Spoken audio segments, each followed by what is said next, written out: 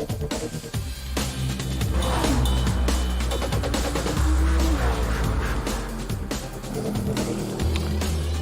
very good morning to you, wherever you are in the world. Yesterday was a fabulous day on the Nürburgring-Nordschleife. This is the qualifying weekend for next month's 24 hours of the Nürburgring. We had brilliant race action, a lot of track time. Top three cars covered by just 3 seconds at the end of a very difficult race. Today, a brand new day. For starters, it's dry.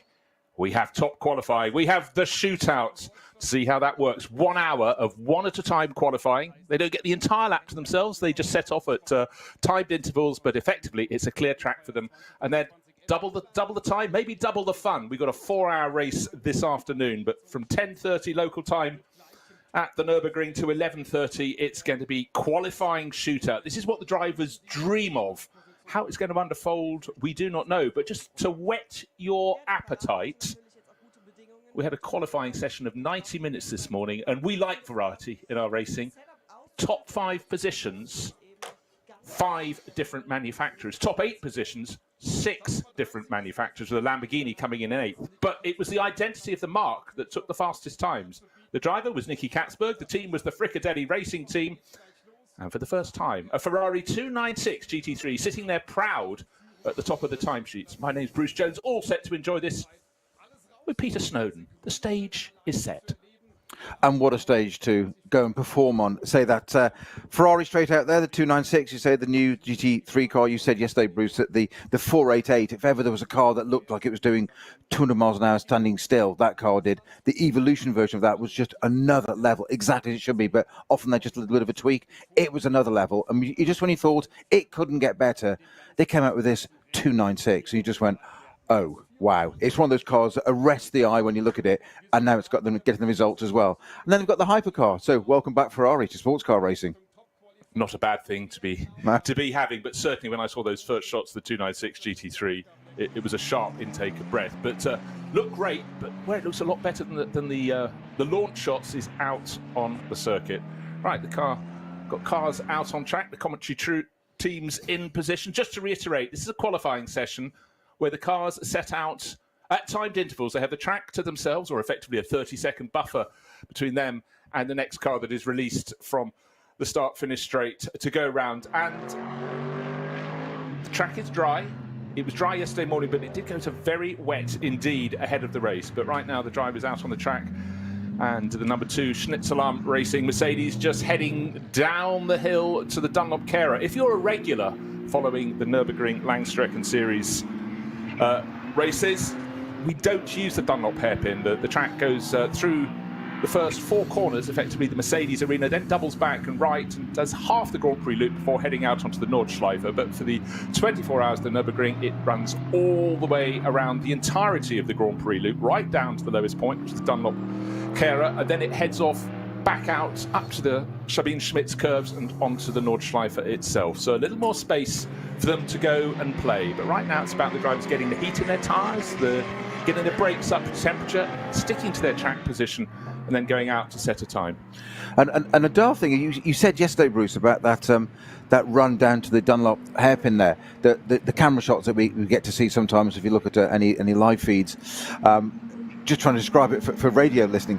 It's very downhill. It's very steep. I know that sounds really silly, but you know when you run too fast downhill and your torso gets too quick, it feels like that in a race car. It's that steep that you do have to brake a bit earlier because it is downhill. It's not like being on the flat, and it's one of those things you never think of, but they never use this configuration until it's the 24-hour and 24-hour qualifier this weekend. So any 24-hour related event that gets used, it's extraordinary. But it's also an element that you have uphills and downhills on circuit, the more the merrier as far as I'm concerned, but you don't have that many hairpins that you're coming to on such a downhill approach as you do at the Nürburgring. It's a broad hairpin, it's sort of spoon-shaped, if you will. So it's sort of broader and then it narrows around the apex and then tightens as it goes back up, effectively forming an isthmus down to the bottom of the slope. But dismus, it's a busy place at the moment. But the good news is there's almost blue sky. It's a greyish day, but white clouds are starting to come in, and I, the eternal optimist, can spot the blue sky behind. Hopefully we're going to be dry all day. And that would also be useful for all the teams. They're trying to gain more experience to go and compete in the 24 Hours of the Nürburgring on the last weekend in May. They tried the rain yesterday. They got the rain time under their belts. And for some drivers, that was a huge learning experience. For the Nürburgring regulars, it was nothing new. But again, rain at, say, 10 degrees, the car behaves very differently to rain at 15 degrees in terms of getting heat into tyres and so on in the conditions. So the team's lapping it all up and recording, of course, all their data. There's no downtime as a motor racing chief, is there? There's always something to study to take to the next event. Exactly so, and that's why we so often see. We had a great example of it yesterday with Darren Turner in the Duo Motorsport Aston Martin. He had a vibration issue. Bright and happy, came into the pits, talked about it, know what we're doing, and the interviewer said to you, "Are you going to go out again?" And it's like, too right we are. It's data collection. You can never stop learning something, and that's what the teams have, especially for these 24 hours, because we had, again, weather-wise yesterday, it started wet, it changed into dry, it was a 2-hour race, but so much data was gathered there because the cars evolved, and I did say at the end of the show today, it was a linear weather pattern. It just kept drying beautifully. So every lap, being an 8-minute lap, thereabouts, it's a new experience.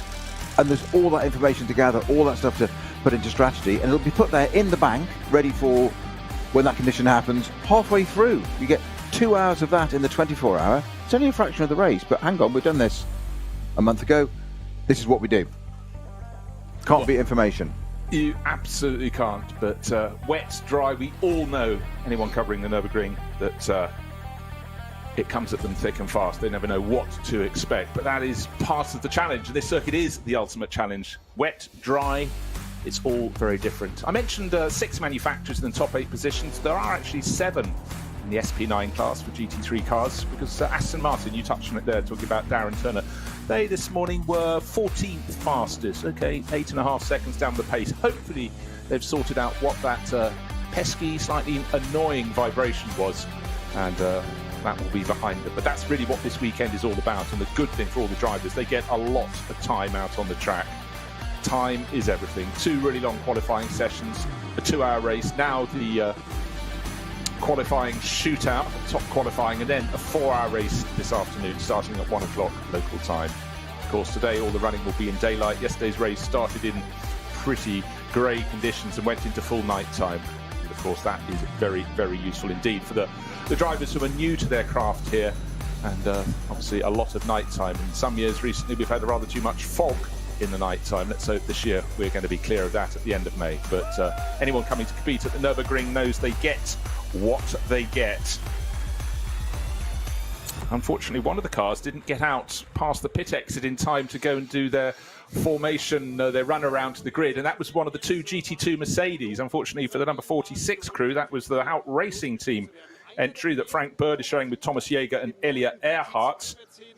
That has hit a problem before they even got going, and it'd be the Austrian Thomas Jäger who will be driving that in the qualifying shootouts. Well, will he? There's the question. But the cars all lined up on the grid. Drivers have been nominated. If you want to know who's driving what, the number 2 Get Speed Mercedes, it will be Adam Christodoulou, who's going out in qualifying shootout. But they're in the number 5 Audi from Shearer Sport PHX. I may not get time to go through. It'll be Frank Stippler. Axel Jeffries will be driving the Conrad Motorsport Lamborghini. That's car number 7. Car number 11, Marcel Marshevitz. That's one of the Schnitzelam racing cars. And that is a Mercedes. Kim Lewis Schramm will drive the 2nd of the Shearer Sport PHX Audis. That is car number 16. Then it's Charles Espenau will drive the 21 CP Racing Mercedes. That's in the Pro-Am class. Matt Campbell, who was a real star in the race yesterday, Lion Speed by Car Collection Porsche. That's car 24. Car 25, Dennis Fetzer, Huber Motorsport Porsche. Car 27, Kelvin van der Linde. That's the Abt Sportsline Lamborghini. Car number 30, Nicky Katzberg, fastest of all this morning. So he'll be at the front of the queue. The Fricadelli Racing Ferrari. It looks very quick standing still, but it's suddenly going to look a whole lot faster. Let's go through a couple more before he sets off. Nico Menzel, car number 33. He will go and qualify that. That's the first of the Falcon Motorsport Porsches. Car number 40, Mike Rockenfeller. It's an Audi entered by Shearer PHX, manned only by DTM champions from the past. Quite a crew on there. Then Tim Heinemann, the second of the Falcon Motorsport Porsches. Thomas Jaeger, as I mentioned, will be starting from the pit lane, so presumably at the back of the pack in the first of the GT2 Mercedes, brand new. And the cars are being waved off. The first one to go is the Fricadelli Ferrari. The second one in the line is the number 2 Get Speed Mercedes, the car that won yesterday, started by Danny Juncker there, swallowed a 30-second penalty, still just came out on top, but Chris Zulu blasts off in that. Third car to get going, Schnitzelarm Mercedes. That was very quick in the early stages of the race. Colin Carasani, it's a Pro-Am car. He ended up showing that was Marcel Marshevitz yesterday, but today it's Marshall who is blasting off. Then the first of the Falcon Motorsport BMWs. Waiting to see them show their hand. They've been good all season here on the Nordschleife, but as yet have not really, truly delivered. So let's just run through the top order so far, leaving it's Katzberg in a Ferrari, Chris Zulu in a Mercedes, Marcel Marshevitz in another Mercedes, Kuba Gimasiak, last year's champion, fourth car to be flagged away. So Peter, the stage is set, the engines are fired, the cars are going down towards the Dunlop Kecher, the hairpin at the bottom of the hill, and it's all about getting it right. How much time do they have to set their times? I think we get to, what, 2 flying laps? I remember, I was just thinking that we said about getting it right. 10-second interval between these cars leaving. It's not a lot. You've got to get your head together. The track's cold, tires a little bit colder than they should be. They're not on warmers out there now. Whilst it's dry, it's not particularly warm. And I was saying yesterday that it's great to have the Nordschleife to yourself. But equally, there's quite a lot of pressure here because it's only 10 seconds behind. You've got another set of cars. Obviously, you couldn't have one flying lap all the time. It would be ridiculous on this circuit to be here forever. So you have got to get it right. You can't afford any errors in this with cars behind you. You think you've got it to yourself, but you've got to concentrate. It's time to be focused. It's shootout. It's called that for a reason.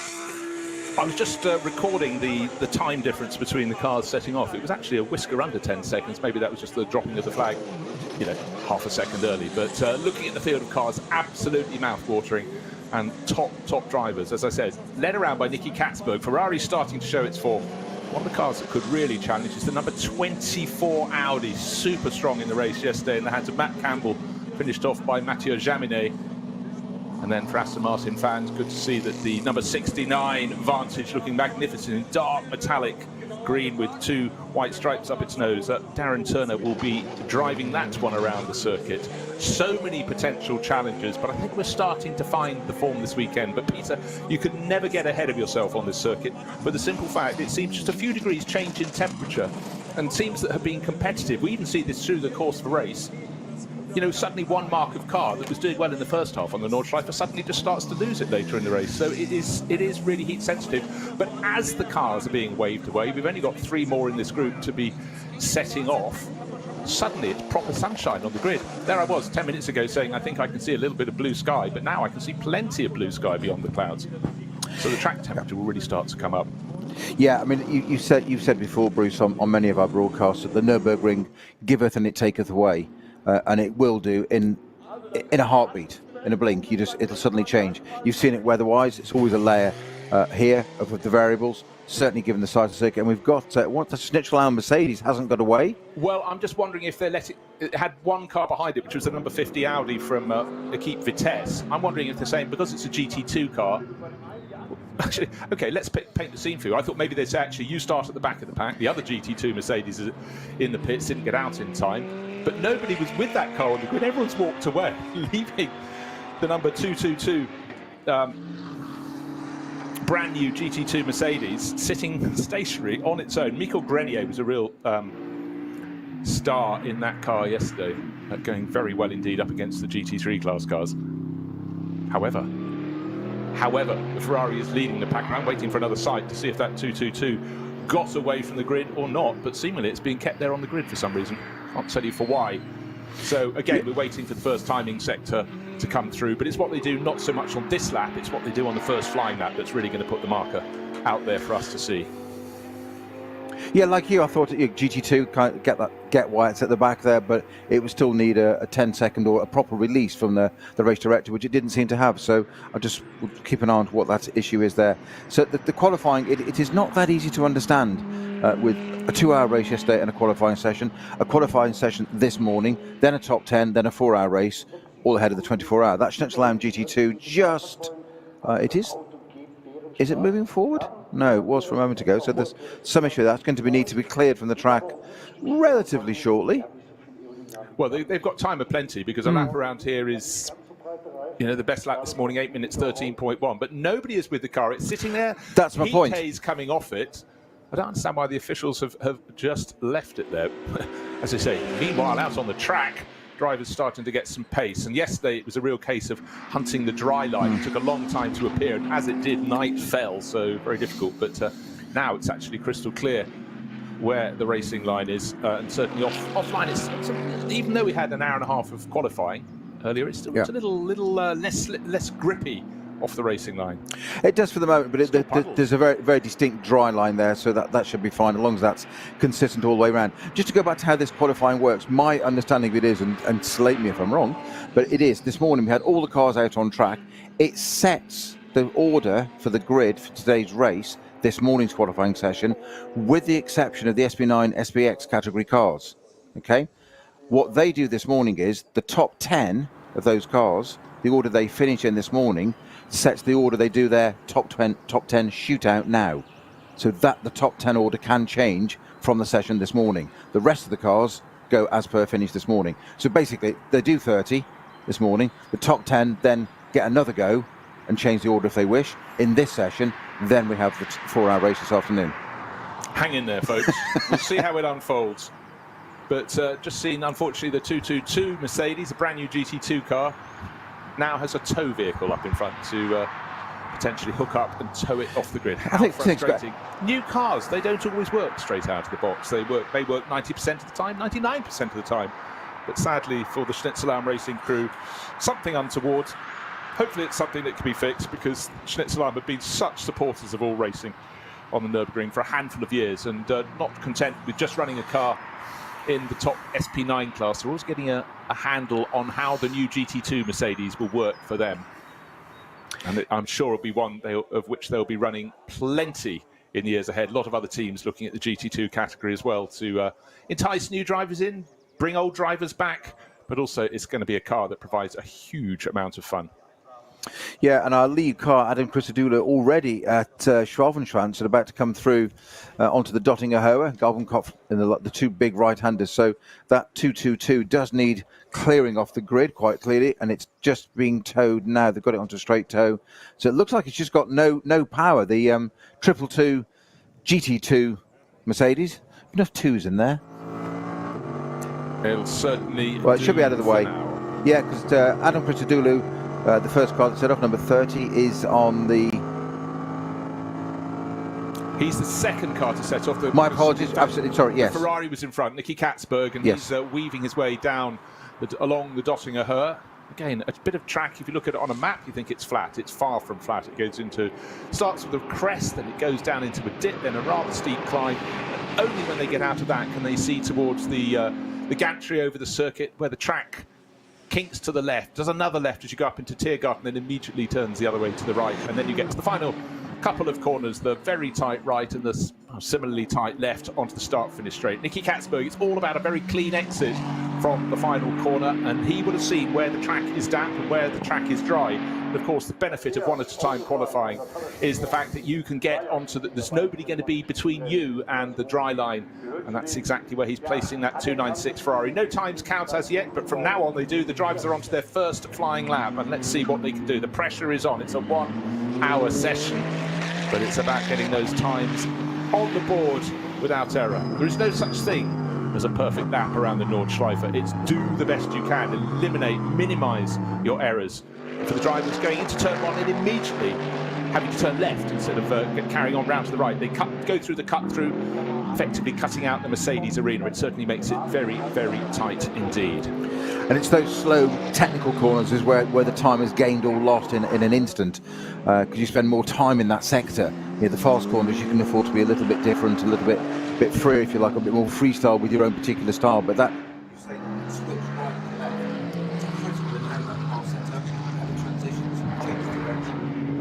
temptation not to get on the throttle too soon and just get the back out on TC, etc. But all these things are absolutely finite in these cars at this level. Under pressure, top 10 shootouts, because it is massive pressure, because there's kudos for this. Oh, there's huge kudos, and you know there aren't many times, one at a time qualifying. Not a lot of tracks have the time to do it, but I think it can be really exciting to get to see, particularly a track like this that has so many different timing sectors. You've got so many different points where you can see if a driver is up or down. And Nicky Katzberg keeping a little bit in hand. I think he's going for this is the banker lap. He didn't use as much of the curb as he could have done. Now, just out of the Vidal chicane through the two Sabine Schmitz curves. What are the crews looking at on the pit wall? It's the Nürburgring. You're looking at the weather map. Of course you are. What's coming in? A band of cloud. And cloud can bring rain, of course, bringing all the way for any rain that doesn't fall on Spa tends to fall on the Nürburgring. Let's not be too depressed, though. It's an essential tool for the pit crews to keep their drivers informed. I think this session will go through without rain, but I'm not there with my finger wet finger stuck out of the commentary box window. All digits inside today, but it's certainly slightly damp off the racing line.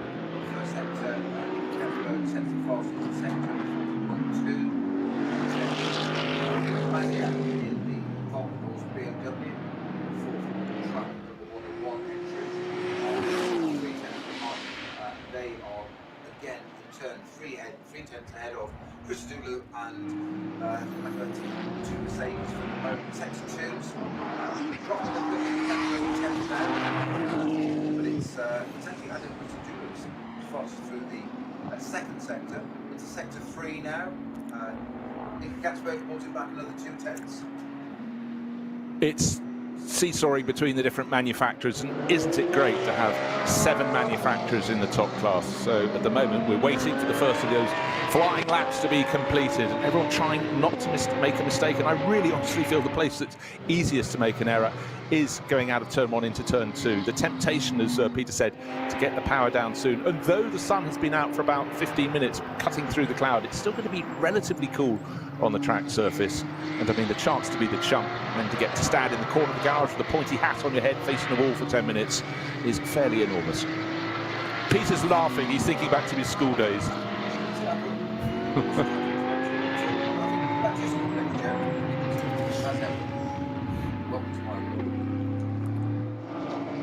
So again, looking at those timing sectors, it's so close. We're dealing in thousandths of a second between the very best of them around sector number 4. 10th gear, 10th day, and there's like 9 sectors.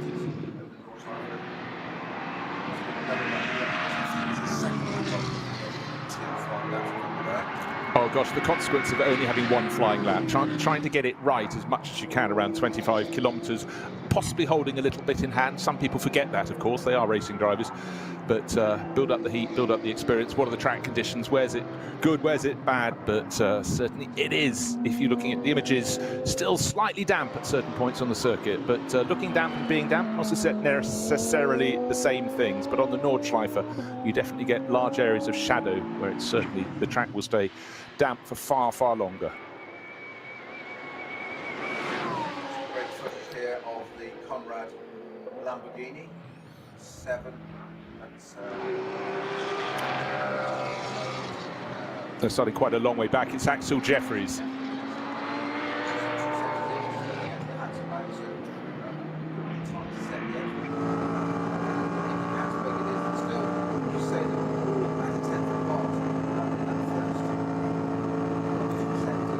Well, important. Quicker now. Yeah. Well, so far he's been through 6 timing sectors. He's got the absolute fastest time in. He's very competitive in all of them, but in 2 of those sectors he's got purple, which means he's the fastest of the lot. Of course, he's got clear track. They've all got clear track. Setting off at 10 sector intervals, there aren't that many places apart from running along the Dottinger Her where you can see a car that's 10 seconds ahead. So there's nothing to be learned from looking at the car ahead because it's around the next corner or 2. For all the drivers, though, it's the gift that keeps giving. I mean, what driver would, whether club driver, national driver, or international superstar,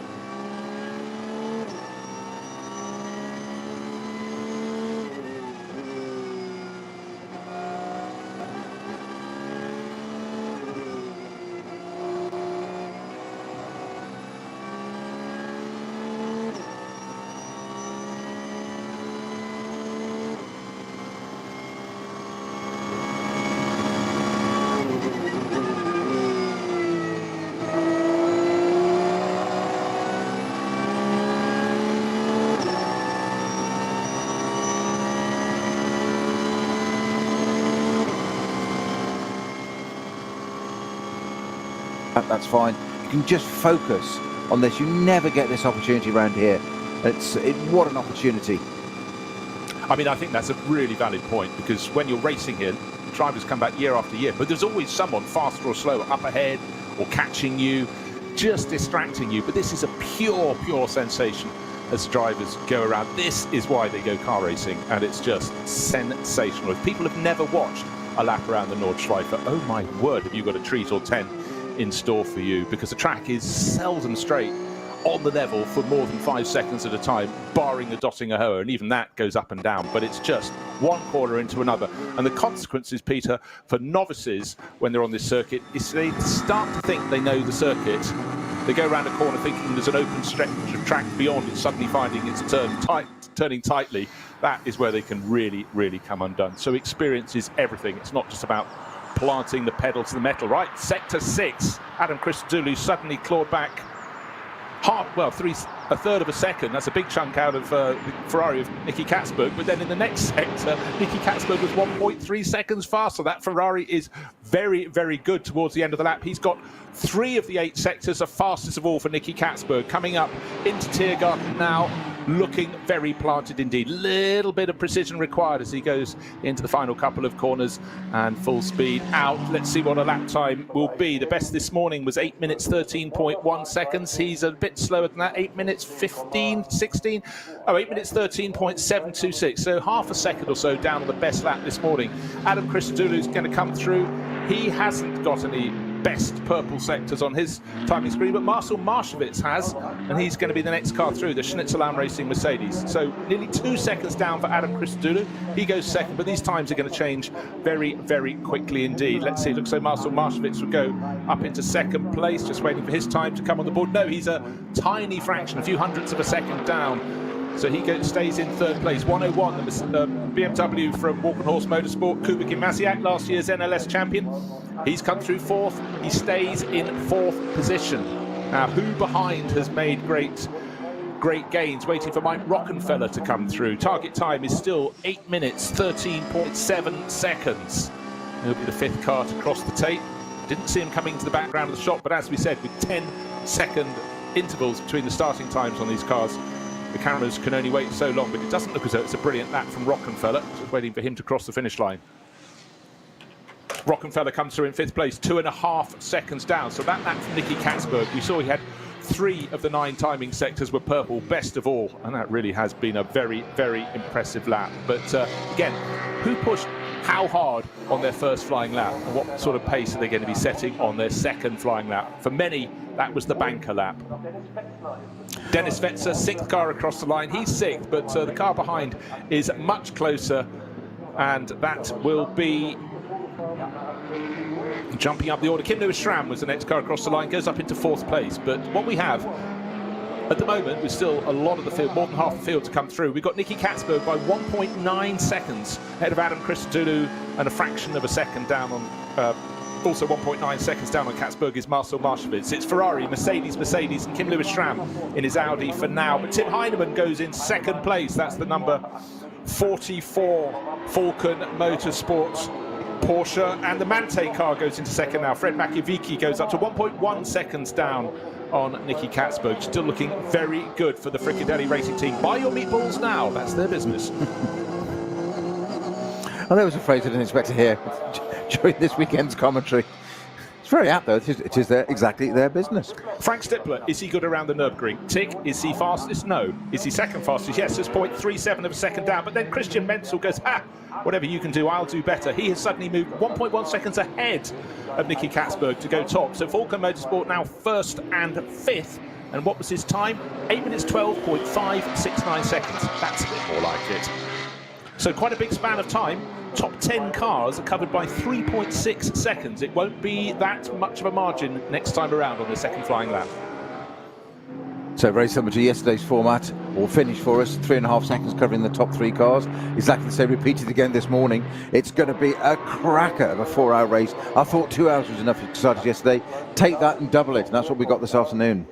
Right, Phil Dawes just crossed the finish line, but for the Aston Martin fans, I'm afraid they were 14th in qualifying this morning. He's 16th at the moment, but he's 20 seconds off the pace. That really was a banker lap. Maybe there is still a problem for that Aston Martin run by their family team. Still learning the car.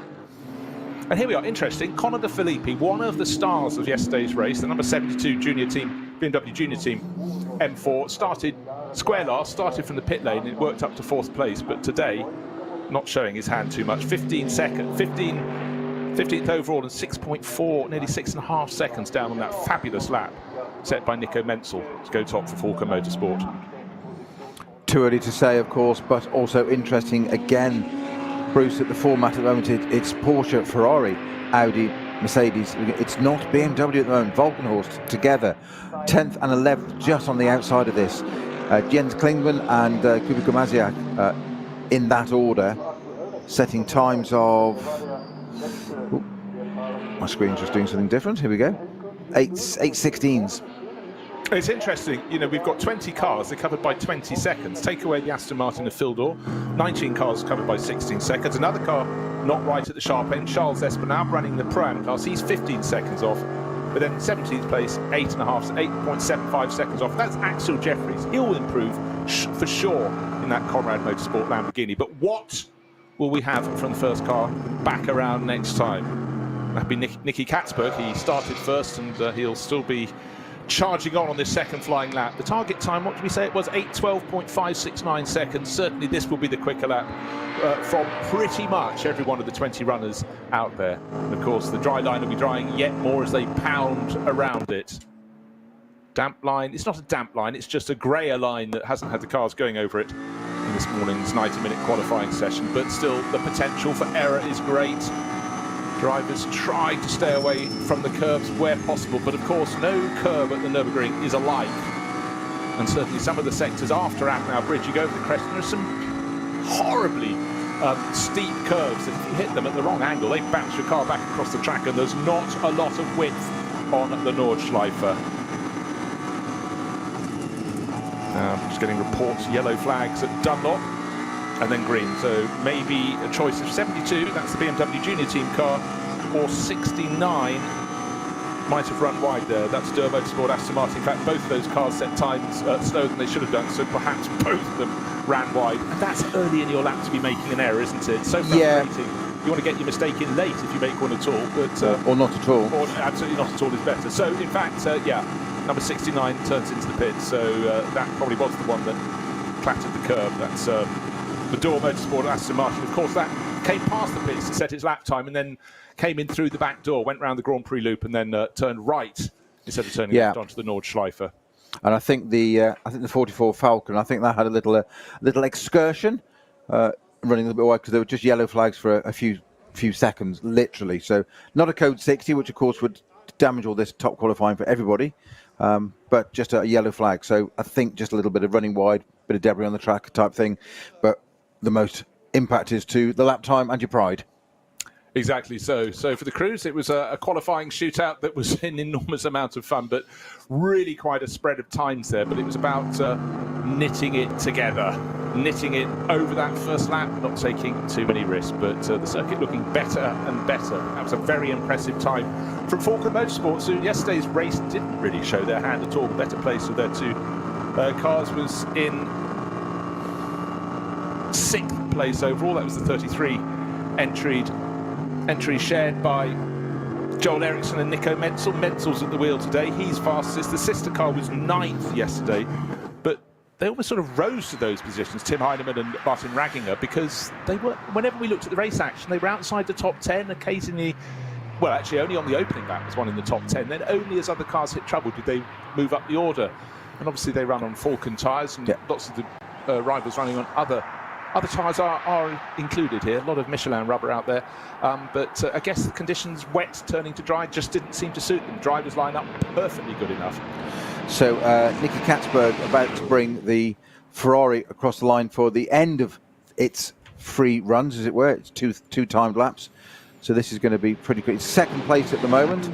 Currently on an 8:13.7. 8:12.5 is the time set by Menzel in the Falcon Porsche. Can Nicky Katzberg improve on that? Coming across the line to take the flag now. There's the checkered flag waved. It's the end of the session for the first car. Across the line, 8:13.7. I did slightly have a moment to consider that we may have had things wrong, because my timing screen said there was no time remaining for quite some while. Yeah. But that's because it was they had to get round to the checkered flag. So where are the improvements coming? Well, no improvement for the first and second place. Well, the Mercedes of Adam Christodoulou got a fair bit closer to Nicky Katzberg. He went up to 1.2 seconds down on the ultimate pace, but can anyone else improve? Looks as though Marcel Marshevitz may improve. Waiting for that time to come on the board.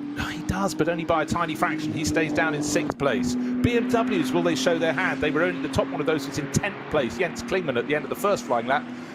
What can Kuba Jamaziak, last year's champion, do? He was down in 11th. He stays in 11th. Interesting, isn't it? I really was thinking they were having a little bit of caution on their first flying laps. Some would have certainly done that, and others would have just gone for it. But not really seeing the improvements I expected. So still that time set by Falken Motorsport's Nico Menzel, who's quite a long way down the queue of cars. Who is going to be making the moves? Mike Rockenfeller coming up to the line. 8th for him. So far, no real improvements on that second lap. They've all got that. We thought quite rightly they were doing a banker lap, as in get one in and then maybe go forward on that second run. You've got another free lap, as it were. But nobody's really improved on it. It seems to be the other way around, where they've actually got the laps in straight away, and that's it, job done. Actually, looking at the times, a lot found a tenth of a second here, but we're not looking at big gains. Very little change in the overall order, though. So Nicky Menzel should be looking very good. And just remember, that's the number 33. Porsche, one of the two. 33 and 44 are the two Falken Motorsports numbers. And this year, life is much simpler in their camp. They're only running one manufacturer. Of course, last year they were running BMWs and Porsches. Back to just running Porsches. The sister car is coming through. Tim Heinemann, will he improve? No. Stays in 9th position. So interesting. Good to see a few more Lamborghinis. And this year, of course, Abs Sportsline out to play. For so long, it's been Conrad Motorsport waving the flag. But the fastest driver on the first flying lap coming into Tiergarten now. It's Nico Menzel, Falken Motorsport Porsche, number 33. Turns right, turns left onto the start-finish straight. His target time, 8 minutes 12.569 seconds. What will he manage this time around? Looking for any improvements. 8:15.221. The others have all improved by a little bit. He didn't. Is he going to stay top? Matt Campbell's giving chase. Number 24, Lion Speed by Car Collection. Porsche, he does make a move. So he goes up into 2nd place. What's his margin of deficit? 0.301 of a second. That was the big gain, the first really big gain we've seen on the second lap. And Matt Campbell, that was a cracking lap. 8 minutes 12.87 seconds against 8 minutes 12.569 set last time around by Nico Menzel. Many more cars to come through. We've got about half a dozen to go. Conor De Filippi, will we see any gains from the BMW driver racing this weekend for the BMW Junior team? He was very strong in the early stages of the race yesterday. Oh, a little bit of a struggle for him getting into the final sequence of corners. Clouted the curb on the inside, then had to haul the car across to get into the left-hander. 8 minutes 16, 8 minutes 17, waiting for the time to settle. 8 minutes 18. So that was an improvement for him, but not the sort of gain he was looking for. And Conor De Filippi down in 15th place. So the last few cars coming up to complete their second run at full pace down the Dottinger Höhe. And vast majority of the front runners have already scurried around the back of the paddock and entered the pits to park up. Their top qualifying session finish. Charles Espinal, one of the last few cars through to the finish, the number 21 CP Racing Mercedes. He was some way down, 16 seconds off the pace last time around, and looks as though it could be a similar margin this time, 15.3. So he does find a tiny margin of time there, but stays in 18th position overall. And Arno Klaassen, I think, will be the last car. He was the last car away. He's the last car to the line. That's car number 50. A grey Audi entered by Equipe Vitesse. That's one of the Pro-Am runners in the top class. And that is not going to be a dream lap, I don't think, for Arno. 16 seconds off the pace. No improvement for him that time around. And the only car not to do 2 flying laps. Actually, I tell you what, there's been a problem for Sami Matti Trogan. Yeah, in the 100 Valkenhorst. We've seen him on track. He must have made an error. I'm going to have a double quick... Yeah, I think he went off at the carousel. Ah, yes, thank you very much. Just getting a message about that. So Sami Matti Trogan will be sharing that car with your boy and Henry Walkenhorst. That will be in the Pro-Am class, but he's made an error because his lap time was over. It's over 9 minutes, and it's going to be more than 10 minutes when he brings around the Advan Yokohama-sponsored M4 GT3. So it's not surprising. You expected someone to make an error, but that was clearly the biggest of the session. But doesn't look as though the car's damaged, so that's a relief. But you've got to give it a go. It's my theory on this one. And yes, he's just arriving at Tiergarten with 10 minutes crested on the clock. And of course, Phil Dorr did not get to do a second flying lap in the family's team, their Aston Martin Vantage. That was parked up after one lap. So just the 20th position for them. But the shootout belongs to Falcon Motorsport with their Porsche. That was a very, very good run indeed. When I say their Porsche, I mean their number 33 Porsche coming out top. And that was Nico Menzel all the way. That was the only car that really delivered on the first flying lap. The one that delivered very well but just fell short was Matt Campbell, who moved the Lion Speed by Car Collection entry, car number 24, up into second place to make a Porsche 1-2. And then right at the close, third place, Kelvin van der Linde. Nipped up to just a second off while we were talking about the number 100 having had a spin. Van der Linde suddenly made a Lamborghini up into third place. So Nicky Katzberg, who was looking so good after the first flying lap, is suddenly down in fourth place. Small fractions, but a great delivery for the Porsche, for the Lamborghini at the end for AB Sportsline. Yeah, and the last car across the line there, say the 100 Valkenhorst Motorsport BMW in its naked carbon black. Sammy Matty Trogan bringing that car across the line to complete a time of 10 minutes 15, so 2 minutes off. So that's where he spent his 2 minutes off track. I dream of doing a 10 minutes 15. Getting it all straight. But car's all in one piece, all intact. That's good. So it's live to fight another day. So yet again. So Bruce, thoughts on our qualifying there and what that gives us into the race. So we've got at the front two Porsches, Falcon and Lion Speed. Van der Linde in the Lamborghini Huracan, and then Ferrari. So two Germans, two Italians. Then we're back to Mercedes again. BMW, fastest BMW is Jens Klingmann in 12th with an 8:16. But we've got 2 seconds, less than 1.8 seconds, covering the top 7. Yeah. So in reality, if you go to the top 10, it's actually only 2.4 seconds covering the top 10. I'm gonna put it on the line here. Predictions, yeah. 2 things. I think there'll be an Italian car on the podium. Not necessarily the top step, but I think there'll be an Italian driven car on the podium. And I think the BMWs are going to come through strong in a 4-hour race than they do in a 2-hour race. Where's the top BMW? 12th. 12th. Interesting. Okay, that's bold. The car I'm really fancying for this at the moment is one of the cars that showed super strongly yesterday with Matt Campbell and Mathieu Jaminet. It's number 24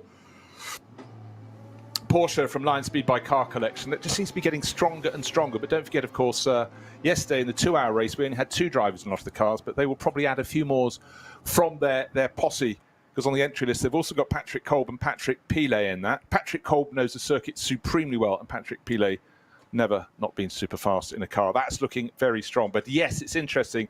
Top Mercedes down in 5th place overall, but that's Adam Christodoulou and Danny Juncadere. That is gold standard in that car. So actually, as I look down the list, I love it when you look down the list and suddenly go, oh, they could be quick. Oh, they could be quick too.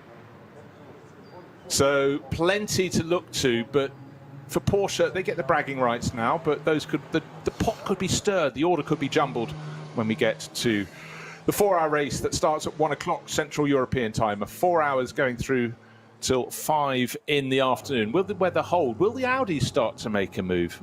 Because, of course, up into 6th place at the end came Frank Stippler, those years of experience on the Nordschleife.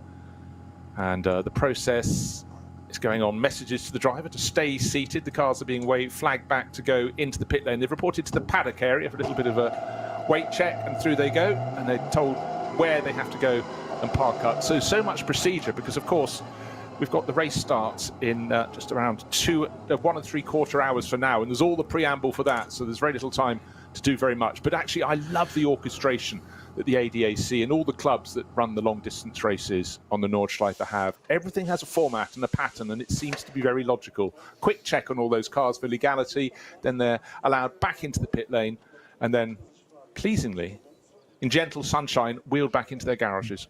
I know I failed the weight check these days. That's for certain.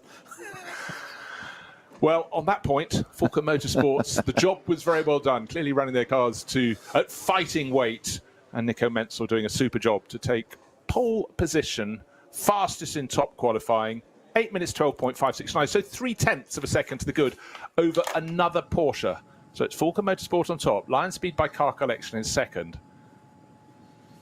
And then the wild card, one of the few drivers who got penalised. I think 6 drivers got penalised after the race results yesterday. But for the number 27 AB Sportsline crew, it dropped them merely from 11th to 12th. But it was showing great pace. And any car that has the fighting force of Kelvin van der Linde on board is going to show very well indeed. So third fastest today. He's sharing this weekend with one of Hans Stuck's 2 racing sons. On this occasion, it's Ferdinand Stuck we'll be hearing. But it was all about Fulker Motorsport and their team chief, Sven Schnabel, looking suitably satisfied.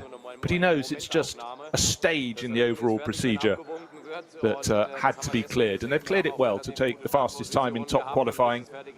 Porsche's looking good at the top, but there's such a mix of cars. You get them first and second, the third of the Porsches, the 911 from Manthey Racing down in 8th.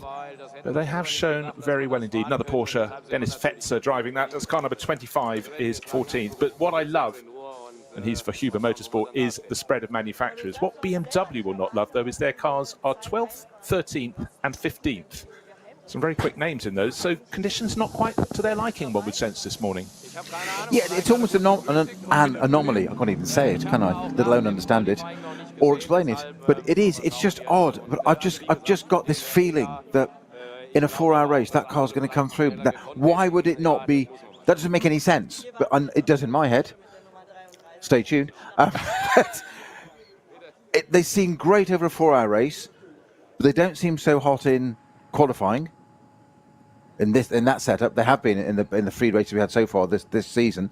In a 2-hour race, they didn't exactly shine. You say, what fell away yesterday? I did suggest yesterday, because the race started wet, was it that the BMW is not so good in the wet? I don't know. I'm throwing out ideas. I'm not saying these are facts.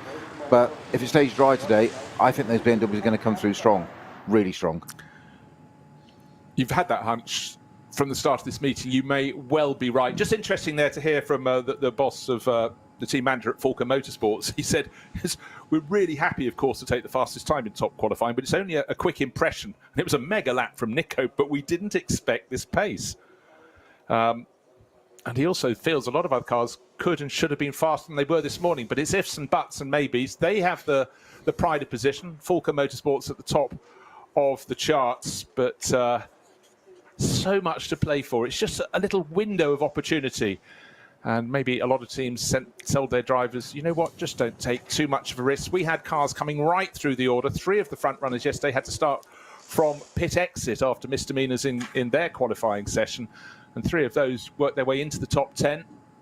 And certainly, bear in mind that the race-winning car swallowed up a 30-second penalty. And if you weren't with us listening yesterday, Team Get Speed won the race. Adam Christodoulou and Daniel Junkadea by 1.1 seconds, and that included stopping for an extra 30 seconds at pit in. So they are going to be strong. Where are they placed today? 5th fastest, so very much in the ballpark. 1.2 seconds down on Nico Menzel's best lap. But Nico's just out of the car, being chased down the pit lane by someone with a microphone. His team boss, Sven Schnabel, thought that was a cracking lap. And Nico, yeah, the smiles there even before the balaclava is off, the earpieces are out, but that was a good job. And as we said, Peter, no such thing as a perfect lap around the Nordschleife, apart from in drivers' minds, but he clearly was the one that got closest to that this morning. Well, any driver thinks they've ever done a perfect lap just deluding themselves, as they will tell you. There never is such a thing. And the day you think that, you're not trying hard enough, or you've given up and take up sailing or golf or something, because you should always be pushing. Doesn't matter how old, what category, whatever, that's what you should be doing.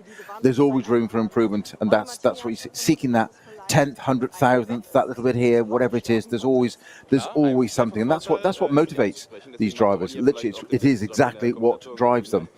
I'm still intrigued at that qualifying. I still can't work out why BMWs are that far down the order. That sounds cruel to say it that way. I don't mean it in that way, but 12th and 13th for, and we've got pedalers in that car, Jens Klingman and Kuba Gamaziak. They're A-listers. They bring their A game to everything they do, every lap, every corner, every meter. They don't lapse. So why doesn't that car, and it's across both cars, are Valkenhorst doing something a bit different? Have they tried different on setup? Because it's equal in both cars. Drivers of that quality in the same car, in the same team, with the same setup, strategy, etc. There's got to be a reason. It's worrying me. There's always a reason, but many reasons. I was just trying to sort of extrapolate. Yeah. But just listening to the interview there with Nico Menzel, one of his reasons why he's fastest, apart from the fact he loved the rare opportunity to have a free lap, as you like, around the Nordschleife, he said, always comfortable to sleep at home. And he lives in Kelberg, which is just 10 minutes drive away from the circuit. That's a factor too. Any racing driver who gets to sleep in his own bed or her own bed is just something different. Stay in a hotel, and as we joke, veteran hotel stairs as you see in every hour of the night, when you'd rather just wait for that alarm clock to fire you out. But that was interesting. And I think a lot of drivers around the world watching and listening will be going, God, I'd love to do that pre-qualifying thing, to have a lap on my own around the Nordschleife, because it's a circuit that's busy in every way, but when it's busy with traffic as well, my God, you've got an excuse built in for probably every third corner, particularly in a mixed multi-class field like this. But to have it to yourself, to unravel, to try and dissect the circuit as best as you can, then that is a fabulous thing to have. Come and play next year. Why not? Undoubtedly, though, that always comfortable to sleep at home in your own bed. I think there's a little bit of gamesmanship in that as well. Just ready for the race. Get people thinking, yeah, I'm comfortable, I'm relaxed. That was no big deal. It's playing it down. It's what drivers do. Of course, of course. Or sports people do, to be fair. No, entirely. It's the mental game. You see, some people can play it far better than others. And in many ways, the ones that don't engage in that little game come out best of it all. It does take a fair bit of emotional bandwidth, I think, just parrying left and right. Politicians, pay note. Yes, pay attention. So, we've had 90 minutes of qualifying. We've had the 2 flying laps for the top 20 finishers in this morning's session. We lost a couple, ironically, both of the brand new GT2 Mercedes. The one, car number 46, entered by the Hout Racing team, didn't get out of the pit lane in time to go around to do the formation lap. They didn't get a start. And the 222 from Team Schnitzelarm sat there on the grid, was almost at the back of the queue, and it went nowhere until a rope was attached, and that was pulled towards the pits and paddocks so repairs can be made. But again, it's always a brave thing to put cars out on a track, but that's what it's about. When they're brand new, you've got to get them out on the circuit and get the race miles on them and the testing miles on them, because that's what's in short demand. Sort out any niggles with the car, but also, Peter, it's for teams to learn the vagaries of a different car from the one they've been running before and get it right. And get it right now this weekend is one thing, but it's really all about getting it right for the 24 hours at the end of May. And that will come up for teams that aren't quite prepared at a rate of knots. Kelvin van der Linde is a driver who's certainly been in the battles since he came up to Germany from South Africa. Huge amounts of success for him and for his brother Sheldon. And for many years, Kelvin's been an Audi driver, but now he's in a Lamborghini. And they're not as different as you might imagine. But Kelvin's had a huge amount of success. He was ADC GT champion in quite a while ago now. Let's see, about 2019. But 2 years before that, what did he go and do? He only went and won the Nürburgring 24 hours. Milan Motorsport Audi with Conor de Filippi. Oh, this is gold standard. Christopher Mies and Marcus Winkelhoff. And that was why he sort of cemented his place as a works Audi driver for many years. Yeah, never mind gold standard. He's platinum rated. Yeah, no, I know. Gold is a phrase we use for outside. Yes, I know. Yeah. And then what did he do last year? Only went and won the 24 hours again. This time with Robin Freitz, Dries van Tor and Frederik Vervies for Phoenix Audi. But now, get used to him in a Lamborghini, sports line.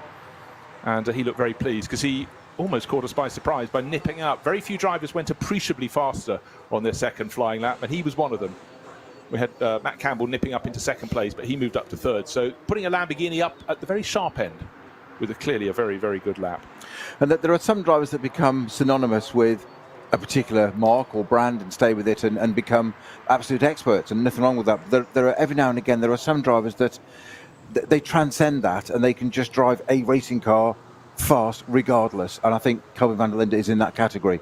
It doesn't really matter what you put him in. I suspect he'd probably drive a shopping trolley really quite quickly as well. Oh, he does. He's very quick. His lap around the ring is 3 days at the moment. But a family deeply imbued in racing. Uncle Thierry raced a huge amount in South Africa in GTs, but mainly in touring cars. But they came up to Germany, having actually Kelvin won the South African VW Polo Champion, you remember, back in 2012. Great job. Then he came over to Europe, 2013 VW Sirocco Champion, 2014 ADAC GT Champion, moving up to GTs, and since then it's been all the way. It's down to small increments, but it is that level of excellence that is exactly what the drivers, the team bosses look out for.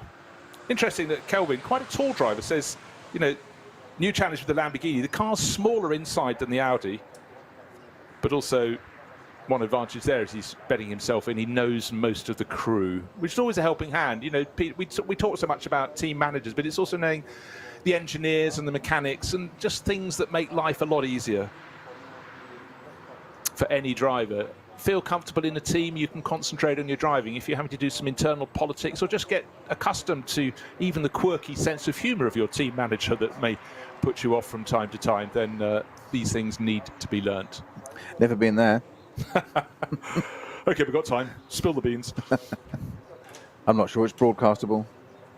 Even more, get it out there. But so, good start today, and it has to be remembered that a lot of the drivers got a good amount of track time this morning in qualifying. That was 90 minutes shared between the drivers of each of the cars. Then an out lap, a formation lap, if you will, and then 2 flying laps before being flagged back around towards the rear entrance of the paddock and thence into the pit lane. So a bit more time on the track, conditions coming to them, the temperature starting to rise. And of course, the teams will have about an hour until they have to, after the end of everything is settled down after this, and then they have to get the cars on the track for a 1 o'clock start. And that means about 12:30 they have to be getting the cars out towards the grid. So not a lot of time, but it's all about gaining the experience. They've gained the track place positions for the start of the race. 4 hours of racing coming up at 1 o'clock Central European time. And it's for the crews to check that Alice is in Ordnung, that all is good. And the crew I'm just interested in at the moment is finding out what was untoward in the Dorr Motorsport Aston Martin. Phil Dorr just did 1 lap and then brought it back into the pits. Hopefully it's something that is fixable, but didn't set a representative time, unfortunately. And that's the car we think had a little bit of an off at the Dunlop hairpin. I love Kelvin van der Linde's observation about the Lamborghini, that it's smaller on the inside than the Audi. It looks larger, doesn't it? Exactly, as in the cell. They're pretty claustrophobic places to sit in one of these cars. Once you're in, it's okay, and getting into it and extraction is really quite easy, jumping out of the thing. That's why they're so svelte. It's not just for weight and power to weight ratio, it's the ability to flex and get in the car. But they are, if you have a look at these GT3 cars up close, it is quite the access is really tiny. You have literally got to fold over. And just remember that when you're doing a driver change, you've got a crash helmet on and a hands device, which is all got to get in and fold into that little place through that cage, and then they put the driver net on, etc. Once you're in there, lovely and comfortable. It's great. It's wonderful. You don't want to get out. Why would you? It's a racing car. And you've got the Nürburgring. Why would you want to get out? Just put more fuel in it. I'm staying in. Yeah, but that's why you can just, it's talking about small margins. That's why sort of relatively short, slim drivers like Matt Campbell, piece of cake for him. Yeah. No, he can't have a piece of cake. He can actually. He's small. For them to get into a car. But, you know, the taller drivers, it definitely is a bit of a fold. It's down to technique, and that comes down to practice. And you watch any crew absolutely at top-level motorsport, rehearse, rehearse, rehearse. I remember doing it at the Spa 24 hours, sitting there with the 4 of us, just doing driver changes. It was absolutely ridiculous because we had to sit there, baking hot day, Spa 2004, one of those really hot ones, 30, 36, 37 degrees. And we're in shorts, T-shirts, and helmet and hands device, which seems very surreal, and practicing driver changes. And they're sitting there, the team principal, stopwatch, old school. You do your 4 driver changes. So we all did it back to back to back and plug one another in. Outgoing driver responsible for plugging in the new driver, so water, drink, whatever it may be. In those days, it wasn't a great deal. But there's still the radio connection and your water bottle connection. And you stop when you get out, and you bang your knees, you crash, you get bruises, etc. You get out. You've done 3 of those, you're exhausted, and they're like, do it again. Oh, okay, again. Until you get the time down to it, so it becomes second nature. Because at night, in the middle of the race, and it's adrenaline, it's not the same as doing it in peacetime, if you like. Racing's war. It's effectively, it is war. What a lot of people don't understand, though, wearing a racing helmet, your line of vision isn't very good for anything that's just diagonally peripheral. No. Your peripheral vision is very, very poor. So you think, oh, that should be fine. I could climb in and then I could get the belts and anything that's suddenly not in position, like a belt that flips behind your back when you get in. Yeah. Nightmare. Yeah, and it's a panic, and you sit on it. I mean, what they do nowadays, they have obviously, now all the belts are on elastic, effectively, so that they're pulled out of the way, so that when you do the buckle, the belts pull out, and they are in a static place, so you all know where they are. And sometimes it's actually easier. You think these drivers are being prima donnas when they get in the car and sort of put the hands up out of the way, as in, oh, strap me in. There's a reason. It's a lot easier for somebody, a mechanic leaning in, to see where it is and put it in the buckle than you, with a belt on, a helmet, trying to look down. You can't see the buckle because the belt's, your helmet's in the way, hands device, etc. You're better off actually sitting there, not being a prima donna as it looks like, but just being service, like click, click, click and done, and then you tighten accordingly, you're happy with it. At the same time, you're getting the car ready to be in gear, ready to go. Focus on what you need to do, the driving bit. It's the only bit the drivers have got to do. One job, just drive. Let's go. Continuous forward progress, that's all you need to do. What you listened to there was Peter Snowden morphing from a racing driver into a team manager. You have now crossed That's it. sticks. Is it? You're Right. done for. A new career beckons. Now, we had the problem for not one, but both of the GT2 Mercedes, brand new, world debut this weekend. There's also one competing down at Monza, and if you're following any of the action down there, they've had a massive power cut. They've been in and out, not just the circuit, but the whole region. And every time they think they're going again, all the pit garages lose power. They're having a nightmare. But up here, neither of the GT2s got to take part in that session. Only one of them made it to the grid. The Hart Racing team, version number 46, didn't even get out of the pit lane in time, so they was banned from taking part in top qualifying. And the number 222, entered by Team Schnitzelarm, J-Mo Hertling was supposed to be at the wheel of that, and we saw that sitting still on the grid, going nowhere at all. It had fired up, but then something was untoward, and it had to be towed away from the grid. And J-Mo Hertling is being caught up, young German racer. And we're going to find out what he had to say about it. But let's hope from his point of view it wasn't young novice driver just not clicking something that needed to be in position. But clearly it's something that needed to be sorted out. And drive shaft failure. Failure. He is admonished. He is cleared of all blame. But what a disappointment. We've had all these experienced drivers with a decade or more of top-line racing saying how much they enjoyed the one-at-a-time laps around the ring. And there was J-Mo Hertling at the start of his racing career, didn't get to have a go. And Bruce, you've said it many, many times, the body language of drivers can tell you a story. You can just see, they say, shoulders down, he's not happy. It's not his fault, he knows that, but it's not the point. They haven't got the result. Yeah, and it's work for the mechanics now, but you just say utter dejection on Joe's face there. Oh, totally. I mean, not just would it be an absolute honour and delight to go around on his own, but the smile is back. He's been reminded there's a 4-hour race ahead. They'll get that drive shaft hopefully fixed in time for them to go. But at the start of his career, he also wanted to see what he could do against the top guns. And you don't get that many moments where everything is clear and you can take a shot at it. But for J-Mo Hertling, we'll hear more of him. Again, good to have some young new faces coming in to this level of the sport, and the fact that if you can do anything against the superstars, you are doing incredibly well. Yeah, of course, he's driving this GT2 Mercedes, which we mentioned a little bit earlier, so it's car's debut this weekend, and he just said that nothing, Nordschleife, I mean, huge stress on the car, especially with the amount of power we have here. Remember their balance of performance, we said about this earlier, it's a little bit more powerful than the other cars. 616 horsepower is what the car's bopped at. So no wonder it's popped a drive shaft. Yeah, and also just to blow Mercedes' trumpet, that is after the balance of performance was applied. It has more than 700 naturally available. Whoa. I mean, I can remember the days of when I were a lad. I was going to have to do that. Rose tinted. Here we go. You saw some of the cars last weekend at members meeting in the fantastic GT1 Heritage display going into the dusk. But one of the cars I raced was in that with my old teammate Bobby Verden-Rowe, and that car we had about 650 brake horsepower, a little bit detuned for the 24-hour at the time at Spa, but unrestricted. It was done on air restrictors in those days with the stall test. That engine on dyno was producing over 800 brake horsepower, and we had it restricted to 650, 670 20 years ago. Brilliant. Life in store, life ahead. We've had top qualifying. We're all set for the 4 hours. The second of the 2 qualifying races here this afternoon, starting at 1 o'clock Central European time. Do join us.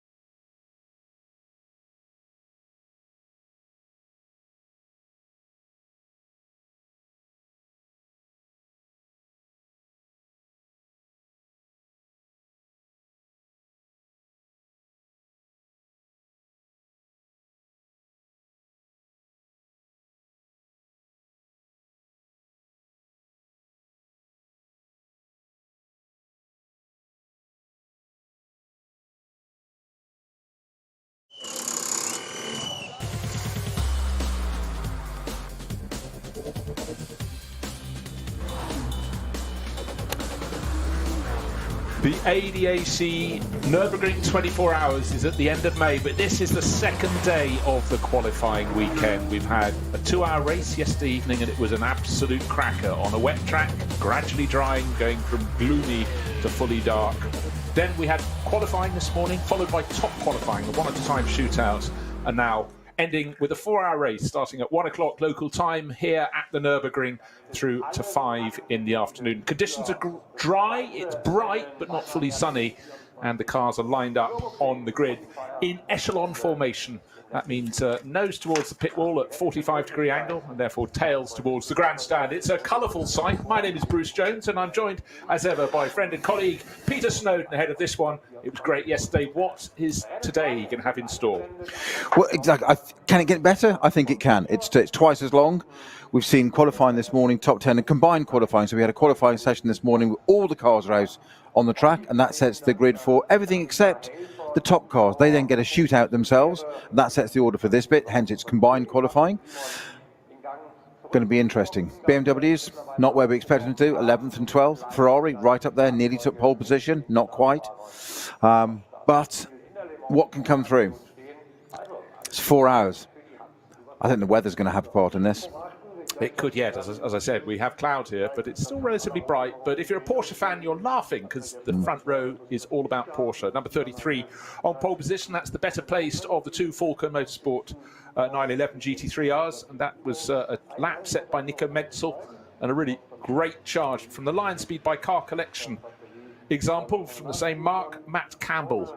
Then right at the end of qualifying, Lamborghinis hadn't really been anywhere, possibly the tail of the top 10. And Kelvin van der Linde put the Ad Sportsline Huracan GT3 Evo 2 onto the second row. He is starting third on the grid. Fourth on the grid is a car that I think has got a very good chance in this race. Earl Bamber sharing with Nicky Katzberg and David Pittard. And it was Katzberg who was fastest after the first one-at-a-time flying laps, but got moved down the order. But it's the best we've seen the new 296 GT3 Ferrari perform as yet in this maiden season. A real jumble of manufacturers. Mercedes have always been very strong, but the best place of those is the winner of last night's race.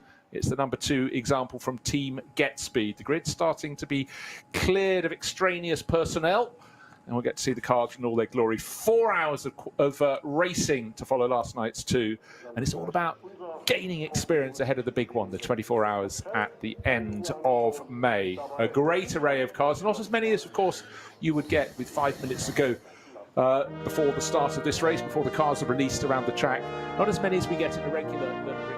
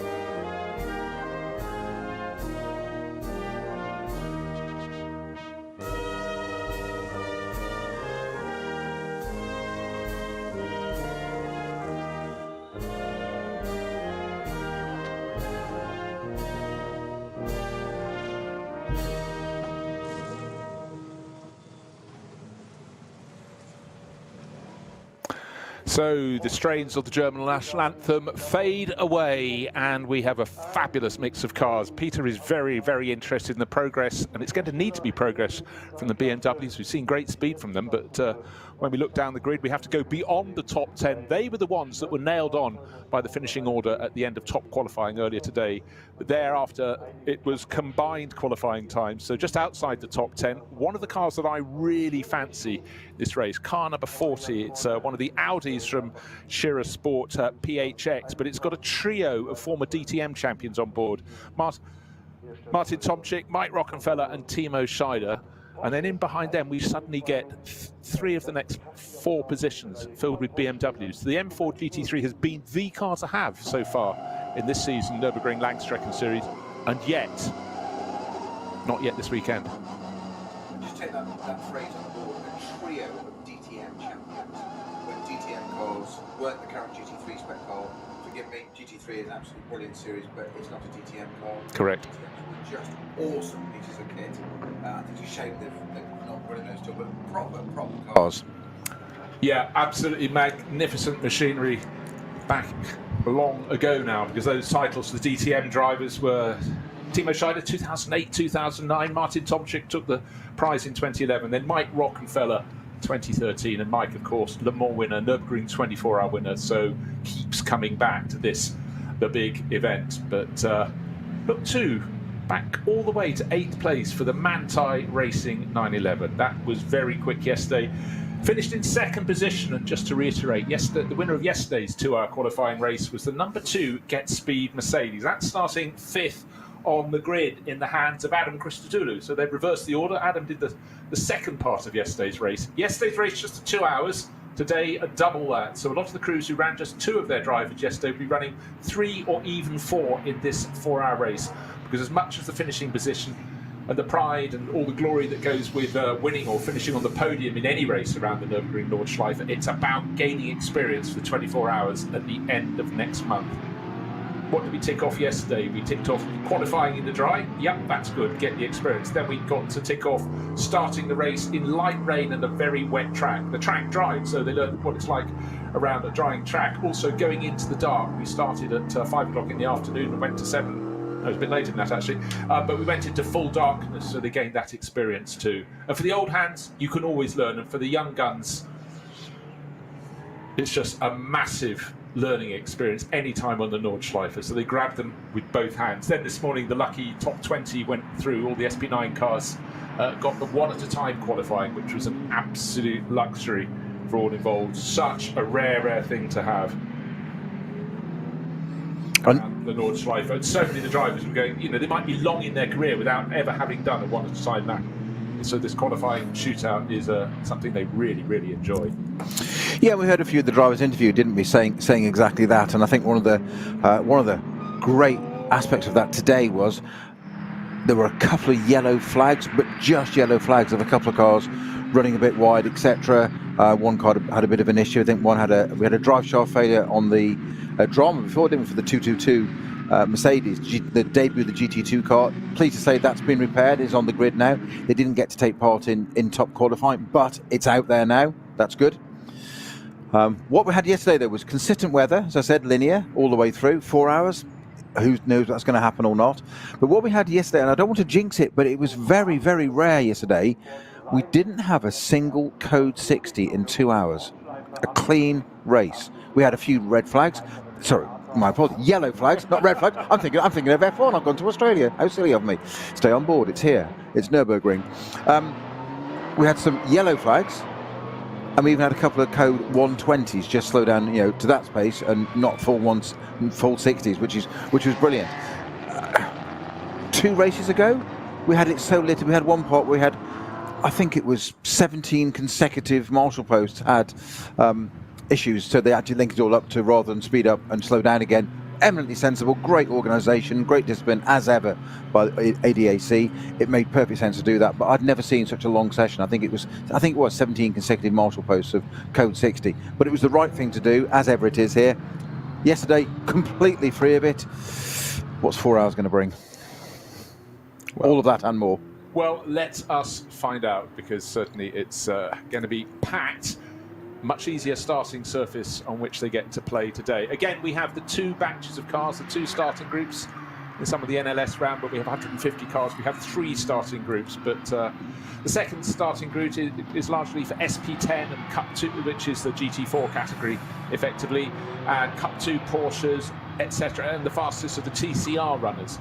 And we've got a real mix of cars. At the tail of the group, we've got some production class cars in the V classes. Top group is simply for SP9, which is the GT3 category, and SPX, which is the experimental category, and that is filled just by 2 cars, but they're making their global racing debut, and that's the GT2 Mercedes, detuned with a balance of performance to a mere 616 horsepower, and glad to say that both of those will be out to play today. They've had their various problems. One didn't even quite get out onto the grid for the top shootout. That was the number 46 entry from Team HRT, but all out on the track, and cars looking absolutely fabulous. Track conditions dry, and that could be very, very good news indeed. So, 4 hours of racing coming up shortly. It's kind of like an NLS round, isn't it? It always kind of amuses me, Bruce, that they make a great point of this NLS series. We have 8 rounds. There's a 6-hour race and a 12-hour race now, and then we have this qualifying weekend, but we have the 24-hour, and it's always made great point of. It's not part of the old VLN, now NLS series. It's a standalone race. Try telling the teams that, because you see everybody data collects, builds up for it, everything absolutely right for that 24-hour race, and watch the entries tail off a little bit afterwards. Not that the rest of the season isn't any good, but they all want to do that one. It's not part of the championship, but I tell you what, though, within that, a lot of drivers, you know, they came with the intent of competing in the Nürburgring 24 hours. They take part in a few rounds of the NLS, and they realise what an incredible series it is in terms of gaining experience and also a huge amount of enjoyment. And over the years, that has upped the ante, raised the level in the series, and it's just always enjoyable. And a lot of the very top GT drivers could be racing anywhere in the world, but they choose to come to the Nürburgring when they possibly can in their packed agenda. Oh my gosh, this track is just incredible. This is such a fun place. It's amazing out there. So, all is set. It's very, very tough race. 4 hours of racing, the final preparation ahead of the meeting at the end of May for the ADAC 24 hours of Nürburgring. But right now, it's focused on who's going to come out on top. Yesterday, we had magic. We started the race with 60 cars, and by the end, we found another 61 cars eventually took part as someone with mechanical problems wasn't there at the start, but then got to join the show. So let's see what today can bring. So, track conditions dry, the weather coolish spring, but then again it's quite often coolish spring at the Nordschleife. So let's see what unfolds. But certainly the mix of manufacturers is not a static thing on the Nordschleife. It keeps on changing. But at the moment we've got an all Porsche front row, so let's see if they can pull clear. But it's a busy weekend, and the key for all the teams is quite simply track time, and also learning how to maximise their performance when racing gets underway. yeah, I just noticed that the car that qualified 6th yesterday is 8th today. That's the Manthey Racing Grello. And most of our top category cars that did that top 10 qualifying, SB9 cars, the drivers that did that qualifying for starting the race, they've made a slight change there. They put Kevin Estra into Grello. Now, we know what he's been like. He and I think David Pittard, who's going to be driving the Ferrari later on for Piccadilly, Pitbull Pittard, as I nicknamed him, which apparently he likes. They used to have those amazing opening laps, and Kevin Estra, we did nickname the phrase, didn't we? Pass on the grass. He can just do things in that Grello that almost defy logic and physics sometimes. So I'm building it up for him. I hope he's not listening, because he'd be like, thanks for that, Peter. Well, worth pointing out, yesterday was just a 2-hour race, and they had 3 drivers in the car, so only took 2 for that race. That was Michael Christensen who started, and Fred Makiewicz who brought it home, getting that second place on the penultimate lap. But for Kevin Estra, he was there. He must have been itching to drive, because he had so many great results here on the Nordschleife at the Nürburgring. But quite right, put him out first, see what he can do, because quite frankly, trying to contain him in the pit guard would be quite tricky. All drivers want to be the one at the wheel, but when you come to GT racing, then obviously have to learn how to share. And again, you want to have the start of the race this time, and theoretically things are closest, but then again, look at the end of last night's 2-hour race. It was closer at the end than it was at the end of the opening lap. That is how much it closed up. 3.1 seconds covering the top 3 finishers. The Get Speed Mercedes, then the Grello Porsche, and then in behind, line speed by car collection. Brilliant run from Works Porsche drivers Matt Campbell and Mathieu Jaminet. So, how is this one going to shake out? It'll be another chapter in the illustrious history of the Nürburgring-Nordschleife. But really, eyes on the track today, but it's all eyes on how things are being prepared for the Nürburgring 24 hours run by the ADAC at the end of next month. The build-up is a long one, but it's all about track time. For these drivers right now, it becomes only about track time if their car has a mechanical problem. They want to get it in, get it fixed, and get back out. But it's a pure race And at the front of the field, it's two Porsches. It's the number 33 Falcon Motorsport Porsche, started by Nico Menzer. It's the number 24 Lion Speed by Car Collection Motorsport Example, started by Matt Campbell. Second row, the Lamborghini car number 27, started by Kelvin van der Linde, the AB Sportsline Lambo, alongside the number 30 Fricadelli Racing Team Ferrari. Looked as though that was going to take pole, but its first flying lap was the best. The second, not quite as good. It was overhauled, but Nicky Katzberg sharing with David Pittard and Earl Bamber. That is a super strong lineup, and the Fricadelli Racing Team is a very, very popular one on the Nürburgring-Nordschleife. Has been a staunch supporter, not just at the top SP9 class over the years, but in some of the lesser categories as well. It's a local team, huge following. If you like your meatballs, that's the Fricadelli, the Fricadella, and you like your racing, why not support them? I love how you added a little bit of Italian flair to a German name there, because they're now running Ferraris, not their Porsches. It's in the Fricadella. Fricadella. It's just you're so good you don't even realise you're doing it sometimes, do you? Just unfortunate in so many ways. No, it's a gift. It's a gift. Conditions looking very good. When the cars went out in qualifying this morning, there was a dry line appeared. It wasn't wet overnight, but it was very wet yesterday. And all we had at the end of the race in full darkness was a dry line on the racing line, and it was wet out beyond. Gradually dried a little bit. Now I would suggest, Peter, as we look at the cars halfway around their formation lap, it looks, to my eye, uniformly dry. Yeah, I would agree with that, most certainly. Great summary, actually, spot on. It wasn't that perfect this morning. We saw the times were not quite optimal. But I think that will change. I wouldn't be at all surprised if we see some sub 8 minutes in this race. Yes, we thought we might scramble those in top qualifying, but clearly conditions not quite there. The fastest lap at the end was, I did write it down, it was 8 minutes 12.5 at the end of the first flying lap, but it went below that on the second flying lap. And the margin at the end was quite tight. Yes, I didn't actually scroll that one down. Anyhow, 4 hours of racing that. And to start, don't think it's going to be exactly the same as it would be at a Nürburgring Langstrecken Series race, because the first turn, you turn in the same way, but instead of doubling back and going into the Mercedes arena, there's a cut back and immediately a cut through a gap in the barriers, and the Mercedes arena is cut out. So effectively, the start of turn one, and suddenly turn hard left through the gap, and then you rejoin at very close to turn four, then down the hill all the way to the Dunlop hairpin at the bottom, and then you complete the entirety of the Grand Prix loop bar the final corner, instead of turning right onto the start-finish straight, through the double left, the Sabine Schmitz curves, and out onto the exciting bit, the wonderful bit, the Nordschleife, the reason that everybody loves to come and race here. So the first batch are just exiting the carousel now. I'm going to be heading up towards Hohe Acht, highest part of the circuit, hence the name. Then that glorious run all the way back down through Wifferman, Brunchen, Pflanzgarten, Schwalbenschwanz, Galgenkopf, and onto the Dottinger Hohe, which looks like a straight, but it isn't, because it's got quite a big kink in the middle, because they're doing a thick end of 300 Ks down there.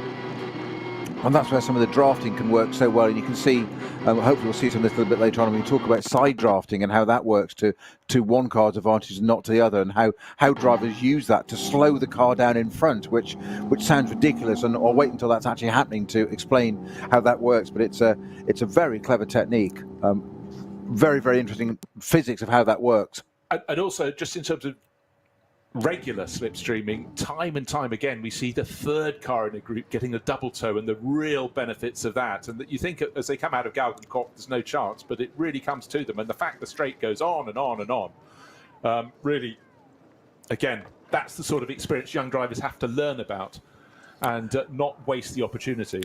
Yeah, it's not just about driving fast. Everybody thinks that's what it's all about. No, that's kind of a given. It's the understanding of the vehicle dynamics. Never mind all your electronics or your procedures or your systems. You've got to understand how to do, alt control, reset, reboots, these sorts of things. Things that happen. They've got so many things inside them these days. They've got things like full course yellow buttons. So you touch that on the through and it'll go at 80k or one at 60k, not get the wrong button. And it's all that processing and that just being disciplined. And then you've got to learn about the physics of how the car works and driving. It's this side drafting, slipstreaming, which is two totally different things. All whilst racing at this speed, and you're doing this in a highly intense environment with 70, 80, 90 other cars around you. All at different speeds. I mean, it is, as our colleague Joe Bradley often says, a high-speed game of chess. Added to which, there is the one immutable factor in this. It's around a circuit that has, you can do the adding up, but most people think around 170 turns just to be going on with literally not a straight worthy of the name other than the run along the Dottinger and then the bit past the pits down to turn 1. But again, you have to remember it's a much tighter exit to turn 1, and the little cut through brings you out to turn 4, cuts off the Mercedes arena. So many things to think of. Today we'll be starting with 60, 61 drivers just waiting for the starting numbers to be put out there. Of course, for the 24 hours of the ring, there'll be many, many more out there going to play. And of course, we know all the names as well, but personally, my favourite is turn 167. To go very modern. I'll leave that with you, Bruce. He's a very wry individual, then, Peter Snowden. So, all set, following the safety car round. Just to refresh your memory, the grid is formed with the number 33 Porsche from Falcon Motorsports on pole position. That's the aquamarine and mid-blue colour, and the Falcon livery has been such a staple at races at the Nürburgring for a decade and more. So Nico Menzel doing them proud. He was surprised, and so was his team manager, Sven Schnabel, that they'd put the car on pole position. He actually thought there'd be more pace from some of their rivals, but, you know, never look a gift horse in the mouth. The best place to start any race is from pole position. But unlike yesterday's evening race, the best place was definitely pole position, because anyone else behind would be in the spray. The track was wet at the start. Today, conditions uniformly dry. So that is very good news for a lot of the crews. But we don't want any risks at the start. We say this before every long-distance race. Don't be a hero into turn 1, but you'll be sure someone's going to have a try. But you know what? They gain more and more experience. Cars now coming out of Galgenkopf onto the long straight. Last chance to think about things and check the dials before the start of the race. Check the gauges. I commented on this yesterday, Bruce, about the weaving, and Nico Menzel taking it to almost extreme now, the pole position car there. Coming through Schwalbenschwanz, which is double left, onto Galgenkopf, the nice sweeping right-hander, onto the Dottinger Höhe just before the race start. And the rest of the field saved the second place car, which is very interesting, which is the Lion Speed by Car Collection Porsche, with Matt Campbell at the wheel, who's barely weaving. He's waiting right to the end now. He's got a whole different technique there. Very interesting. Nico Menzel in the lead car, in the Falcon car, literally going almost to the extreme width of the track, really getting the heat into those sidewalls, getting the tyres pliable, ready for that, loading it up into that first turn, right and left, we said, of the start of the race. Whereas just behind, Matt Campbell, doing almost quite the opposite. What he's doing there is actually getting a lot of heat into the rear tyres. He was getting the back end squirming around, not too worried about the front, which is very, very interesting. Two totally different strategies, same brand and model of car, first and second, totally different theories. And in fact, as you were just saying that, you get a sight down the straight. You've got the top 20 cars or so, and the car in second place, Matt Campbell's, was the only one driving the straight line. Yeah. And every now and again, he'd then do a couple of twitches, but only one car width, if that, either side from that central line. But certainly Nico Menzel is getting to visit the marshals on both sides of the circuit as he weaves away. And in third place, Kelvin van der Linde in the Lamborghini doing exactly the same. What Matt Campbell is doing is he's doing it on power, just watching the car, the body language of that car there. He's putting it on power, getting a lot of heat into those rear tyres. What he's then doing is standing on the brakes and getting a lot of temperature into those front discs. That's what he's doing, totally different to the lead car, Nico Menzel. So he's relying on getting those brakes on hot to temperature for that first corner, whereas Nico Menzel looking to get the tyres at temperature. All now 2x2 Noah's Ark as they come into Tiergarten, ready for the start of our 4-hour race here on the Nürburgring, qualifying for, would you believe, the N24 in 4 weeks' time. Looks absolutely great sight. Porsche, Lamborghini, Ferrari. Great to have a Ferrari, not just in the mix, right at the sharp end of the field. Any car that qualifies ahead of Mercedes AMG, that's always super strong around here, is doing very well. But that Mercedes that is in 5th place, look out for Adam Christodoulou. The car's looking very mean in the black Get Speed livery. Alongside, it's got the best of the Audis as well. That's car number 5, one entered by Shearer Sport P8 checks. Safety car peels off into the pit lane, and the Lamborghini in 3rd place is right under the tail of Nico Mensch. They go down, waiting to take the start, trying to hold that 2x2 formation. Drivers almost can't help themselves, and they're 3 abreast. Looks though Tim Heinemann is just about going to hold things off, but the best start was the Ferrari coming through from the second row, and it dives into the lead into turn 1. Great move there from Nicky Katzberg, and into second place goes the number 24 Porsche. So Heinemann, a really good start, but then somehow on the run down to turn 1 just didn't hook it up and fell back down to third place. First marks to Ferrari there and Fricadelli. Absolutely, first blood to Nicky Katzberg, superb. Put it right back at the front there. The pole position car, Nico Mensch, has dropped down to third position. Kevin Estre had a little look around the outside, managed to get into P3, dropped back to P4 again on the left-hand part, but Grello up there. And Nicky Katzberg on that run down to, and Kevin Estre doing the same in fourth. Nicky Katzberg and Kevin Estre both still weaving that car. They've had 25 kilometres to get temperature into those tyres, but they're still obviously not satisfied. They're still trying to do it. Falcon Motorsports car sitting right behind the other Porsche in front of it now. That's the Lion Speed car of Nicky Campbell. I said that car was going to, Matt Campbell, sorry, was doing, that's a Radio 2 DJ in the UK.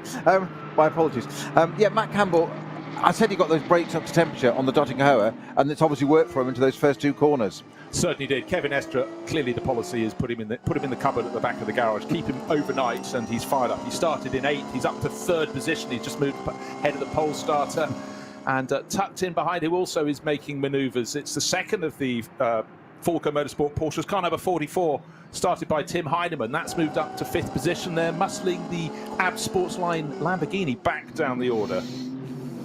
Well, the 2 Falcons, as you say, Linus turn at the moment, but I'm thinking Robin Williams there of Kevin Estre in the garage, like, you can let Kevin play now.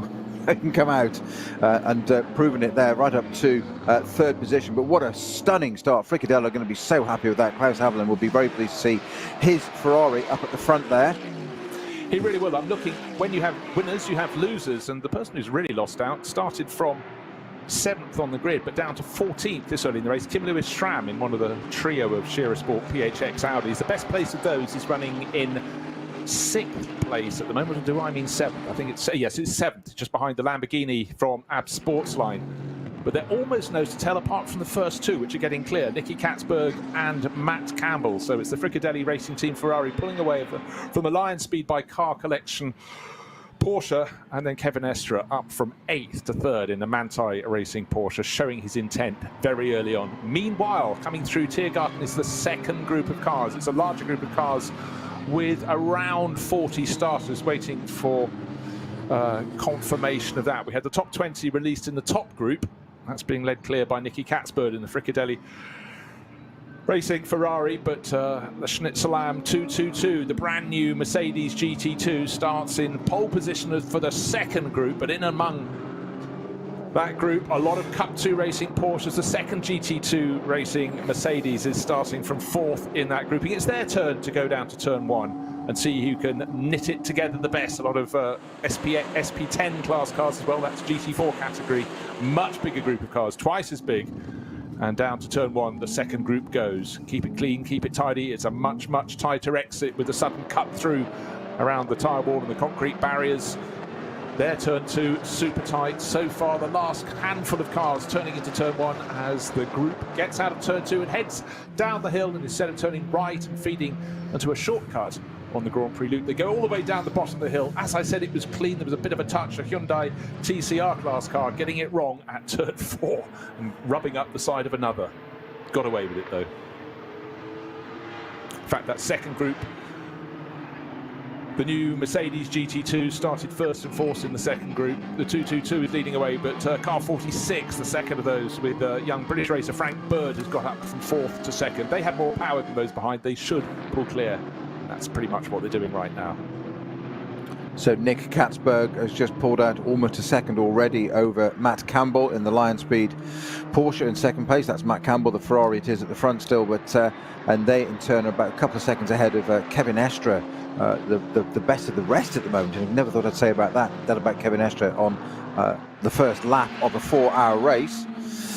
But that's where we are at the moment. Frank Stifler, it is in 5th position in the Shearer Sport PXX Audi.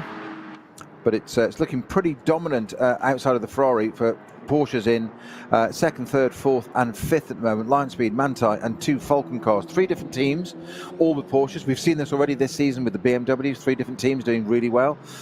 So it proves that the car's working, and it just seems to, at the moment, all things being equal, we've got, obviously, virtually the whole race to go. We're 5 minutes in and 4 hours, but it just looks, Porsche just look really, really strong here this weekend. But Klaus Abel will probably say, hang on, but my Ferrari's quicker. It's right out there at the front, and it's glorious to see a Ferrari right out at the front. Something because it's a bit different.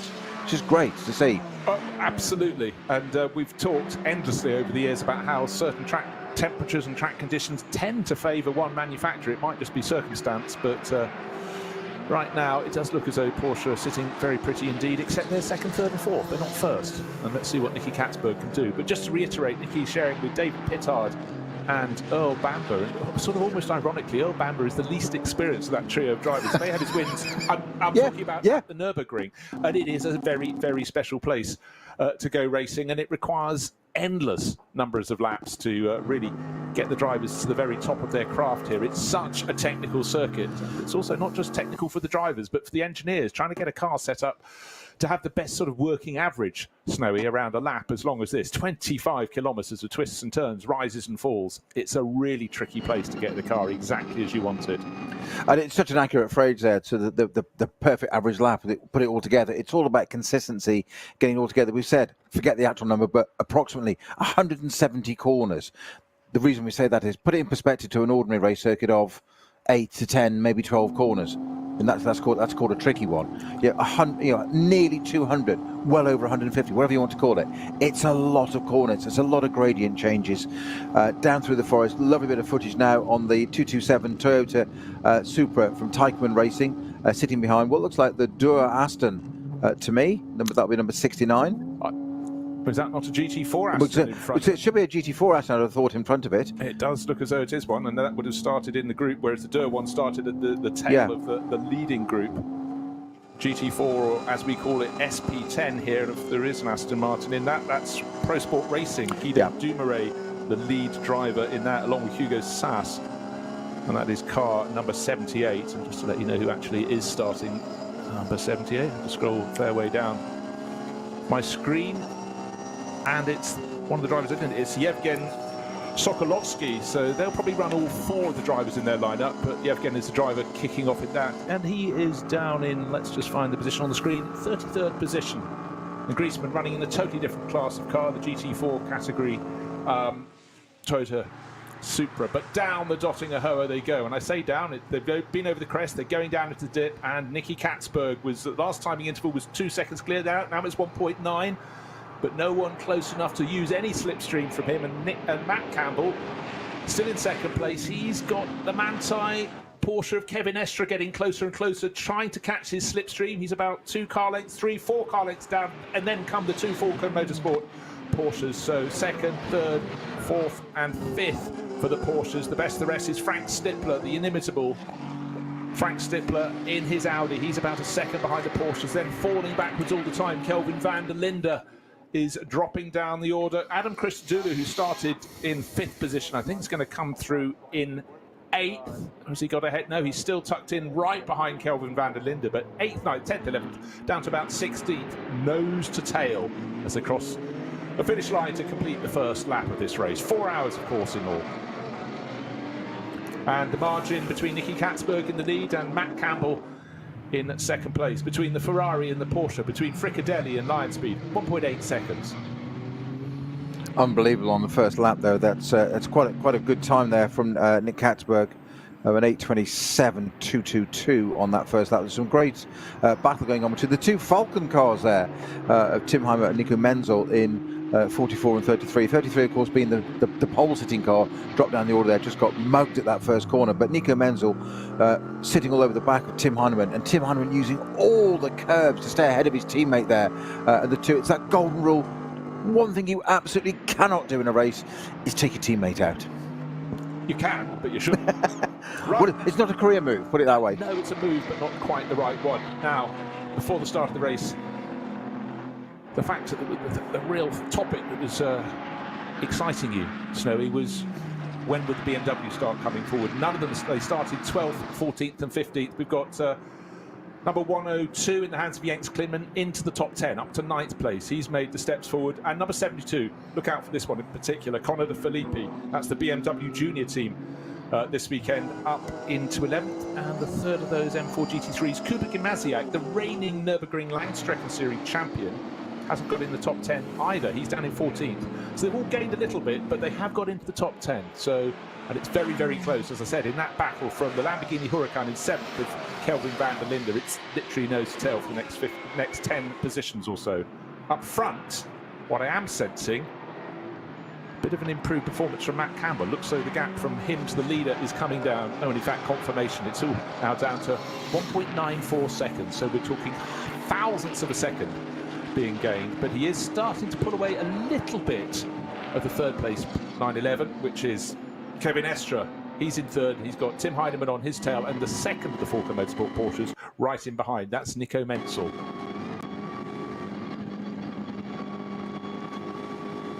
Keep it clean, keep it tidy, use the curves just a little bit, not too much. They can really, really bite around the Nordschleife. Doesn't matter what class of car you're driving, but if you clout the steep ones, it's going to put you out of kilter, knock the fillings out of your teeth, and possibly knock the stuffing out of your race. Nicky Katzberg is now 1.7. I was quite right. Matt Campbell is just starting to gain a little increment here or there. It could just be the first part of the lap is more suitable to the Porsche than the Ferrari, but I'm super impressed with the progress that the Fricadelli Racing team have made with this new Ferrari. It's not just like continuing with a 488 GT3. They've grabbed the 296 with both hands and they're making it work very, very well indeed.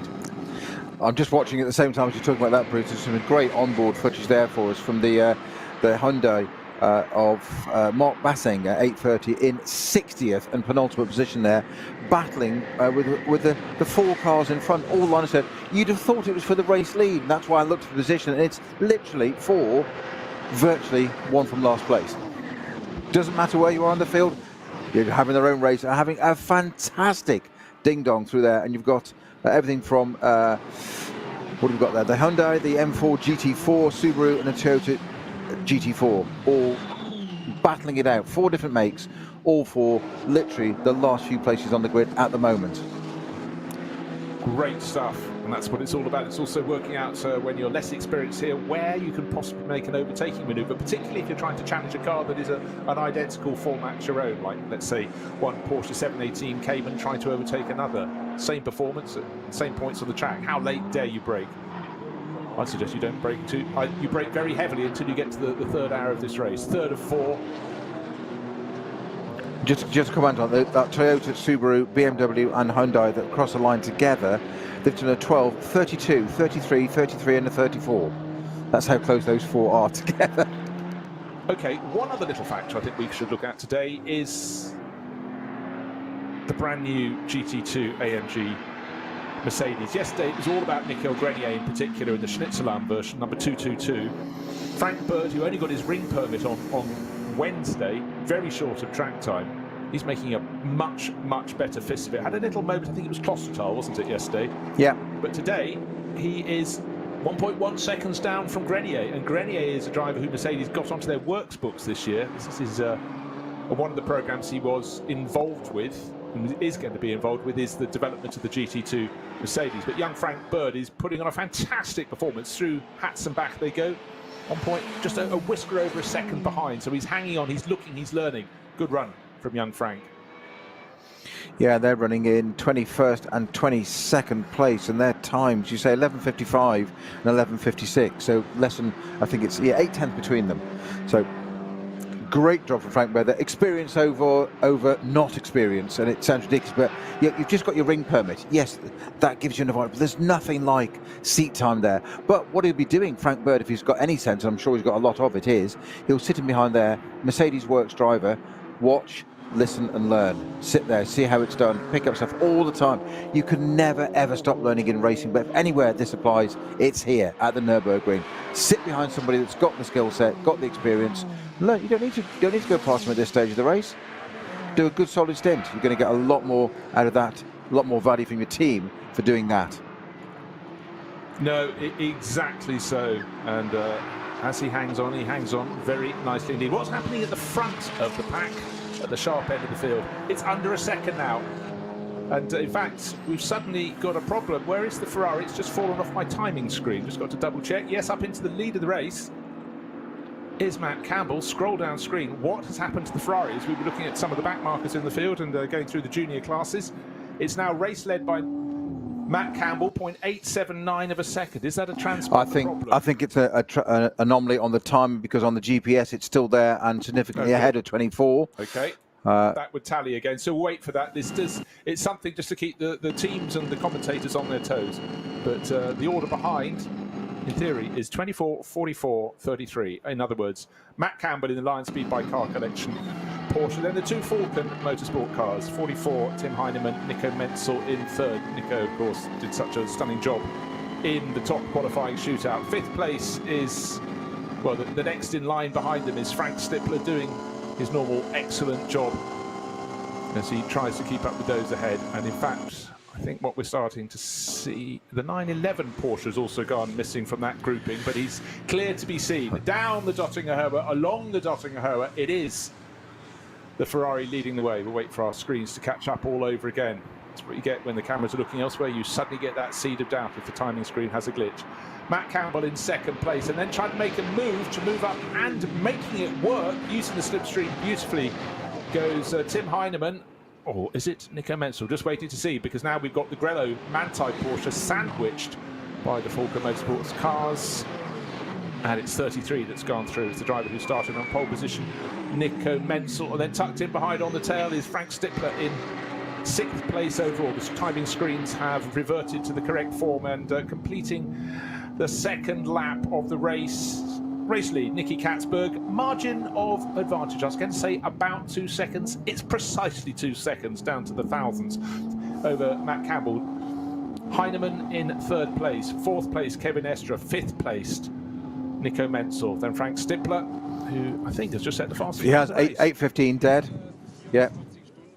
In fifth place. Sixth place, my apologies. Car number 5. Sixth place. Great run there from Frank Stippler. And it's just trying to see where he's actually done that time, where he's gained the most. It's the latter part of the circuit. Yes, sector 6 onwards is where he's gained that time. I'm just going to have a very quick look at my sector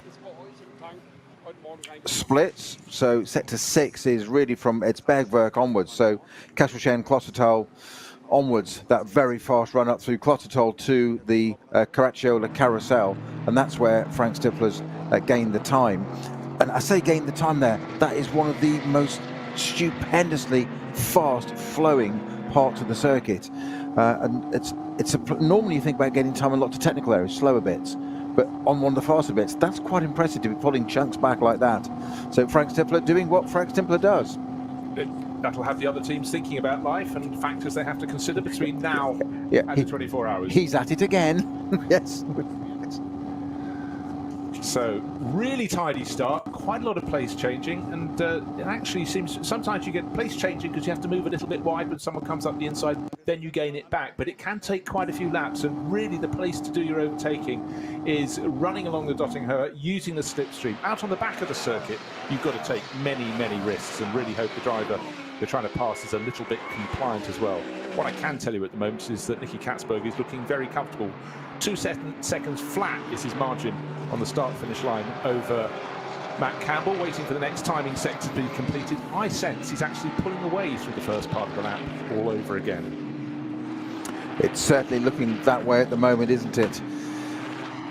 Now, one of the things that the Nürburgring, in all its manifest forms, or the series that raced here, do is they quite like experimental machinery. And your Griesemann was just explaining about what the number 227 entry is doing, and that is the Teichmann Racing GT4 class, GT Supra. They're using an e-fuel in that. That's why they're not in the regular GT4 class, which is SP10 here. They're in AT, alternative technology.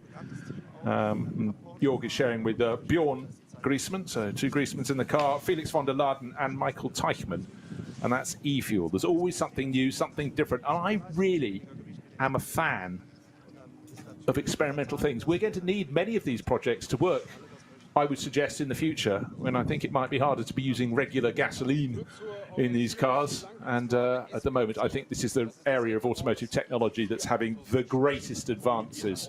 And I think full marks, all power to their elbow, as we say. 100%. I think synthetic fuels is the way forward, and hydrogen rather than electric. I think we're going to see that happen.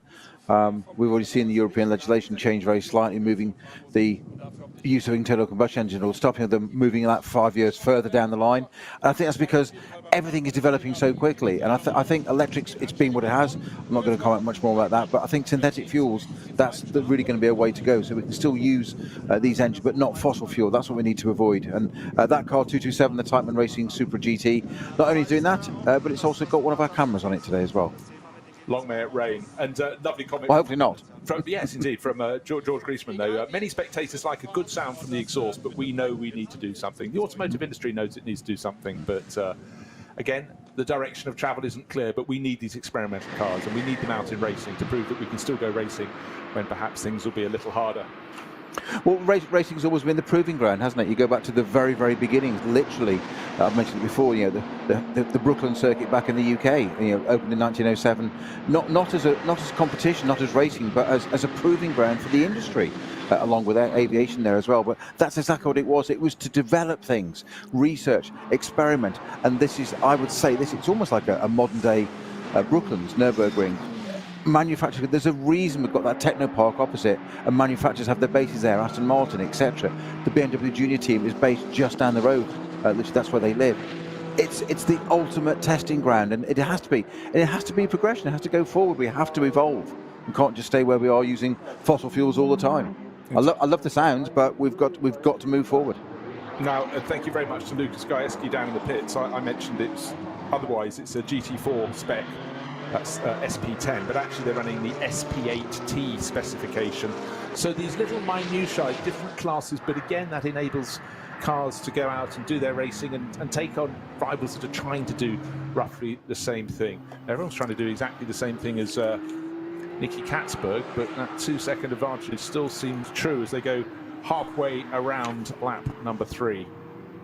Who is making gains? Haven't been too many overtaking manoeuvres, but then, of course, we get the timing of the pit stops. Who's carrying another lap's worth of fuel, or are they all going to stop at the top of the hour? These are the cars in the top class. Wait and find out. Did we mention we started yesterday with 60 cars, ended with 61, I think we did. Today, we started with 61 cars, and if by magic another one has been added, car number 300 has pushed that up to 62 when I go to the bottom of my timing screens. That's a Team Matol, isn't it? Porsche Cayman in a VT3 class, yeah. So production-based cars. So you have Caymans running in various classes.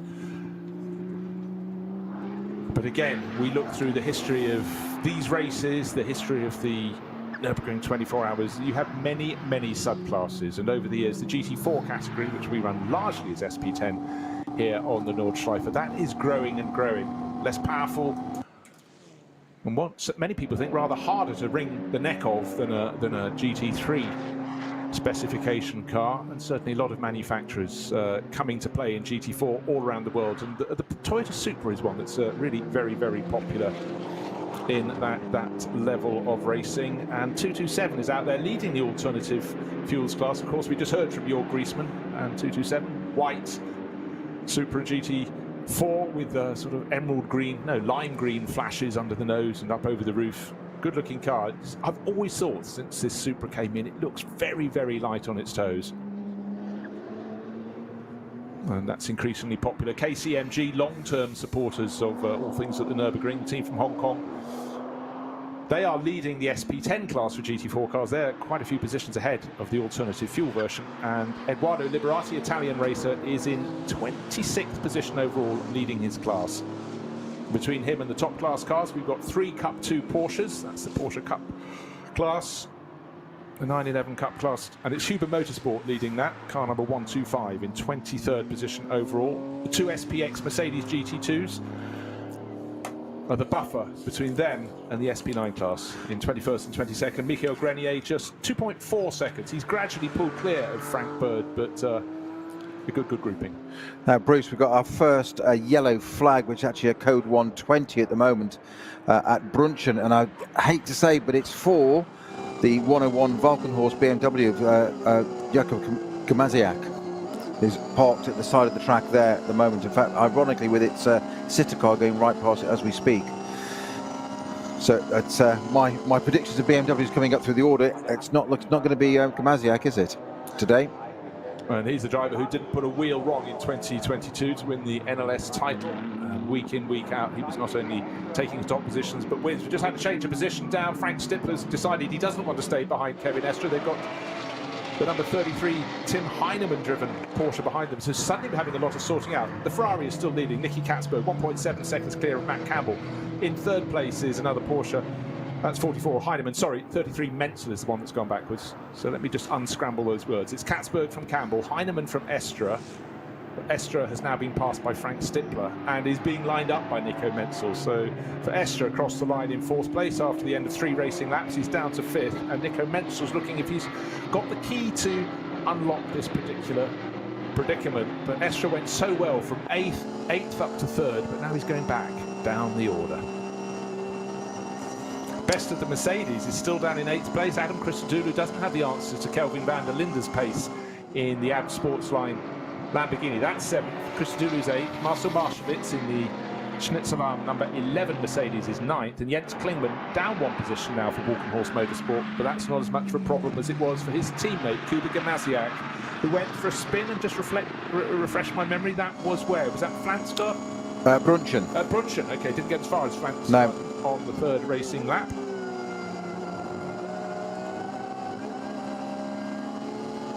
I'm just trying to find out what's actually happened to that. Lukas Gajewski, as ever, on the pits there, being helpful for us. We're just not sure whether that car's stationary or... Sorry, why it's stationary. It's an accident or whether it's just... I've got a gut feeling it's just stopped. And not that's the only one, because not that I have a gut feeling about that, but Axel Jeffries doesn't appear to have made it round, and getting signal that 7, that's Jeffries in the Conrad Motorsport Lamborghini, and 522 appear to be stationary at Schwalbenschwanz, and 522 right correct towards the exit. Yeah, our first code 60 fully now, or second code 60 already. So I did have a feeling going on, didn't I, that not tempting fate, far from it, that we had 2 hours clear of it yesterday, which is unheard of here around the Nordschleife. I just thought today might not be the same, and it's a law of averages more than anything else, not wishing to happen. But Axel Jeffries certainly stationary in the Lamborghini. We've got the intervention vehicle coming to that, and just ahead of it is, as you say, 522, which in yeah, Sorg Rennsport BMW 330i. And I have a feeling that was the car that started. No, was it that or the Team Massol Racing Cayman that made it 62 cars? Either way, no problems at all at the front of the field for Nicky Katzberg, but no, it was car number 300 was the last. Team Mattol was the 300. Lieber Hannen driving that. Oh, right. The Cayman. Yeah. It's moved up a position or two as the others have had their problems. But yes, you're quite right. That went through. Well, that's because Lindbaum has now stopped, as you say, in the 522. So he's now 2 laps down already in the 330i. Team Sorg Rennsport BMW. So, code 60, we sensed one was coming, and Peter Nostradamus Snowden was correct. We have one right now. Can we just get that written into a contract, please? Yes, sorry. Oh, I don't know. He's going to edit that bit out for us. Peter Snowden was correct. You heard it here first. Exactly. Breaking news. So, of course, code 60 enables the marshals to get out there and clears cars from unfortunate circumstances and remove them to track. And Stefan Beloff curve, that's an upgrade. That's Marshals Post 177. If you just come across racing on the Nürburgring-Nordschleife, you think, no, you mean Marshal Post 17. That might be on a normal circuit. This is not a normal circuit. This is a Nürburgring-Nordschleife, around 170 corners. And I think the final sequence of corners are Marshals Post 201 and 202. There's an indication of how many you have around the course of this lap. And you think how many marshals are required to marshal a circuit of 25 kilometres. It's a huge, huge number. Right, it appears that 101 Kuba Gamaziak in the Valkenhorst BMW has indeed had an accident as the cause of that car being stopped at the side of the track at Brunch. And we just get the GPS saying we've not got any onboard footage there. We just get the ticker and the GPS. We can just see that it's stationary, but it does appear it has been the result of an accident. So we've yet to see what that is, and as soon as we know, we'll update you. But great shame out at Marshall Post 164. As we said, all the way around there, it beggars belief, doesn't it? So that's to the track now. We have a code 121st before a 60. Obviously, speed down gradually, and there it is at the side of the track, and it's and that's the Lamborghini. That's actual Jeffries. That's had an accident as well. Oh, the rolling wheels back from a lot further back. So now it looks like there's damage further on the right hand. That's is that the 552 car we said? 522. Yeah. So I've got a horrible feeling there that the 522 and actual Jeffrey 7 Lamborghini have had a little bit of a coming together, and both trying to claim the same bit of track at the same time.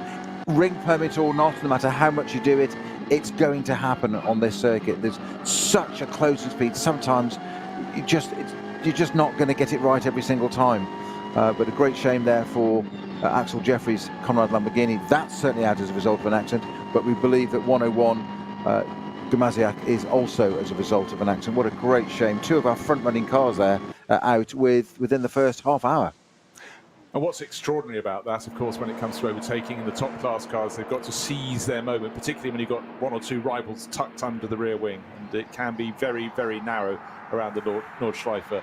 And I mean, last year, Kuba Gamaziak literally didn't put a wheel on, came through to win the Nürburgring-Langstrecken Series title. But today, there I am banging on about the experience is everything here, but you also have to sort of slightly ride the fortune that's put in front of you. Because a faster car and a slower car don't necessarily have the same ingredients here in terms of where they need to be on the circuit. So push has come to shove, or shove has come to push. We won't apportion any blame. Haven't seen the incident. And of course, just to point out, we have many cameras around the circuit, but not every corner is covered, and they don't just have a habit of having their moments where we can see them. Nicky Katzberg, though, 3 racing laps on the board, leading by 1.734 seconds from Matt Campbell in the Lion Speed by Car Collection Porsche. So it's Ferrari from Porsche, from Porsche, from Porsche, because Tim Heinemann is third for Falken Motorsports, Kevin Estra fourth. He's got back ahead of Frank Stippler's Audi to make 3 Porsches in the top 4 runners. So first of our penalties coming in, and that's for 816 entry, which is obviously right down the order for me. 816 is our Shearer Automobile Cupra from a TCR class, and that's for, would you believe, start procedure breach. Well, if you remember yesterday, they didn't get to take the start. Exactly. Was it that one or the Smurlis Racing? No, it was 718. It's 718, yeah. Smurlis car that didn't start, so I'll just rewind that comment. But a little board's being pushed out on the pit wall. In fact, from pit presenter Patrick Simon, he was having a go, just pushing out the illuminated sign that said 816. Come and visit the pits. I think it's good to be versatile. Oh, he's nothing if not versatile, Patrick Simon. Racer turned excellent character up and down the pit lane. So still cars needing to be cleared up. And for Conrad Motorsport, they've had so much form, but so much misfortune in recent years. That Lamborghini is parked on driver's left, and about 200 metres further up the track is the 522 white BMW 330i, just parked on the very, very narrow grass strip next to the barriers on the opposite side of the track. So perhaps with the laws of physics being what they were, they clashed. We certainly saw a wheel being pushed back towards the Lamborghini, having coming off with the impact either with the BMW, but one would suggest with the barriers on the left of the circuit. Yeah, you mentioned the 522 BMW just being parked sort of nonchalantly on the side of the track there, but it doesn't look, we've just seen some onboard going past that, it doesn't look to be terribly damaged, but there's an awful lot of debris, soil, and been onto. I think it's hit the barrier once and then ricocheted down and then come to a halt, and it's possibly the side that's against the barrier we can't see is too particularly damaged, but there's certainly a lot of evidence of detritus on the track there. Ahead of the Lamborghini. And that is the voice of experience. Races at Nürburgring, you get sight of a car that's gone off and you think, actually, it doesn't look too bad. And then they pick it up and turn it around to put it, or however they put it on a flatbed truck, and suddenly, oh my word, far, far more damage than we estimated. Right, racing is rejoined, and suddenly it's not Matt Campbell in second place, it's not Matt Campbell in third place, because he just got monstered down the Dottinger Höhe, first of all by Tim Heinemann to put Falco Motorsport Porsche to the lead of the Porsche group in second overall, but also who else grabbed the moment? Frank Stippler. So Stippler is going to cross the line in third place, and suddenly Matt Campbell, who was sitting pretty 2 seconds down on, or less on the race leader, has fallen 2 positions, and just if that's not bad enough, he's now got Kevin Estra all over his tail, and his only hope at the moment is the fact that Nico Menzel is equally all over Estra's tail.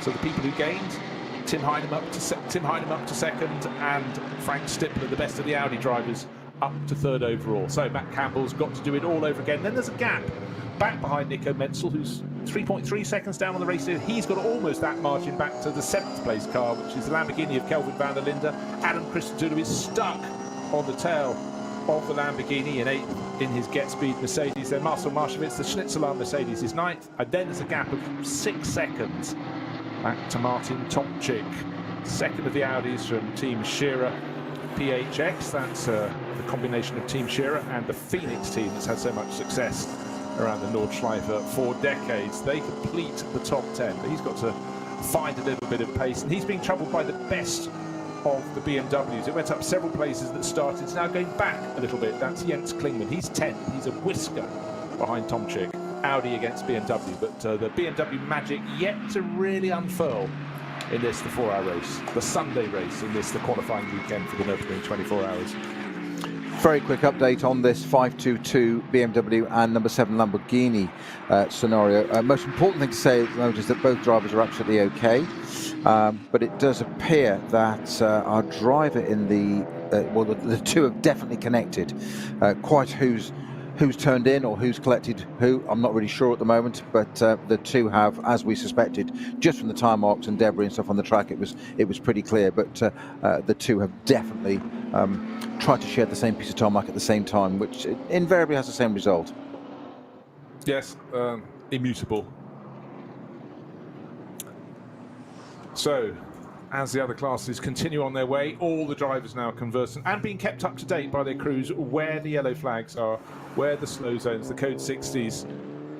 But like many a time, it's a real case of just seeing how quickly the rescue crews can get cars away from the edge of the circuit. They know full well where the gaps are in the Armco, where they can get the cars safely away from the track, and only then, provided also the barriers are still in tip-top conditions or acceptable conditions, can the racing resume at full speed past that point on the circuit. But all these things, and it's not just hard enough for the drivers to learn the many corners around the circuit, but also if you've got a car, Peter, that has a problem and is slowing around the Nordschleife, it's quite good to know where the gaps in the barriers are. If you can drive it towards them to park it, that is a real helping hand. And again, you will have learnt that from racing around here, but breaking down in the middle of the night in the 24 hours, it's a little harder sometimes to place the cars and where to get them away from the side of the circuit. Yeah, and it's probably one of the most difficult circuits to do that on because of the very nature of it. It's so narrow. You don't want big gaps in the barriers.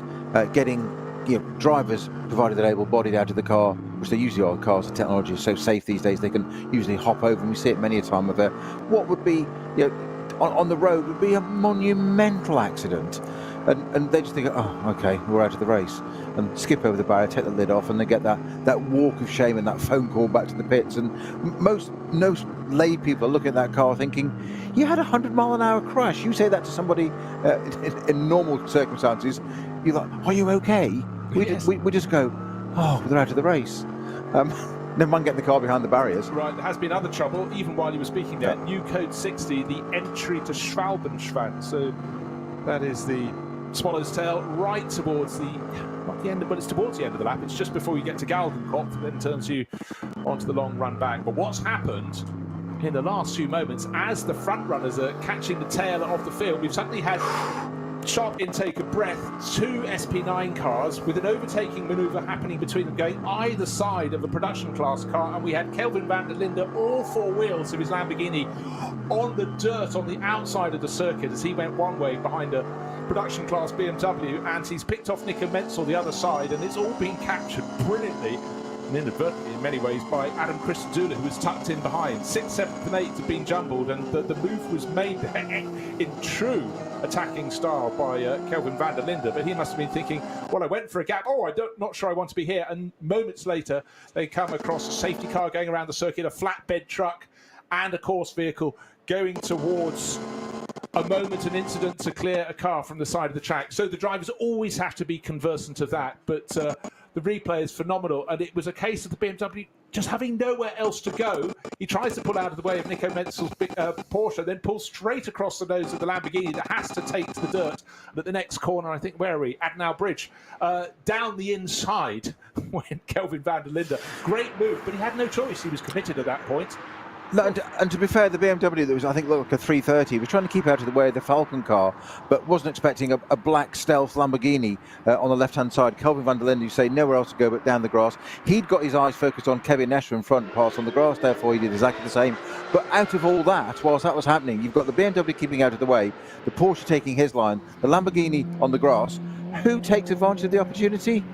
Adam Christodoulou. There's a gap there, I'll have that, straight through past two of them and two places for free. It's free places, and that's what professional drivers do. And you can sit in that pack for lap after lap, waiting just for a little chink in the armour, and it suddenly came, and then you have to be in a position to not go, oh, that was a gap I could have gone through. Right, down in how many positions down do we find the leading car in Cup 2? It's 21st position overall. Obviously, it's moving up the order as we have a few clashes with number 7 Conrad Motorsport Lamborghini falling out of the race from that top class, and it's honours to 125, which we've got two cars from K Kramer Racing. They're second and third in Cup 2, but 125 for Huber Motorsport. It's Tom Kiefer leading the way. What's his margin? Have a little look. He's got 20-second margin, so he's really built that car looking great, and it's looking even better because there's proper sunshine bouncing off the nose of that car. Brilliant livery. Pale, if you look from the front, pale blue all the way up on the left-hand side of the car. White, broad white stripe over the nose, and red on the right-hand side as you look from the front. So it was looking as though it was a regular race order up and down the last couple of laps. But the gap between first and second is now between Nicky Katzberg and Tim Heinemann, and Tim is closing in 1.4 seconds down. He was 1.7 at the start of the lap, and certainly he made the most of that passing manoeuvre to get past Matt Campbell. So did Frank Stippler. That's why we've got Porsche, Audi, Porsche sounding quite good in this, aren't they? But it's Ferrari's race at the moment. Nicky Katzberg, 1.4 seconds. He's looking very, very good in the front. And don't forget, this is a car that was brand new to racing this year, the 296 GT3. It looks good in the pits. It looks good on the starting grid. It looks even better on the track. Well, talking of being in the pits, we're just getting a little bit of footage here of something I've just got to describe for you. Of Patrick Simon in the pits, holding his phone, and he's at one of the Japanese teams where all the names, the drivers' helmets are all written in Japanese. Obviously, the notice board is all in Japanese. And he holds his phone over, and the camera's zooming in. He's obviously got an app on his phone where he holds it and films it, and it translates it into German for him. Google Translate or other programs. It's the Subaru WRX crew. We heard from Tim Schrick driving last night. His name was quite easy because it said Tim on his little label on the shelf. But the Subaru being shared with two Japanese drivers. It's Hideki Yamauchi and Takuto Iguchi. Japanese have always had a real fascination with the Nürburgring 24 hours, and it's great to have them here in something different. That Subaru WRX running in the SP4T class, with more cars in that class at the 24 hours itself. And let's just have a little check where their car is placed. Number 114, we've got 62 runners in the race. They're down in 27th position, leading their class, and it's Iguchi at the wheel at the moment. But those translation programs are really, really entertaining. A little aside, going down a back street in a town somewhere near Suzuka, and I was going along with a group of colleagues, and I said, we were trying to decide which restaurant to go to, and I jokingly said, well, that one looks a little more like a place that doesn't provide food. And someone said, no, it's a restaurant. Put the Google Translate up, and the first word that came up on the translation was horny. I said, should we move on to the next one? Oh, you've got to laugh with travel, haven't you? Your radar was as accurate as ever, Bruce. I just stumbled on it. Now, the field is really, really jumbled up at this point. Several laps in, we've got 5. We're on the 6th racing lap. We've Got time aplenty remaining in this race, 3 hours and 15 minutes. The first, the pit callers, is the 27 Lamborghini. This is the one that Kelvin van der Linde put on the grass. It's going to be a driver change. But was there any damage as he was bouncing up and down on the curbing? No, it never touched anything. It's going to be a change of tyres with that as well, I'm sure, given those time. But we've mentioned this before, haven't we, Bruce, about those that do a short stop now, a short early stint, get it in there 5 laps in, can pay dividends later because of the way this works of the aggregator and how long your pit stop is later in the race. And does that apply in this race or not? I don't think it does, because it's a qualifying race, not an NIS round. Exactly, but what we do have, it's not the only car in the pits. The Schnitzelarm number 11 Mercedes, Marcel Marschewitz has brought that in, and Jens Klingmann has brought what was the leading BMW, the best of the BMW pack, which was in 11th last time around. He's brought that in for a pit stop as well. So the 3 pit stoppers in the SP9 class, the lead class, the big class here.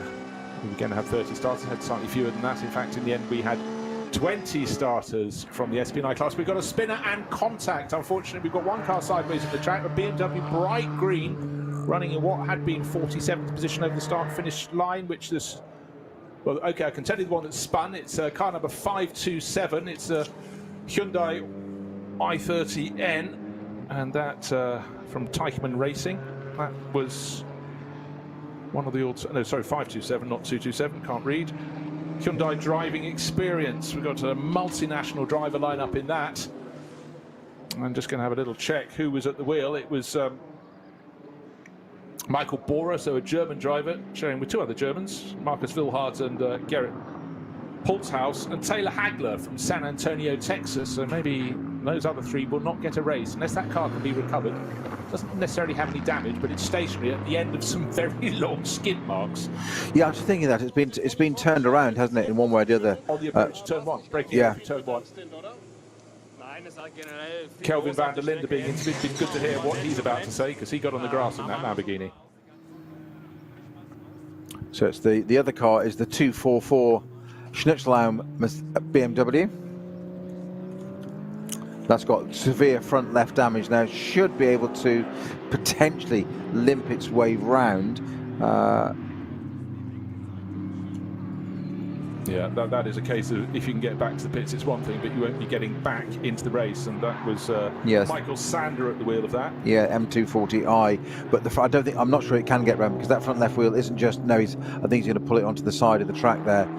It's smoking heavily, even at a very, very slow speed. It was trying to pick up a bit of speed again, but the wheel it's completely 90 degrees. It's been torn off its housing structure, whatever there, so it must have been quite a clout with that Hyundai. I just wonder, I don't know if it's a replay, but starting position as he snakes down the grass, it was actually further down the hill. I think it was on the approach to towards the Dunlop. Yeah. Just waiting to see. So, well, the yellow flag is at turn 1, so maybe I was right to start with. There's a yellow flag out at Kesselchen, the second Kesselchen turn, halfway round the circuit. We'll try and find out what has happened in that instance. So all super quiet in this race, and then suddenly got a little bit busy.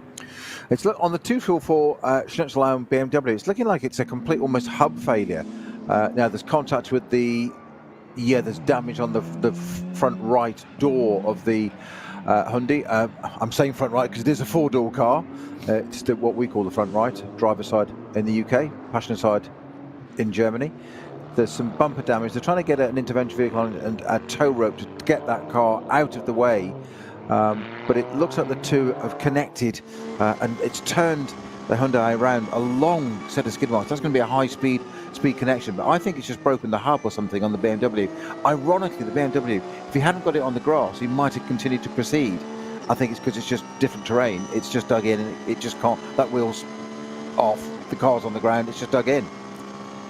What we have, Peter, at the front of the race is a margin that's come down to very little indeed. It was 1.4 seconds between the chasing Tim Heinemann, the number 44 Falker Motorsport Porsche, and the Fricadelli Ferrari that's leading the race from Nicky Catsper. But Frank Stippler just doesn't fancy that. He's just suddenly moved past as the Porsche is attacking the Ferrari. Frank Stippler, who knows this circuit just so well, up the inside. You know, no need to, no sort of reckoning he'd be there, but out of the mirrors while Heinemann was attached to the Ferrari, he came, and the Audi now up into second place overall. Frank Stippler worth the admission prize on his own. What did I say earlier about Frank Stippler, that when he put in that super quick sector, it was on the super fast part of the circuit, Kloschachol, Kesselchen, up to the carousel, and he's just done it again. We're sitting there watching that in-car footage, and all of a sudden, out of your left appears, hello, you've left a gap, so I'm going to use it. Thank you very much. What we have with Frank, though, we saw him somehow get up into 4th place, then the Porsches that were cooker got back again. He just takes every opportunity as it comes. But we've just heard from Kelvin van der Linde, and he said he had the other side of that equation. He goes, on the Nordschleife, you have to take decisions. I have the feeling all of my decisions were wrong. I really had to push. So, again, we saw the decision that was wrong, which was to go to the left-hand side of that white BMW production class car, got it on the grass. Now the car is in the hands of Ferdinand Stuck. Maybe the fight back will start here, but they've made their pit stop, one of 3 SP9 cars to do that time around. And just to clarify, in fact, yes, that clash must have been into turn 1, so we saw the yellow flags were there. The Hyundai is parked at the side of the circuit just after the cut-throughs. They've gone through the cut-through at turn 2, and he's in the gravel trap. Tried to pull off to the side of the circuit after the contact, and unfortunately needs to be pulled out of the gravel. So a less than, what, 1.5 seconds between our front 2. Still surprising me to say that we've got a Ferrari at the front. It's just so good to see, so different. 296 GT3 with Fricadelli Racing. Nicky Katzberg at the wheel of that. 5 laps completed. Now, just to point out that what was a yellow flag area, waved yellows, is now a slow zone. It's been upgraded to that on the exit of turn 1. Suddenly the next cars that were going past the Hyundai and then on down the slope to where that Schnitzelarm BMW had pulled off and then slid across the grass with its front wheels down, or certainly off, and everyone had to slow right down. So those cars are going to have to be rescued. In the pits at the moment, we've got car number 300, so we've got not all the top class cars, that's up on the jacks. It's a Team Mathol Racing VT3, so a production class Porsche Cayman. It looks racy with its race livery, but clearly in a lower spec and regular wheels on that. Certainly no centre locks for them. Yeah, we've got a whole bunch of Code 60s. We've got a whole series of, on our GPS tracker there, of Marshall's posts at 10, 12 in a row at one point. But unlike the race we commentated on earlier in the year, Bruce, where they've got a whole bunch at Brunchen, it then goes back to full green, so cars can pick up speed again. Then just before they get to Schwalbenschwanz, it goes into a 120 into a 60 again.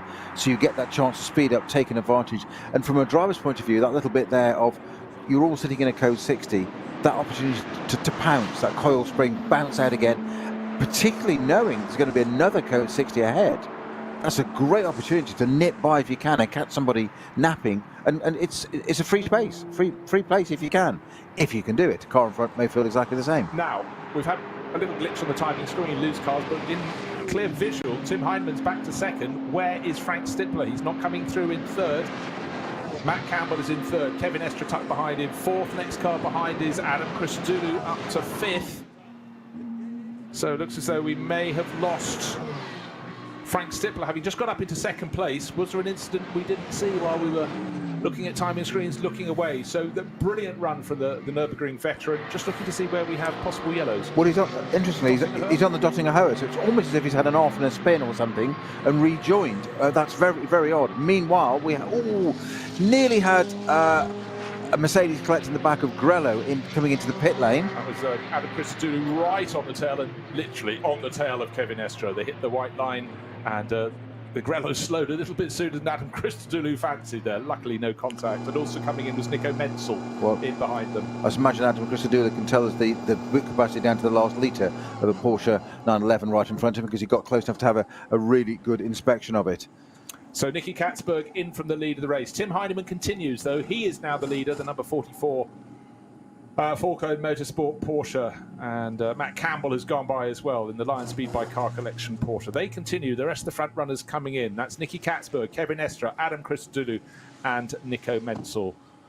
So the top six suddenly reordered there. And the slow zone. Not a bad time to come in when there's a slow zone. On the exit of turn 1 all the way down to about turn 4, and then they get released all over again. And you lose a lot of time while that's happening. And again, always so difficult in the Nürburgring-Nordschleife races on here. You're trying to look at sector times, lap times, and you get a slow zone here, there, and everywhere. And suddenly there are no representative times to be seen, other than if you're comparing a car that's running very, very close. Because the worst thing for a driver, you've just gone through a slow zone, and someone who could be 10 seconds, even 2 seconds behind you, the slow zone is cleared, bang, they don't have to decelerate as much. And a lot of time can be gained. Time that if you're in regular racing with nothing interfering will take you many, many laps to gain. Now, number 16, Audi, going along the track out of turn 1. That is the car that Kim Lewis Schramm is driving. And to differentiate between 16 and 5, 2 of the cars from the Shearer Sport PHX team, yellow flashes and door mirrors on 16, red on Frank Stippler's car. So here's our Conrad Lamborghini just being brought back on the flatbed with the right rear completely missing. That was the wheel that we saw being rolled back up the road. So heavy right rear damage. The wing's straight, but the entire corner suspension torn off that number 7 Conrad Lamborghini. So that's days well and truly done. No two ways about that. That was the one that was involved with the 522 330 BMW, wasn't it? Those two obviously having some kind of connection there. Nick Katzberg it is that brings the Ferrari into the pits. So we've got almost everybody in there. Heinemann still out at the moment, and Nick Campbell. And Nick, I keep saying it, Matt Campbell is out there. It's in there. It's there. You've said it now, yes. I'm struggling to keep it out of mind. Right, the Ferrari Sorry. rejoins the race. Just waiting to see if Nicky's going to do the first half of this race, or if he's going to be a nice guy and share with his teammates. That's car number 30, Fricadelli Racing. His teammates are Earl Bamber and David Pittard. Pierce is staying in it at the moment. Yeah, well, he was the driver who did the qualifying. He went in that top, just went so well, the top qualifying shootout. He's going through to slow zone now. It just must feel as though they're walking. They managed to get the Hyundai away from the side of the track and tuck it behind the barriers. Need a wider camera angle to see if the Schnitzelam Racing BMW has been cleared as well. We're further down the slope. I sense we're about to have stuff cleared up. But at Flansgarten, we've now got a yellow flag, and Brunchen 2. So it all keeps happening. Every time you try and get one part clear, we saw the cars that were brought back in, including that Conrad Motorsport Lamborghini. Someone else has a little moment. But the big question to me is what happened to Frank Stippler? How I think it's a tyre. I think it's a tyre. I've just seen some footage in the garage of the tyre being filmed. It looks like the number 5 Audi, and there's a tyre completely delaminated. So I'm guessing he's had a puncture, which is why he slowed down that much. I said it was an off or a spin, but to suddenly be that far back from the field when he was in the leading pack, was he third? No, he was, second. That's right, he just takes second.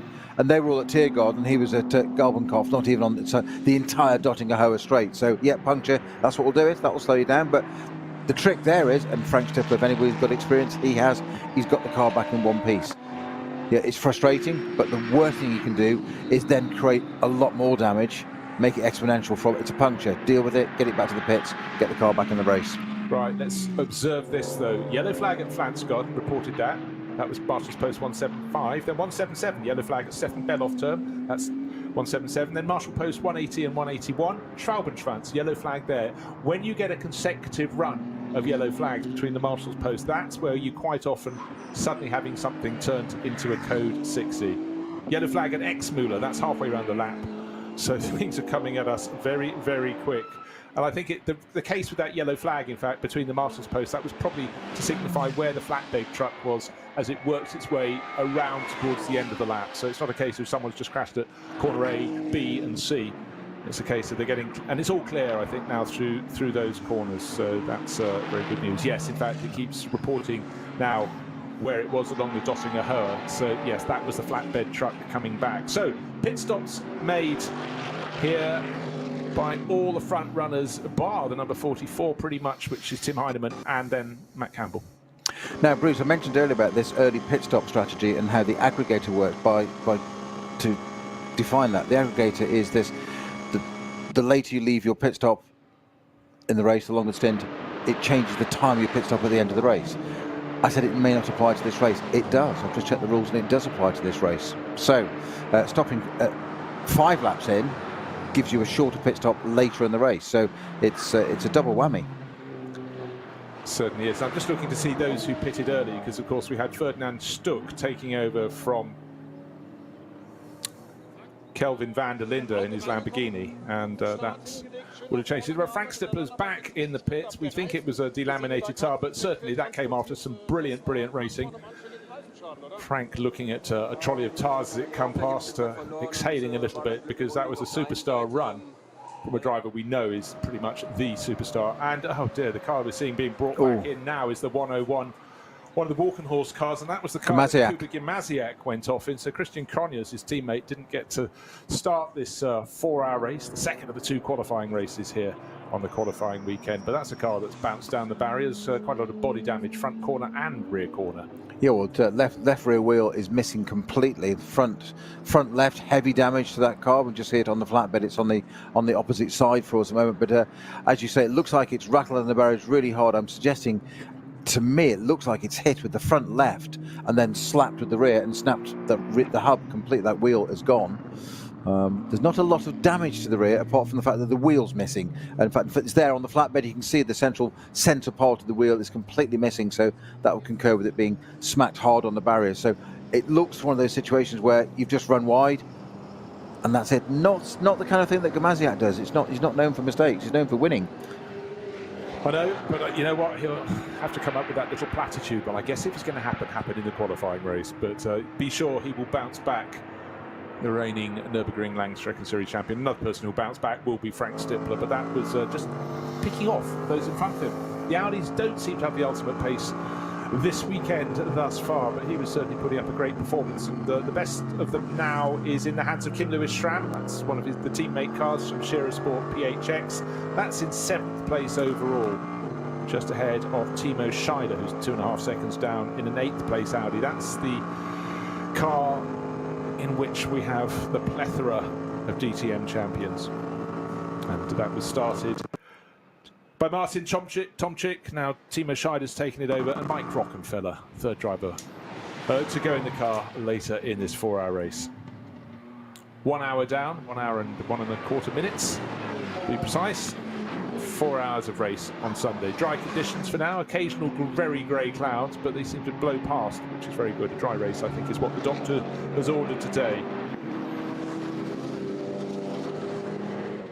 Just looking to see how many runners have yet to make a pit stop. It's in the front top class, it's Tim Heinemann who's leading the race, the 44 Falcon Motorsport Porsche, and the driver who's giving chase is Matt Campbell, who's just over 4.5 seconds down. They will come into the pits. As I say that, they do come into the pits, so first and second in. But will the Ferrari that pitted a lap ago, still in the hands of Nicky Katzberg, be the one that's in front when this car, the 44 Tim Heinemann car, goes back out onto the circuit and goes down towards turn 1?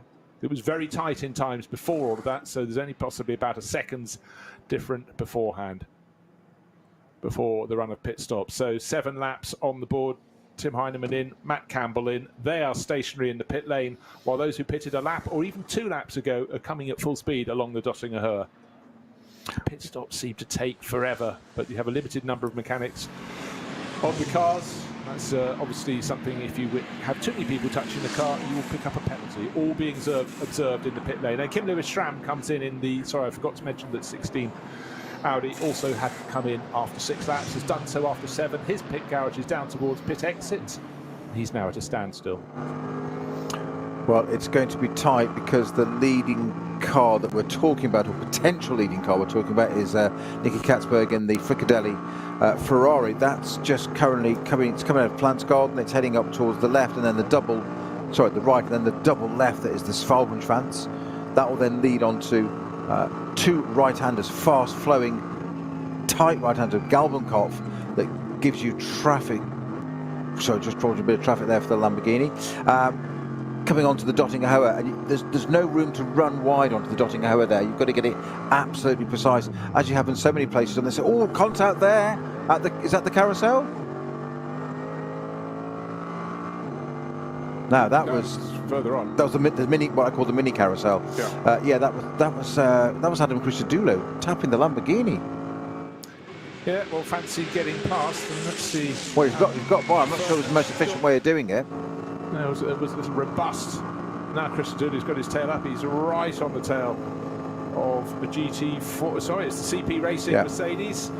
That's running in the Pro-Am class, and that is past Shane Lewis, not making it difficult for him. They're running in different classes, both SP9, but the Pro-Am class very strong in SP9 and really brings the number of top-class cars up to them. And now Shane Lewis, American race, is going to have to look in his mirrors because a black Lamborghini from AB Sportsline is tucked in there as well.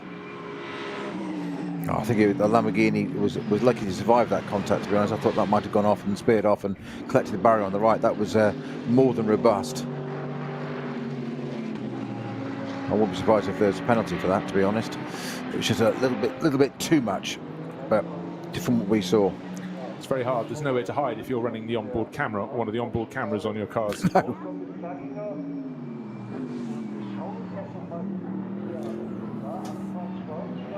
And just to reiterate, the incident we were talking about was the Lamborghini of Ferdinand Stuck. It's black, up the inside, into the Kleiner carousel.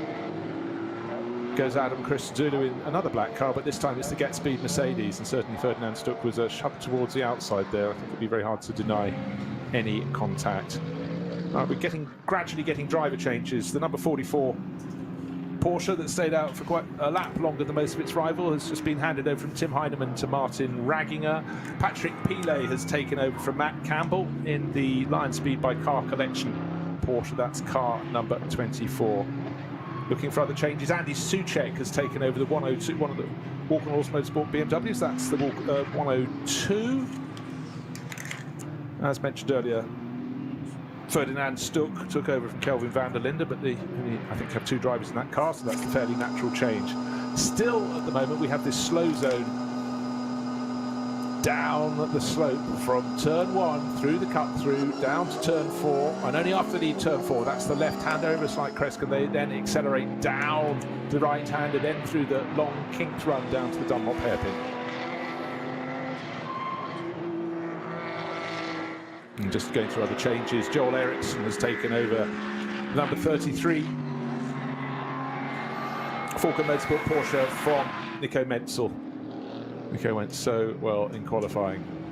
Now the car is fighting for 8th place overall with the number 27 Lamborghini Ferdinand Stuck. That's a car that was given a little bit of a push wide by Adam Christodoulou. Doesn't appear to have any damage that we can see, but often, Peter, it's hard to pick up any damage on the flanks of a black car, just simply because you can't tell if it's indentation or whatever it is in the shadow. Henry Walkenhorst jumping up and down in the pit lane. He's waiting to take over his Pro-Am, SP9 Pro-Am class car from Jörg Breuer. That's car number 100 from his family stable, the Walkenhorst Motorsport crew. Yeah, and it's always the collateral damage. What else you do? What appears a little tap, and it can so easily just break a toe link or something, and that puts the car as in suspension or something, and it's or even just a tap on the end of a hub. If the wheel survives it, but you've put an impact down the drive shaft if it's a rear wheel drive car, and has that damaged the gearbox, the diff, the transmission, and it may not manifest it immediately, and you take that sigh of relief. I've got away with it. And then half a lap later or two corners, there's a vibration. You're like, maybe not, and it's just that it's horrible. Yeah, but that moment where in the driver's mind they think, I've got away with it. I've got away. Of course, not me. Got away with it. Fine. Yep. No extra lines today, and all of a sudden you are. Extra lines. There we are. Peter back in his school days when they let him out the dungeon. Yeah. At the end of term, that is. I'm glad it was a club of school that had a dungeon, not a cellar. So yeah, you're quite right.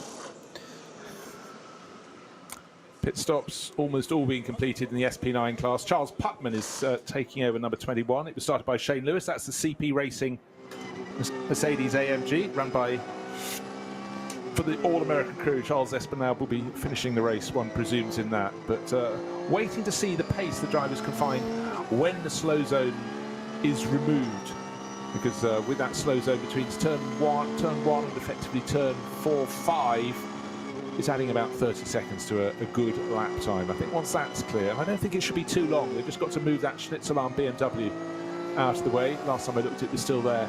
Then we can go racing at full speed through the early part of the lap on the Grand Prix loop, but at around the rest of the Nordschleife, the racing is running unabated. We've already got an hour and very nearly 10 minutes this 4-hour qualifying race under our belts, and almost every time one looks what's happening out on the track, there's close racing to be had.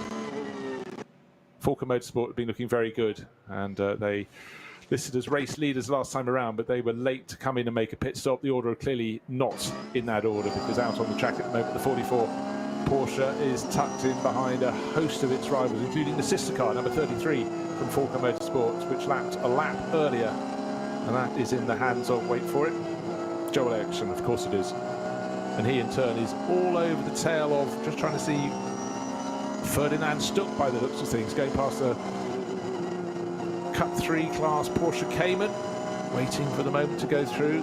It really, so much patience, Peter, is required in a multi-class race around the Nordschleife. You're dying to get past a slower car at the first instance, but your options can suddenly dwindle to the extent that all is not going to be too good for you. And it seems hard to, or seems difficult to sort of process what you've just said there of patience in terms of racing driver. And it's something that, again, our colleague Joe Bradley says quite often, that you can't teach a racing driver to drive slowly, but you have to. You have to have that patience of not making the mistake. And of all places, of all theatres, this circuit is one where you've got to do that in these races. Because when people ask me when we commentate and what do you commentate on, why is it different to Formula One? It's one class in Formula One, yeah, and lots of other series. This same touring cars. This is multi-class racing, therefore multi-speed, massive speed differentials, and then you put it onto this ridiculous little bit of ribbon through the Eiffel Mountains, and there's no space at the side, so the safety net is not there most of the time. So you've got to rely on, which is exactly why the organisers have the ring permit procedure and the process of that discipline. But you can go through all that, you can learn it, you can get your licence, you get your permit, it's fine, and so. Putting it into practice in the heat of battle, when you're sitting behind another car, we all forget this. We describe how it works so well, but then you're sitting in a racing car. And why are you sitting in a racing car? Because you want to drive the thing fast in the first place. But the car in front, you've got to be patient. And it doesn't always work, and to err is human, and it does happen. It just... The outset of that conversation just made me laugh. How does it differ from Formula One? I mean, we could still be going.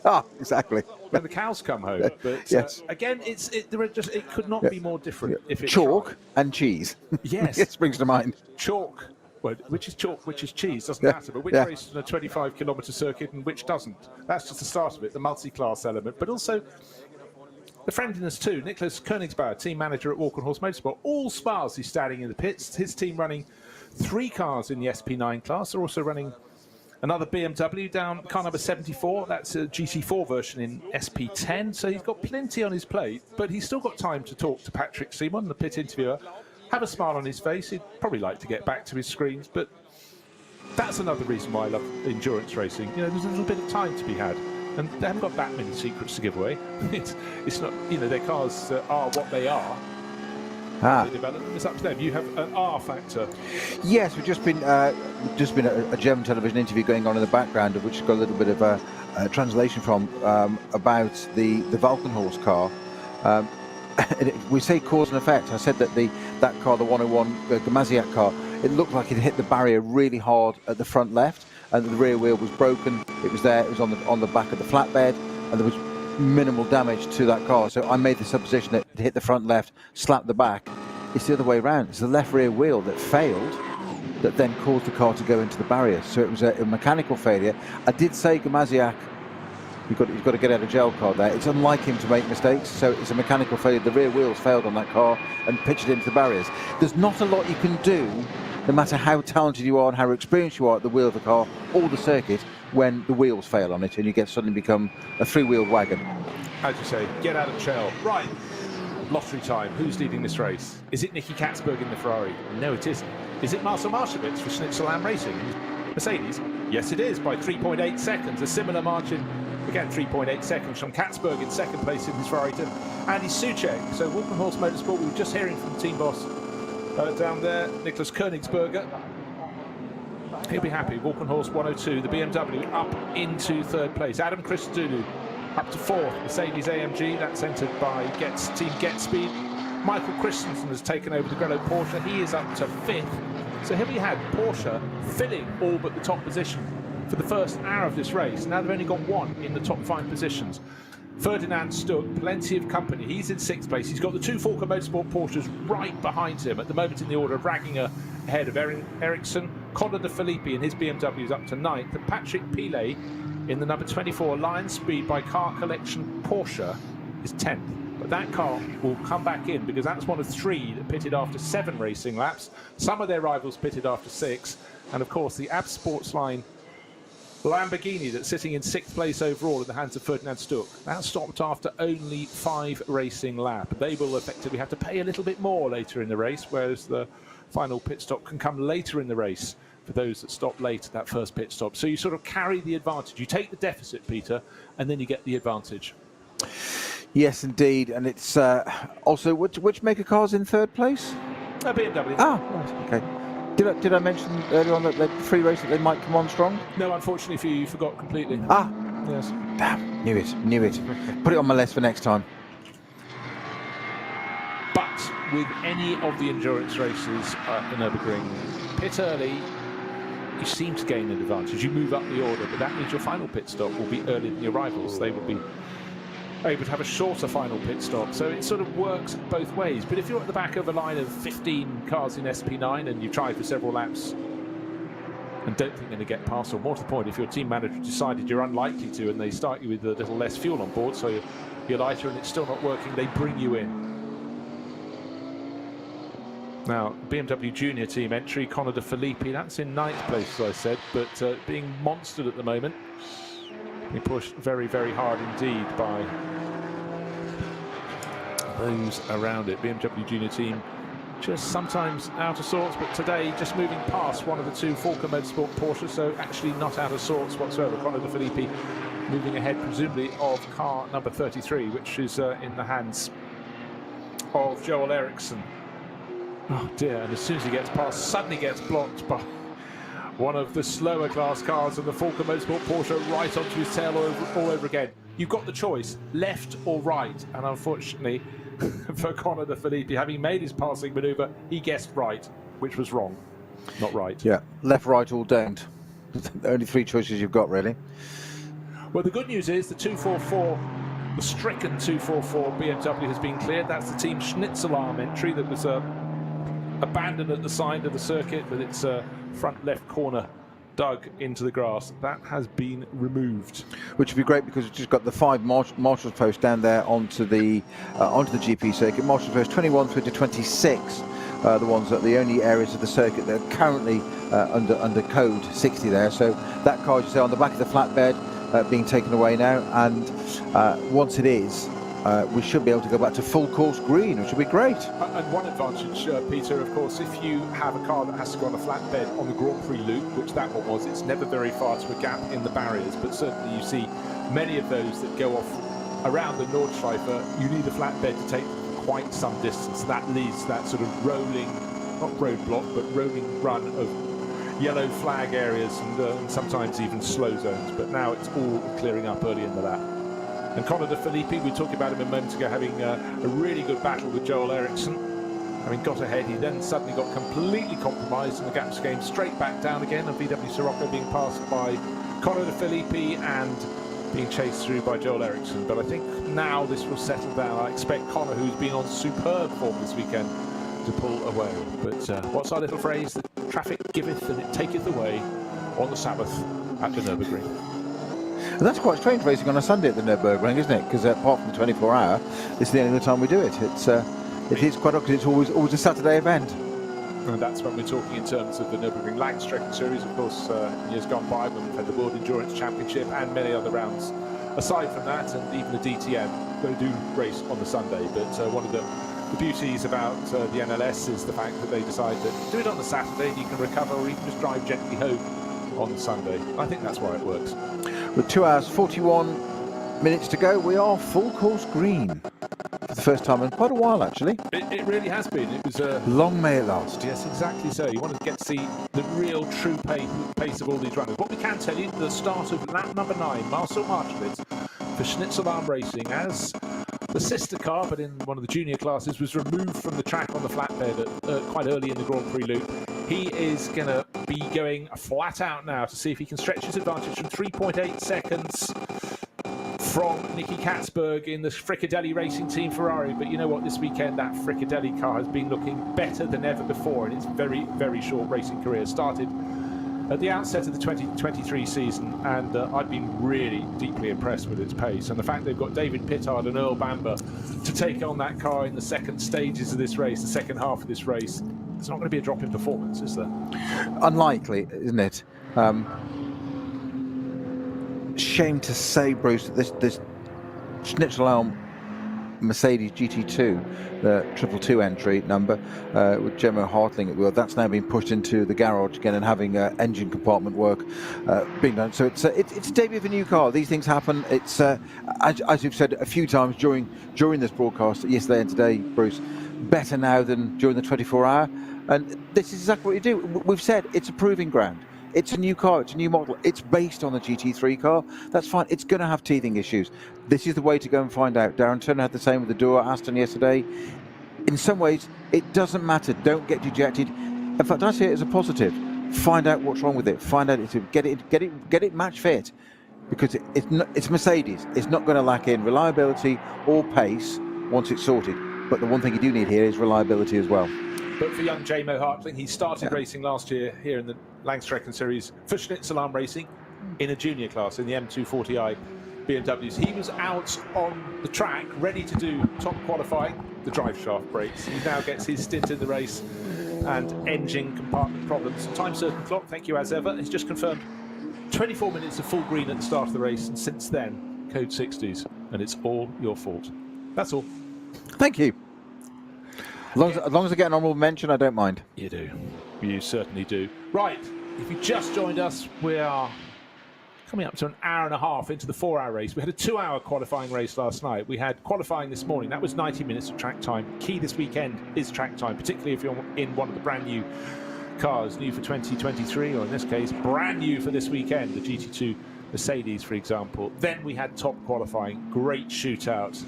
Now, 4-hour race to complete the track time ahead of the start of the race week for the ADAC 24 hours of the Nürburgring. That is the last weekend of May. And what the track conditions will be then? Hopefully the temperatures will be a little bit higher. Hopefully the weather will be fair all weekend. But you can't ask for too much in the Eiffel Forest. You get what you get, it must be said. Now, who's going to lead at the end of this lap? 9 racing laps, and still Marcel Marshevitz for Schnitzel-Elm Racing. Across the line, 4.1 seconds clear of the Katzberg-driven Fricadelli Ferrari, waiting for the next car across the line. 3.5 seconds further back, still Andy Soucek, still in that Walk and Horse Motorsport BMW. Adam Christodoulou, he's nearly 10 seconds back from third. In fourth place, Michael Christensen, Ort in the Manthey Porsche. Yes, now he crosses the line in 5th place. He's 11.5 seconds behind Christodoulou, so quite a gap. And Ferdinand Stuck, one of the 2 racing sons of Hans-Joachim Stuck, the inimitable Hansel, is crossing the line in 6th place in the AB Sports line Lamborghini. It's black, looks very mean, car 27, Fujitsu sponsorship. Started by Kelvin van der Linde, the driver who said every decision he had to make in this race, he seemed to get it wrong. Maybe that encouraged them to pit early. They came in after 5 laps. Most of their rivals in the top class pitted after 6, and a trio of them after lap number 7. The stagger has been set, and like a good 400-metre race, the stagger will unwind through these 4 hours. Now, I just wanted to start to see lap pace. Right, the best of the runners coming through after 9 laps were the first couple of cars. In fact, the first 3 cars all did an 8:31 at second lap. A really, really good lap would be down about 8:16. Let's see if they can work towards that, because now we've got a full green flag lap. Let's make the most of it. Mercedes, Ferrari, BMW, Mercedes, Porsche, Lamborghini. 5 different manufacturers in the top 6 position. There is nothing wrong with SP9 class. I was just going to say, isn't that fabulous to see? Different manufacturers, and that's one of the things I absolutely love about this series. Put the circuit to one side and we can eulogize about the way that circuit works. It's quite extraordinary. But you've got different teams running the same brand sometimes. There's no controlled tyre, so we're not all set to a make of tyre. So that allows another variable. But always have to say this, hats off to the organisers of this, ADAC, that you have different makes, different models, different strategies, different tyres, and yet we get it all there or thereabouts, and you never really can predict. No one team seemed to dominate for too long without having to change the rules. It's not falsified where, right, you're getting a ballast penalty or whatever. They all seem to work it out between them, and it's down to, heaven forbid, you ready for this? The racing. Isn't that what it should be about? Nice concept. See what you're doing there. Just having a little look up and down the order to see how the Aston Martin's going from Durr Motorsport. They're not just running one, they're running two, but one in the top class. Darren Turner sharing with Phil Durr. And at the moment, Phil started the car. It's car number 69. 15th place overall, just waiting to complete his 9th racing lap. He's down towards the tail end. We had 20 starters in the SP9 class. He's now completed his 9th lap in the race. Darren Turner will presumably take over in this two-driver lineup to do the second 2 hours this race, but he's just even to get up to 14th place, has to find a minute and a half. 14th place hailed by the number 5 Audi, and of course that's further back than it should be. Vincent Kolb now driving, but Frank Stippler had worked his way into the top 6, up to the top 3, into second place. And fortune is a cruel mistress, because suddenly, as soon as he did that, picked up a puncture, limped back to the pits. And that's why the car is not in the top 3, even the top 6, down in 14th place overall. Yeah, and a great quote from one of our drivers of the number 67 Durr Motorsport Aston Vantage GT4, Theo Nue. It's just saying, it is, my start went quite well. I'm here to get my permit, so I'm not taking any risks. I'd like to do the 24-hour race. So exactly what we're saying. Learning, using it, not taking any risks. All in the experience bank there. Get it all stacked up and away. And one thing that often gets, you have to look quite hard for, but it's there if you choose to look in some of the preparatory races, not just this weekend and the qualifying weekend, but also those who enter the early season Langstrecken Series race. You get a lot of drivers who want to be driving in SP9 or SP10, the top couple of classes, even in Cup 2, the Porsche Series, but they've started in something in a junior class, just simply there was a seat available, they wanted to do a race here, get some experience and build up. And many a time you find drivers you wouldn't expect in a month of Sundays to find competing if you go back down the list. And the list can be a long one. Sometimes we have as many as 160 starters in the early season races. It's phenomenal. And forgive the commentators, 160 starters could mean close on 600 drivers. It really is extraordinary. And you've got the bios of them all in your head, Bruce, we know. Yeah, the labels have fallen off the filing system there. So Ferdinand Stuck that started third position this in the Lamborghini now under increasing pressure from the number 44 Falcon Motorsports Porsche, Martin Ragginger at the wheel. This is for 6th place, but a little bit of a gap just pulled up in there, but a couple of, well, 4 or 5 car lengths, but just a few corners earlier. Martin Ragginger just sitting right behind. Now we've got a stationary Cayman right on the apex of the last part of the Tiergarten, where it goes, comes up there, goes left, then right. Oh, it's got going again, so you need to get, just as one of our BMW's M4's GT3 cars come through, keeping out of the way, keeping off the racing line. No, he hasn't. And he's just taken the BMW out unbelievably. I was saying he was keeping out of the way. Now, actually, the Porsche's come out a lot worse. Just as I said there, the Cayman that got going, I'm trying to count what number it is. It's number 300. Now, that was our late entry, wasn't it? Our last car that started. Yeah, it started last. The Behans, the driver of the wheel, shared with Riker. So he got it back onto the track. And, of course, you're absolutely flat going up into Tiergarten. It's been a mighty blow to the back. Trying to work out which of the BMWs has clattered it, knowing the luck of Kuba Gimnaziak in this race, it might have been his, because sometimes you get all the bad luck together, but I'm not suggesting it is. But that was a big hit up the rear. He just got through the first part, having rejoined, and he's possibly thinking, I may return to the pits, I may not. And then he's absolutely in the middle of the track, and the BMW tries to go around the outside, gets off the track onto that studded exterior curbing, and then there was contact just before, about 50 metres before they would have been turning right into the penultimate corner of the track. That was a big blow. The Cayman doubled round. Was it car number 100 that took the blow? Just going to see which one's dived into the pits. Yes, it was Henry Walkenhorst.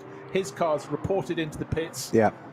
Oh, running in the Pro-Am class. He's got 3 cars from his team in the top class, and unfortunately his is the one that clattered into the back. But Henry could have done no more to try to avoid that number 300 Porsche Cayman. He was left with diminishing returns, diminishing options. He drove off the edge of the circuit onto the studded concrete on the outside, so like the grasscrete, if you can give it a trade name or whatever, and there was no more space to put his large BMW M4 GT3, and contact sadly was inevitable, and so it came to pass. Yeah, and that's I think it's Le Bihan at the wheel of that. It is Le Bihan, the wheel of that. Yeah. There's debris all over the track there, on the right-hand part, just before we get to the Dorint Hotel, as it were, in the background. And I don't normally like to do this, Bruce, but I've got to say I'm sorry that was entirely the Porsche's fault. He'd stopped at the top. It looked like it was a reset, got going. We saw the BMW coming up behind the Tiergarten. He got going and stayed on the right-hand side, and then he just moved across right in front of the car in front. He was only just going again.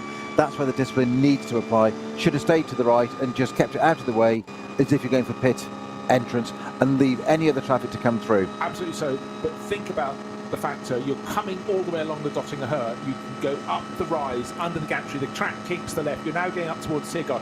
What speed are you doing? You are nigh on flat out. You had the little lift. You're now thinking the break about Tiergarten. Someone started from stationary. What speed are they going to be doing? A third of your speed? Yeah. And that's, unfortunately, that car should have been hard on the right. Wave yellow flags on the entry, and in fact, fully onto the brakes, locking up Ferdinand Stuck, who's coming through in 6th place, and right behind Martin Ragginger, fellow Austrian, got very, very close indeed. And in behind them, we have a BMW, which is the BMW Junior Team car in 8th, and the sister Falker Motorsport car, which will be Joel Eriksson in 9th, and sorry, Conor De Filippi in that BMW Junior Team BMW. And there is debris all over the place. They're almost off the circuit on the left-hand side to try and steer clear. It's going to be quite a clear up. There is a lot of debris, lots of very sharp material down on the racing circuit there. Yeah, Le Bihan, sorry, that's just inexcusable. Just starting as you're saying that you've come to a halt, got the start, got the car re-going again, Tiergarten, right-hand side, just stay on the right and get the car picked up, because you just never know what's going to appear so quickly as it did. And Henry Volkenhorst really there just didn't stand a chance. You say the law of diminishing returns. He had nowhere to go. That's just clumsy. Sorry. No, well, it is, because also, I mean, I'll put up a tiny bit of defence there for Joel Le Bihan. Of course, when you're going to have Code 60 there, quite clear that's just been issued. When he pulled onto the circuit, he might have looked in all of his mirrors. He wouldn't have seen the fast approaching Henry Walkenhorst. It would have been down the dip and slightly round the corner, but he had to stay fully over to the right hand side. He didn't. Right, we've had a place change. Conor De Filippi was behind one of those two, behind the Martin Ragginger Falker Motorsport Porsche, but he sees the moment just before the end of the lap and has made his way past. No, in fact, it was down into turn 1. So this little gaggle of cars, a quartet of them. Ferdinand Stuck in 6th, Martin Ragginger no longer in 7th. The move came, accelerating. They waited for it. The green flags waved for them as they went out of the final corner. Ferdinand Stuck did a very good restart, but it wasn't such a good restart from Martin Ragginger. Down the start for the straight he went, and with greater momentum, Conor De Filippi pinged past going into turn 1. You say it's all about seeing those opportunities and seizing them as well, and just not waiting it. And you get more chance of those than you do sometimes of just sitting behind somebody lap after lap or corner after corner and trying to work out a place to go. And it's that, to me, is where the real top drivers never let you down. The Stiplers, the Christodoulos, etc. of the world, and there are many others. I'm not just highlighting those two, but they never miss an opportunity. That's the point. Is they're always on their A game. They're always concentrating. They're always ready. Because compared to racing hard, literally neck to neck with somebody, it's effectively free places. It's not quite free because you've still got to do it, but you've got to take the advantage of it. But you can. It's so much easier than having to race somebody and find a gap. Although Stifler's quite good at that as well. There is a word called meanwhile, which I just want to throw in there, which is another Code 60. Sound around the back of the circuit is X-Muller. Slow zone. Code 60, then it was downgraded. Okay, that's good. Very quickly, whatever happened out there has been downgraded to just yellow flags. But then immediately we got Dottinger Her to yellow flag. Of course, we have Henry Walkenhorst car, front right-hand corner, full of air, not bodywork, unfortunately. So the blow into the back of the Porsche Cayman, fortunately, well, there's not much fortunate about it at all. But Henry Walkenhorst out of the car, but he did as much as he possibly could to avoid Joel Le Bihan's Cayman. chalk it down to experience, but that was very, very unfortunate. And Henry Walkenhorst, many years as a racer, and he was the one that had the blow, but he couldn't have done more. And I just want to stress that again, to keep out of the way. So big frustration for him. And for Sammy Matty Trogan, doesn't even get to have a race. He'd be the third driver in that car. And unfortunately 100s, which was started by Jörg Breuer, will be going no further. But one of the positives I see there straight away, perhaps just an optimistic chap, I don't know, but is that the mechanics, okay, there's nothing dynamic because they're not getting the car back into the race.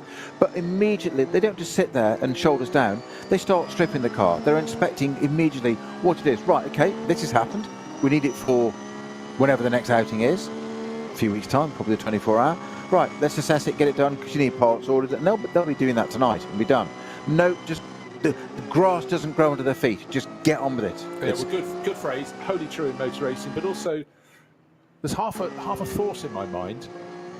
What have they got left? They've got 2.5 hours, 2 hours and 25 minutes.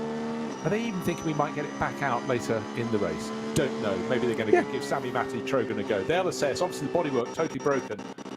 And we will see, they will see, the mechanics will see what is untoward, if anything's untoward underneath. But such was the impact, you can be fairly sure front right-hand corner will be mangled to a degree. But it's a question whether it's an easy replace or not. So gradually losing 2 or 3 cars from the very top class. Everybody else will move up a position or two.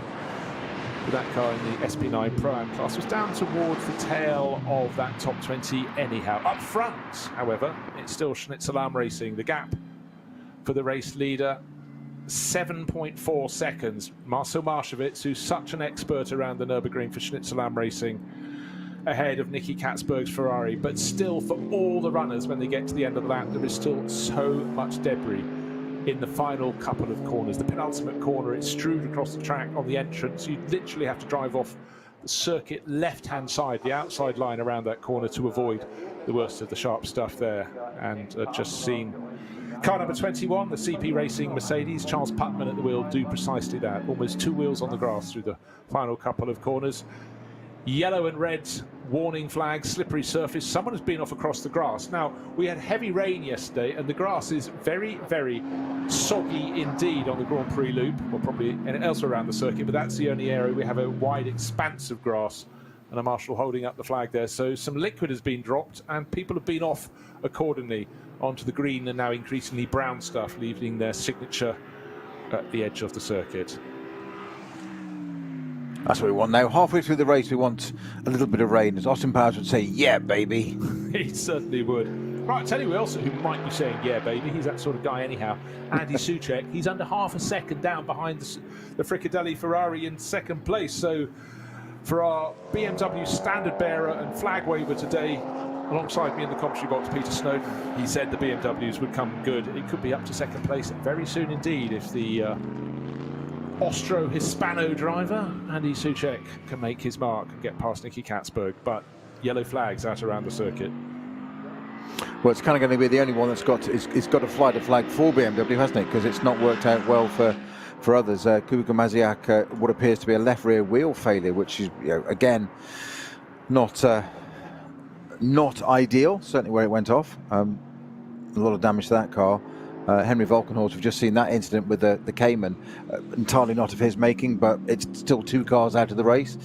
One advantage of that incident there in terms of it slowing down is that there's no barrier damage to repair, and that's what often takes up the time on our circuit operations is barrier repair, simply because it's got to be safe. You've got to dip bits out, bend it, redo supports, etc. At least that one, there were no barriers involved, and it's just there's an awful lot of debris there. So it's a cleaning bit. We saw with the BMW, the yellow BMW, actually with the Hyundai, that they had the marshals out there with the leaf blowers on the track, blowing all the debris away into the grass. So another reason you don't want to run across the grass is because there might be bits of carbon and bits in there from previous incidents, because they push it into the grass and leave it and forget about it and get on with racing. I don't think we're supposed to be picking them all up piece by piece, do we? Make a jigsaw.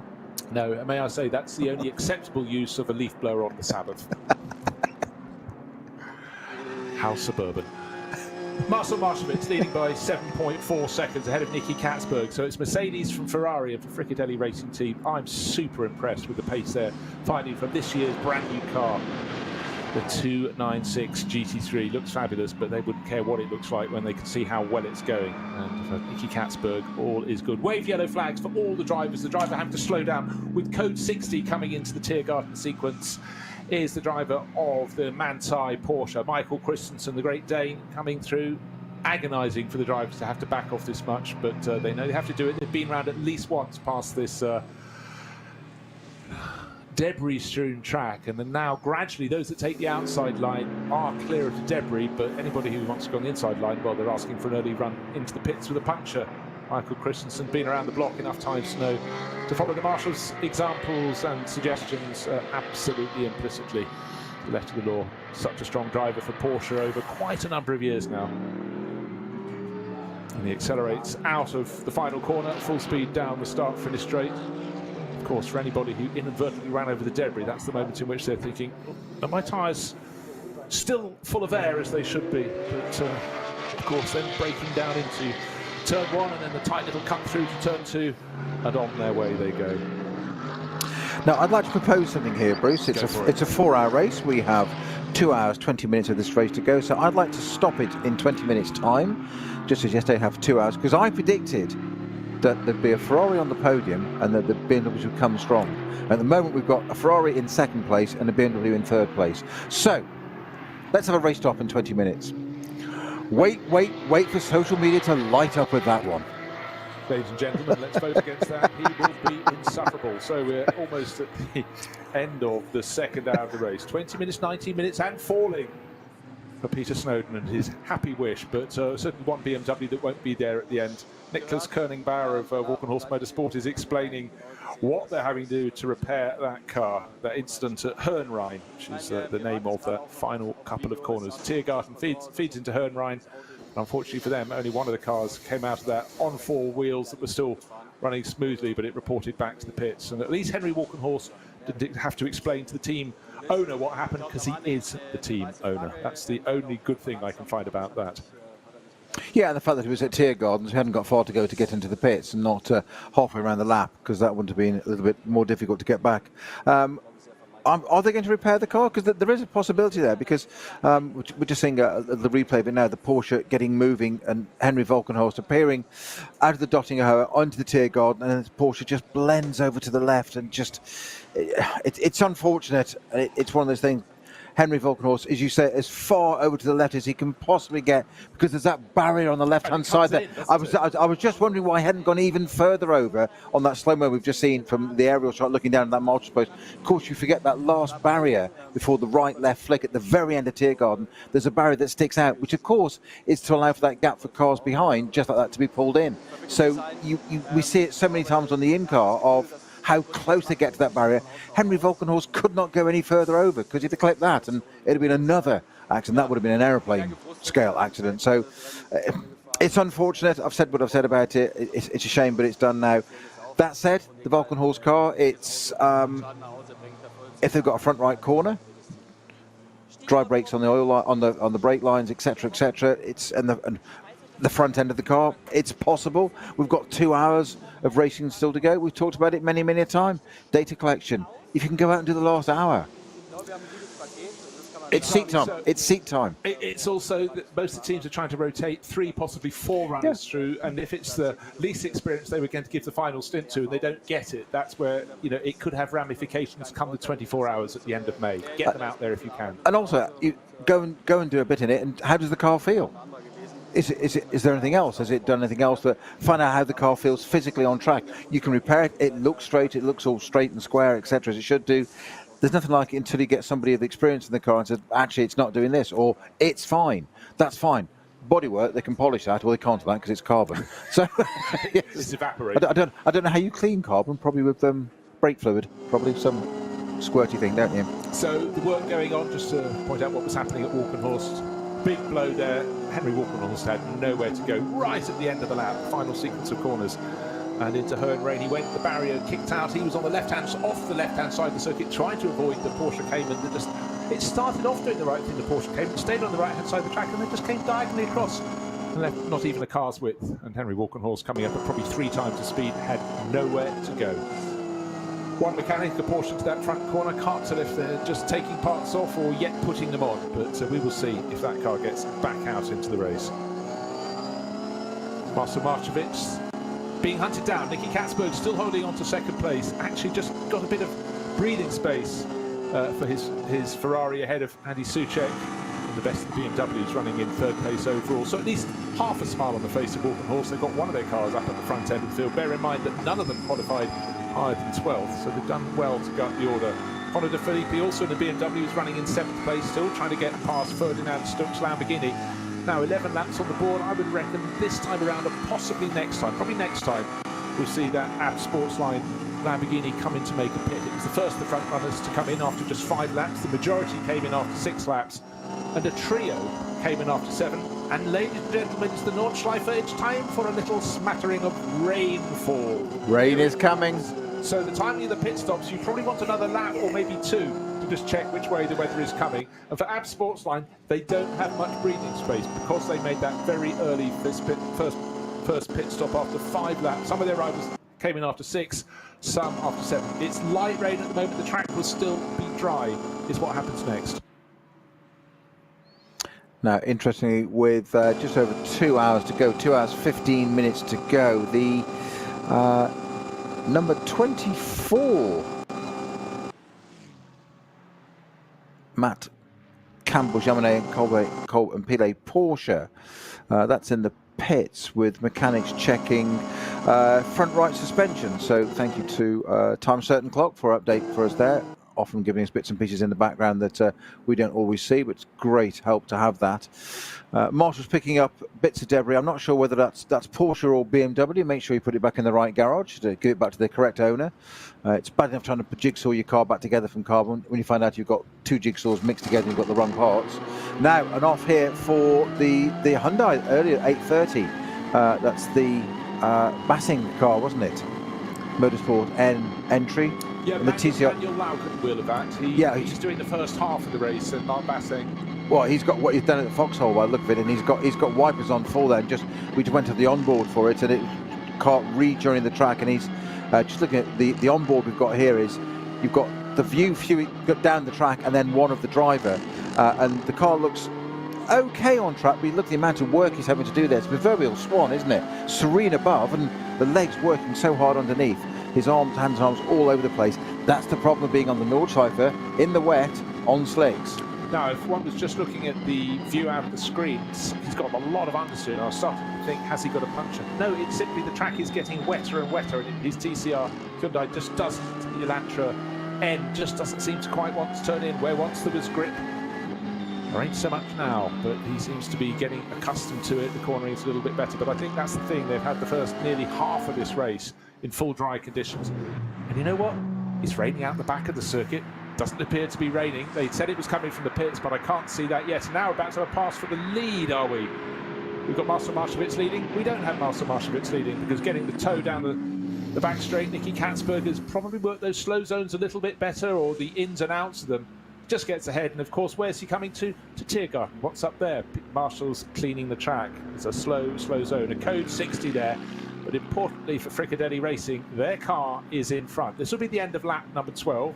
Tiny distance behind them is Andy Soucek. In the back of the image is a car that's very close, but that is at least a lap down. It's, yes, 1 lap down. It's Thomas Jaeger in the remaining car running in SPX, the brand new Mercedes GT2. I just wanted, that's in 17th place overall. I just wanted to see where treble 2 is. Of course, they had some trouble with that. J-Mo Hartling didn't get much of a run, and that is still in the pit garage for Schnitzel Arm Racing.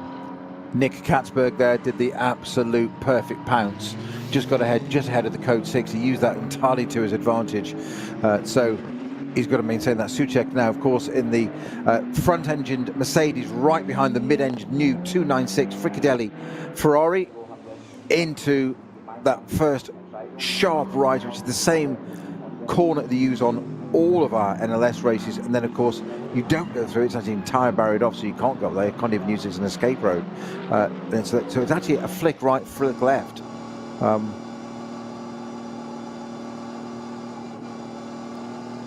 So Ferrari back at the front, and of course we've now got the Falcon Motorsports Menzel Ericsson car sitting behind the Lamborghini coming up through Tiergarten a little bit now. The Lamborghini may come into the pits this time around. This will be the end of his 12th lap. His first pit stop was after 5 laps. There have been slow zones. They may have enough fuel accordingly to go into the pits. Just waiting to see if he dives across. I think he's done it already. Yeah, he has. He's off the track. Yeah. Slight aside as they come back down to the first corner. Looking at... No, he hasn't. No, he hasn't. No, he hasn't. You're quite right. Sorry, the car up ahead slightly confused me because it's a lap down. It's the number 50 Audi from Keep Vitesse. Little aside, the view of turn 1, where traditionally we go into the Mercedes arena, as you said, that's blocked off with a tyre wall.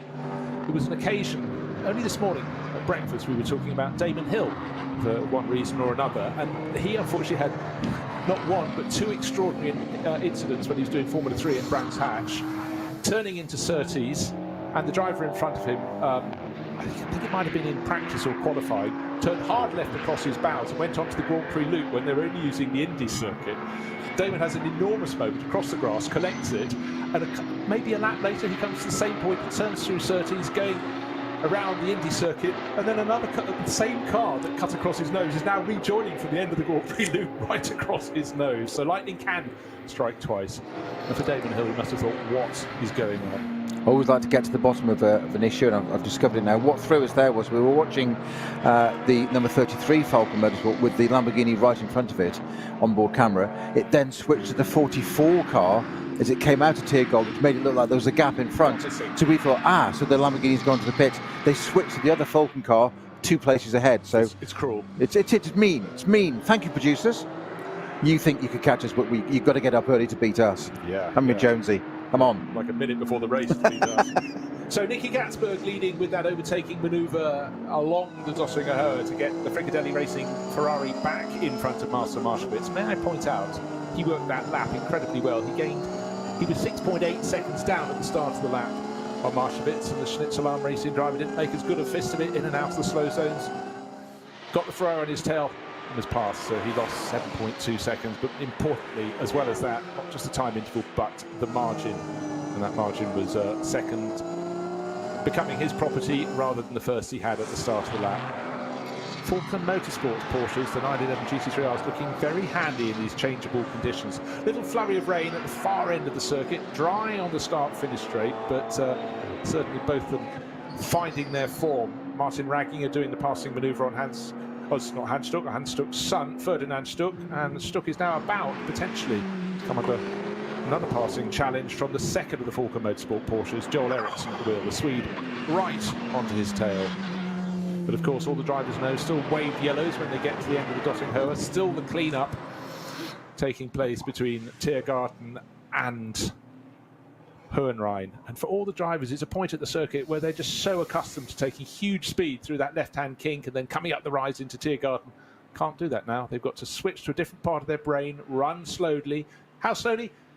60 kilometers as fast as you're allowed to do it. Let's hope everybody keeps that code 60 symbol. How do they know that's the code? There's a sort of pinky mauve flag or board being held up with a diagonal white cross on it and a large 60 written in white, rounded by a white circle. And the marshals have done a fantastic job. Pretty much all the debris has been removed from the racing surface, from the circuit at that final sequence of corners.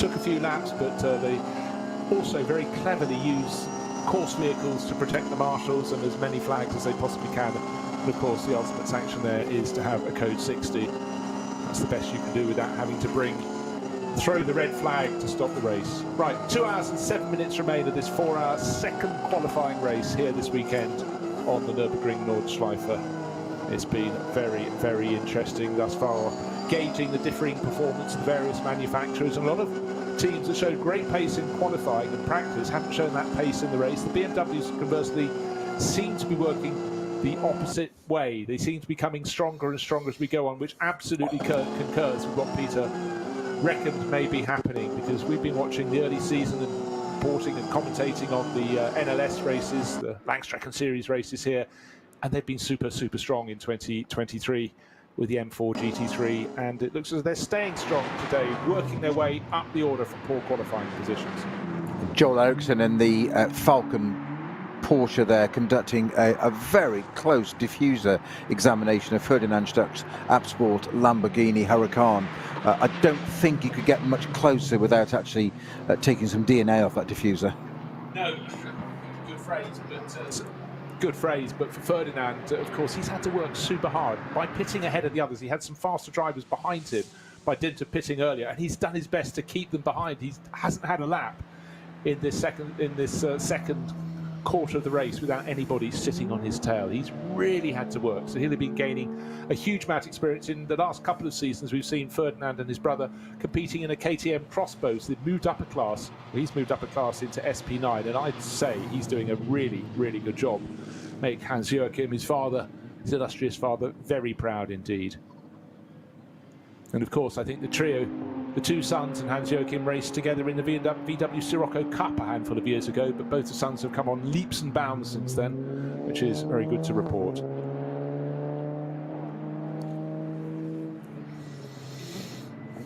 So 816 into the pits. This is from I'm thinking that's our TCR class, is it not? 816, it is indeed. It's the Shearer Automobile Cupra coming in for one of its pit stops, same as everybody else. In as fast as you possibly can and up to the line, stop it, but just don't go over that line. Just don't go to get that speeding penalty for just nudging across the line. It's just as important to them down in that class as anywhere else. And we saw that very early on in the race, that position, that four-way battle for virtually penultimate place. It was quite extraordinary.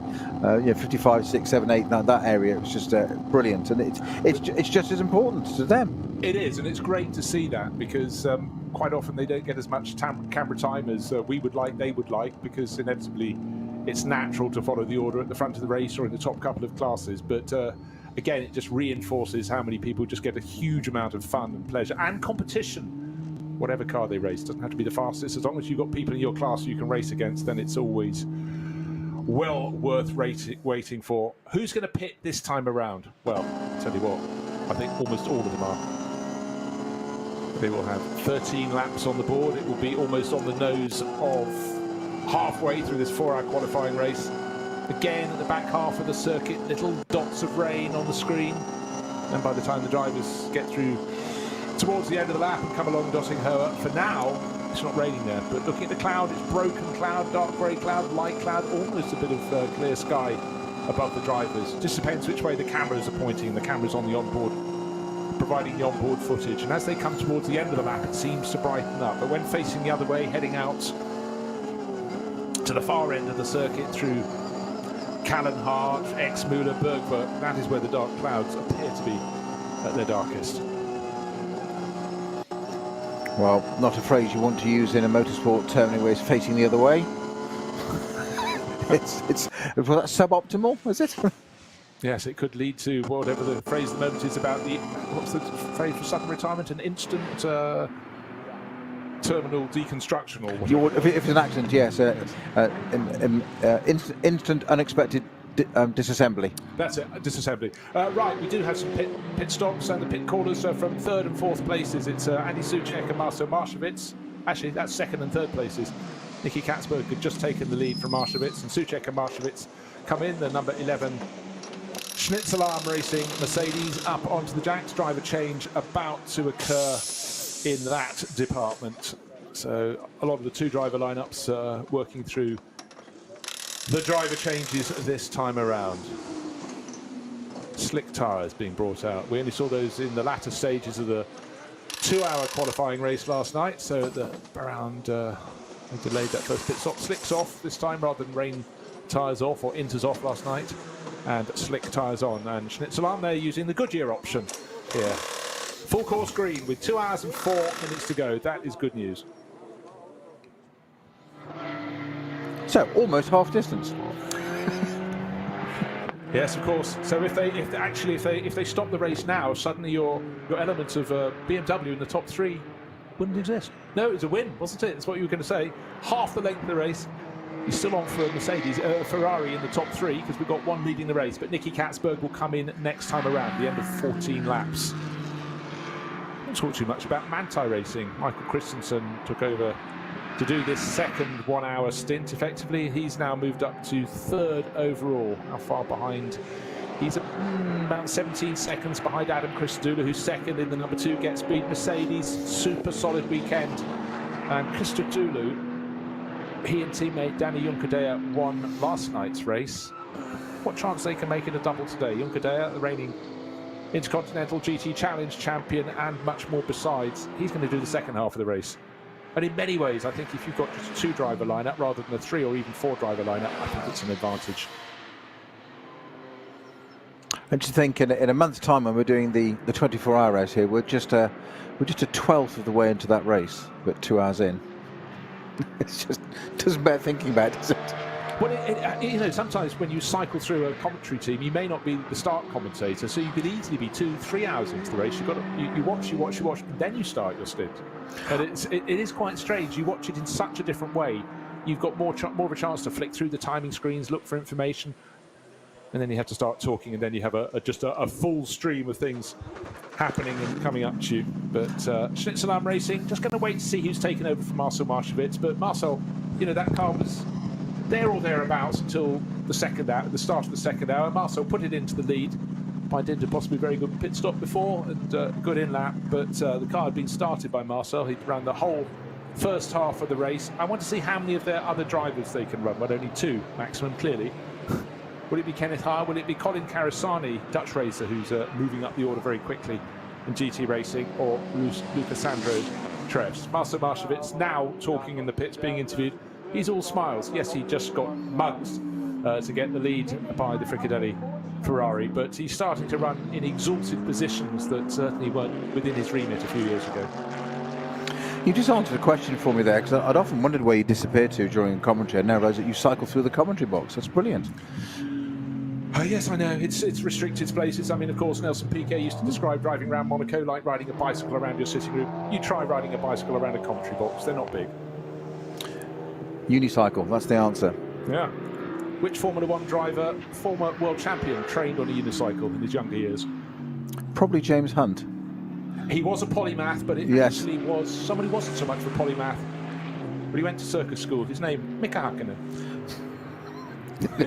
You're just looking at me aghast with horror. Fair enough. That's normal. So for the 2 cars that came in and made their pit stop, it's young German racer Luca Sandro Treffs, who's taken over from Marcel Marchewitz, the number 11 Schnitzelarm Racing Mercedes, and the 102 BMW that was brought in by Andy Soucek has been taken over by Jesse Krohn. It's good that he's put his name on the screen, because he wasn't on my entry lists, because the 3rd driver in that car was down as Jake Dennis, but Jake quite possibly racing at Tempelhof. I would have thought. Is he still doing Formula E, or have I got my wires crossed entirely? But Jesse Krohn is now in that 102 Walkenhorst BMW. And the good news for Walkenhorst, ahead of the pit stops, they came in behind the Schnitzelarm Mercedes, but just that little by dint of maybe being a second less in the pits, on the in the out, they're just in front, coming along past the VW Sirocco, and it's nose to tail between those 2 cars, but they're powering into the second half of this race. Nicky Katzberg still leading, and his margin over the second place car, both yet to pit, is 11 seconds. The car in second place, Adam Christodoulou. But we were impressed, Peter, by flashes of speed from Fricadelli Racing with this new for 2023 296 GT3. But it's been consistent, it's been constant, and that's why they're leading this race. It's not a flash in the pan. It's not, and it augurs well for the 24-hour in a month's time, and I just hope that Racing One bring their version of this car along as well. So we have a couple of them out there, a brace of this new Ferrari. Just be wonderful to see them out there. And it's to be honest, I'm absolutely not wanting to tempt fate to say anything wrong right now, but even if the Ferrari stopped right now, it's covered itself in glory. It's not quite its debut, but it's only a couple of races in. We talked about the GT2 Mercedes Schnitzelarm that's had, I think it's about a turbo problem with the pump on that car. That's why it's in the garage still. The Door Aston, all this car doing this due diligence, testing them, running them, seeing what happens, evaluating it. The Ferrari, it's done a great job so far. If it can carry on where it is, it's brilliant, because it's going to win. Superb. But if it didn't, there's no shame lost. Just good to see another manufacturer out there, and nice to see. If I say a non-German, I don't mean that in a bad way, but it has been the hunting ground of BMW, Audi, Porsche. For so it's nice to see something a bit different there. The Lamborghini's going well until incidents, and Ferrari. It's great to see. Bit of variety. No, we always in motor racing are Catholic in our taste. We love variety, but I would think for none of the drivers in that car would it be a bad thing. For Ferrari, hello, Ferrari right at the top of sports car racing all over again. 60 years away, effectively, from front running. Well, not quite 60, but very close to that. But for Nicky Katsberg, fantastic Dutch racer. Hello, this is my calling card. I've put quite a few out there already. Racing for Corvette, racing for all sorts of manufacturers, BMW for Rover Racing, and so much more. But here and now, he's doing a fabulous job. News from that interview with Marcel Marshevitz, just got a bit compromised at Arenberg, missed his braking point out there. And also confirmation, thank you very much, our producer, Rob. Yeah, Jake Dennis was correct. He's at Tempelhof competing for Andretti BMW team in Formula E. So again, these drivers sometimes don't know where to place them. They take, you agree deals with teams, then championship dates move around, and suddenly you get a clash. But Jake, really enjoys his GT racing. So we'll see. I think what's more revealing there is that Rob's still awake. I hadn't realised. Yes. Well, he certainly hasn't made us a coffee recently. Well, he hasn't. No, yeah, very. Don't need the coffee today, though. See what we did. We're a good team, aren't we, Bruce? Come on, that's what we did there. Yeah. I hold him down and just accost him. Yeah. Right, Nicky Katsberg in the Fricadelli Ferrari into the pits, and from second place, Adam Christodoulou. We knew with 14 laps being completed, they would need some juice. They're almost back. 5 minutes past the halfway point in this 4-hour qualifying race, and a few others will be coming in. Actually, about another 10 cars in SP9 need to report to the pits for their regular pit stops. And let's see which of the cars that pitted last time around will assume the lead of the race. Certainly one car that's been going very well. Connor De Filippi, the BMW Junior team, appears to be moving up the order. He got into the battle with the Falcon Motorsports Porsches and dispatched the pair of them. It's been a good weekend for the American. But now he too takes the run into the pits. The Manthey Racing Porsche, Michael Christensen, came in just ahead of him. So just bear in mind the 102 and 11 BMW and Mercedes for Walkenhorst and Schnitzelar made their second pit stop last time around. The order is being jumbled. It's box, box, box. The majority of the SP9 runners into the pits they come.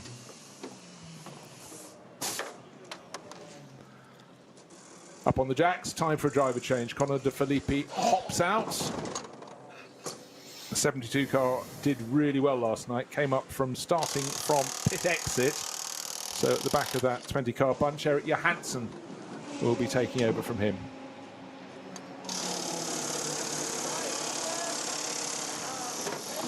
Pit stop all looks very standard indeed. And of course, the way they run the pit stops in the 24 hours is to not have it as those Michelin tyres are being fitted, that they have to rush in the pit stop. It's a very sensible sort of minimum pit stop time, keeps them all safe. It does amuse me that on the driver's door of the BMW Junior team car is a circuit map. But it's not so they can look at it as they go round, because they couldn't look down at much. It's when they've parked the car at the edge of the circuit, they can actually report roughly where they are.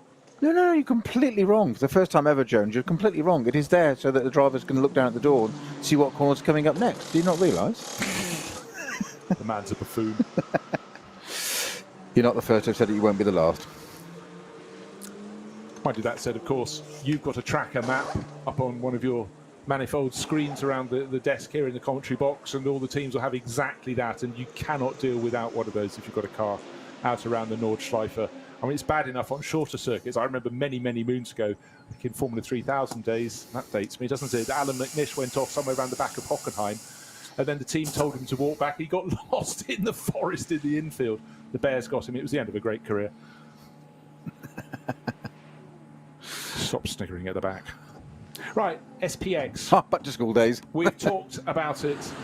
Maybe not enough. These are very, very exciting. It's always an exciting class. It's the one for experimental cars. Cars that will be sort of fully homologated for the following season. And we really think the GT2 specification Mercedes. We've got two of them racing here. There's one racing on this first racing weekend for the new GT2 Mercedes down at Monza. Power cuts providing for that because they've had all sorts of problems down the Italian home of motor racing this weekend. Well, it's not so much power cut, then they're hoping for power connected, aren't they, at some point? There's been more downtime than it has connected. Across the whole region. Yeah. It's not just the circuit. The circuits apologise, but clearly it's beyond their remit. So stop oil protesters again. Right, bad news for, yeah, exactly, for the number 5 Audi. We're getting reports that it's had 2 punctures so far this race. The first was suffered by Frank Stippler, rear right, and now a rear left. Oh, dearie me. Just some days it's just not your day. Right, waiting for the stagger to unwind after the second of the 3 pit stops in this 4-hour race. But consistently in and out of the pits, when on the track, either first or second, it's the Fricadelli Racing Ferrari that just seems to be having such a good run. Earl Bamber's taken over, the Kiwi. And settling in. It's funny, isn't it? After so many years, you think Earl Bamber, you think Porsche. Now just having to get our head around him being out there in a Ferrari. Let's see if he can do as good a job as we've had from Nicky Katzberg, who really has driven an excellent run this weekend.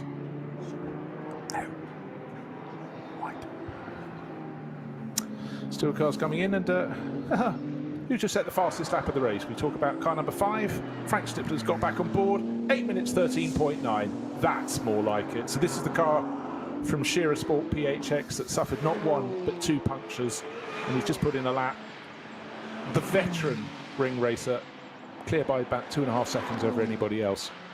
Maybe he needed that encouragement, but unfortunately for them, it's dropped them to 14th place overall. God, oh, Bamber taking to the curbs and bouncing around those as he goes on to the early part of the Nordschleife. Wanting to get up to speed. Nicky Katzberg out of the car. Say that, and suddenly on the screen there is the amiable Dutchman being interviewed by Emily Miller, and all smiles. That would be really, that was a really good run. First half of the race, and didn't put a wheel wrong. And also, he had bumper-to-bumper racing with rivals from other manufacturers and a chance to prove the 296, and he really did that. But certainly did. And you say bumper-to-bumper, it really was the case. But what a great showing for this car so far. And I'm going to stop because it's just fingers crossed. There's still 1 hour 49 minutes to go, and that's a long race by most people's standards. There's just a bit of this one to go yet. Still, let's keep quiet. Let's see what happens. But it is great to see just a different make, if you like, I think, up there at the front. It's just so good to see.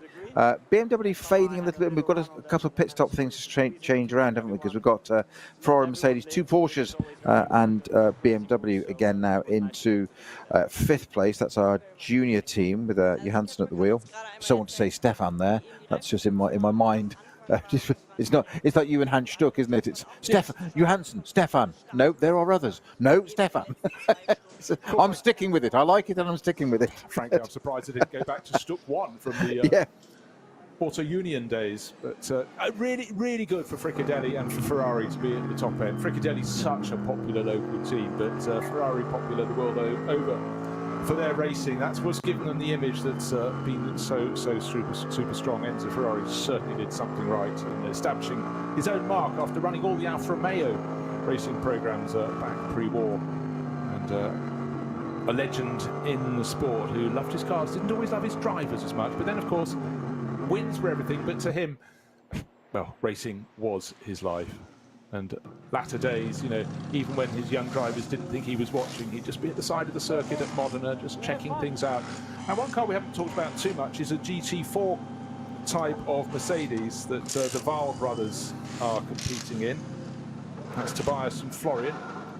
Their car looks immaculate. That's run for them by the Hout Racing team. Hubert Hout's works outfit and his outfit and his cars are always beautiful in their presentation. That one, you can tell the Wahl brothers are in it because run for them by Renger Racing for the Hout Racing team. Yeah, but I think just judging by what it said on the helmet, I think Frank Bird just got into that. Has he? Yes. He should be in the number 46. There's also run for the Hout Racing team, which is one of the two GT2 brand new Mercedes. Let's have a little look, because he's desperate for any track time. Maybe he said, can I join the Vars? I'm going to say, it's definitely his helmet. I'm not going mad. It's what it says it on the side. So that's what completely threw me. I thought, hang on, that's in the wrong car. Good work. Let's see if you're right. So we'll wait for that car to go back out onto the circuit. That's running in the SP10 class, which is equivalent to GT4. And Frank Bird, of course, was out in the first part of the race in another car from Team Hout Racing Team, the GT2 class. And in the Aston Martin run by Durr Motorsport, we've been talking about Darren Turner, who'd been sharing that with, or will be sharing that with, and was sharing that last night with Phil Dorr, but the younger brother, Ben Dorr, appears to be taking that one over. So again, a family enterprise. Good to see that. Vantage GT3, car number 69, still circulating in the race. It was 15th last time I checked, and it's 15th all over again. So we've got... It may well be that Darren doesn't actually... Sorry, my fault there. Doesn't even get to run in this race. Phil Dorr kicked it off. Darren doesn't need the experience as much as Ben Dorr does. So I would suggest that's Ben who's taking over from Phil.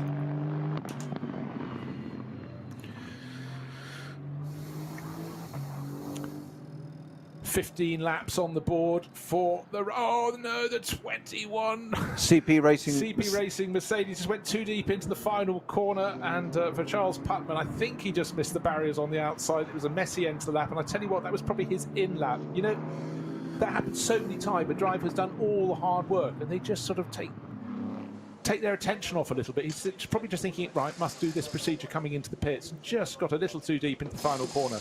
But seriously, as you go into Hohenrhein, the barriers seem to be right across the track. They are almost hard across the nose of the car in the right-hand part of the corner before the left, and he used all the meagre amount of area on the outside of the circuit there to get through. Martin Ragginger in from the lead of the race. He pitted a lap after most of his rivals, bar the Shearer Sport Audi, brought in by Kim Lewis Schramm. And we'll see who comes through next into the lead of the race, but it'll be those that made their second pit stop earlier will gain the advantage at this point. But then, of course, their final pit stop will be earlier than their rivals, where it'll be going the other way as the pendulum swings. I think it's going to put the Fricadelli Porsche back to the front. Porsche?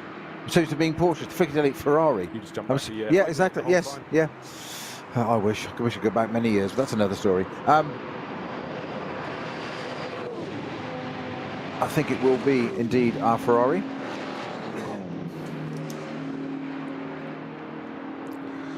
Yeah, that was very, very close for Charles Putman. Just trying to see if he brought it into the pits after that. No, he continued on his way, so maybe next time around for him. But this point in the circuit, you just get this sort of interregnum. You get the changing of drivers going out for their first flying lap, or their first lap, getting the feel of the circuit. You never know what you expect to find underneath your tyres when you go out onto the circuit here. Would it be fully dry? Those drivers who've just been taking over a car will have seen, before they started, they will have seen that little flurry of rain. It now seems pretty much uniquely dry. Oh dear. There's rain due again on the radar fairly shortly there. Thank you very much. In a few minutes, but where? We only had the other flurry of rain at the back of the circuit. Now, did we give you an answer about Frank Bird? He started the number 46 GT2 Mercedes. That's now in the hand of teammate Elliot Earhart. What we need to do is check another car from Team HRT. It was the Mercedes number 89. And the name on the driver's column is blank. So maybe they expected to have either of the Vals. And they've got neither. And they've got Frank Bird. We'll keep an eye out. I think you've got a very good spot there. Martin Ragginger, who came in from the lead of the race, but I did pitting behind the rivals. That number 44 Falker Motorsport Mercedes Porsche. I'm getting the disease there.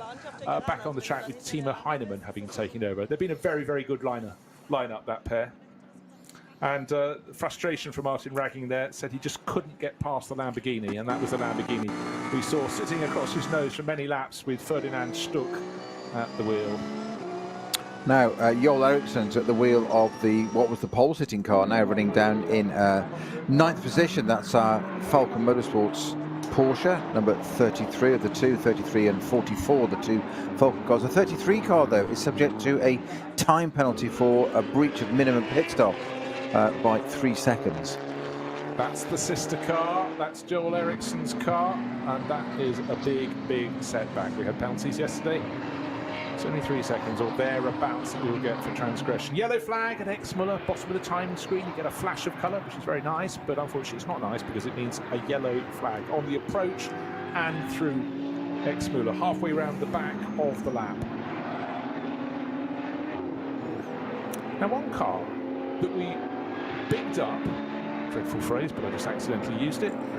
It's out there now. Only 13th place overall. It's the DTM Champions car. It's the number 40 Audi. That should be setting good pace. Haven't really worked out why they've not been there or thereabouts, but they've served the same number of pit stops as all their rivals. Number 2, but they're down in 13th place. I'm just trying to see what their best lap is. Is it competitive? Is it not? Let's just wind across the ginormous screen. 8 minutes 20, not that competitive. The best lap we've seen is an 8 minutes 13.8, so not come their way as yet, but that's now in the hands of Mike Rockenfeller, winner of everything that has the number 24 attached. Le Mans, Nürburgring, and on his career goes. I think we've got a code 60 here now at Exmule for 84 entry. Is stopped at the side of the track there, which is GT Tyre VW. With Stefan Schurz, Ulrich Schmitz, Robert Hinze and Andrea Sidorenko driving that. Obviously not all at once. Well, you can't always be sure. You never know. It's a 4-seat car. Doubling up, work still going on in the pit lane, and it's the number 24 Lion Speed by Car Collection Porsche in the pits now with Patrick Pilet. Now, that looks as though something untoward. That's listed down in 10th place overall. Bear in mind, this was a car right at the front end and on the podium yesterday. Qualified very well today. Started this race in 2nd position, finished 3rd in the 2-hour race, down in 10th and tumbling down the order at the moment. So really unfortunate for Patrick Pilet. And that's in the pits for the 3rd time, which for most of these runners shouldn't happen for another 40 minutes or so. 4-hour race, 3 pit stops. They've served 3 with an hour and 40 minutes remaining. So repair work going on there. So Patrick Pilet will be feeling very frustrated indeed, because they've shown really good form. Matt Campbell's been a massive star in that car. We were waiting to see if it was Mathieu Jaminet or Patrick Kolb taking it through to the finish. I would suggest it'd probably be Patrick Kolb, of the Kolb variety, rather than the Pilet. To do that, and Patrick Kolb has just been caught in the pit lane. He hasn't got his helmet on. He's talking to the cameras, so he's going to explain what exactly is going on that Lion Speed car. But what, regardless of the outcome of this race for them, they've got to be pleased. They've shown really good form through a day and a half here so far at the ring. Yeah, I can just confirm also that the Andrei Sidorenko at the 84 GT VW has got that car going in, albeit slowly. In fact, the race leader is just coming past him now as they come up to Kesselchen. He's returning that car to the pits, so that should, in theory, take away our code 60 up there, but it hasn't, unless there's any barrier damage. So we do still have the code 60 at Exmuller with no car there. So potentially some barrier damage, and it's been reduced, as I say, that to a green. The second half of Exmuller, the right-hand part, and the left going in is still a 120, so probably just a bit of debris, something on the track. The marshals just tidying up and whatever. We'll see when the 84 Golf comes back to the pits as to what state it's in, but it's on its way back. Good to hear. And again, Peter and I often talk about body language, and Patrick Kolb here is the sort of low energy version of the normal Patrick Kolb, because they've decided they've had to sort of flick to option C, which is we now treat this as a test towards well, the last test before they head to the actual 24 hours of the Nürburgring. So you know, it's very hard for a driver. They want to be out there racing. Something has occurred on the car, needs to be fixed, and now they're just going to use it to fine tune. But what they have is a very good base car there for Lion Speed by Car Collection. Their Porsche has been very competitive every time the cars are together out on the circuit, and the smile is there, but it's not a driver hopping from foot to foot, knowing his time in the car is coming up. Yeah, but it's a very calm smile. It's a knowing smile, isn't it? Of we're confident, we're comfortable what we're doing and where we are, and going into the fabled 24-hour in at the end of June for us, of course. End of June. I did it. You did it yesterday. End of May. Yeah, you're allowed to do it on Saturday. 1-1. Well, Yes. I thought you were doing that just to tease me, just to refresh people's memory that I was going to be going to the Eiffel a month late. But since we're travelling out, I would presume together to that event, we better make sure we get the start date right. Well, exactly. Let's get that together at the right time. But you did break the golden rule of broadcasting a little bit earlier on when you swore. Again? When you swore on air, you used the word understeer. How dare you? Filth. Unbelievable. There's no place for such language in the commentary box. May I apologise to all and sundry for such shocking language. I'd just like to apologise on behalf of the broadcaster.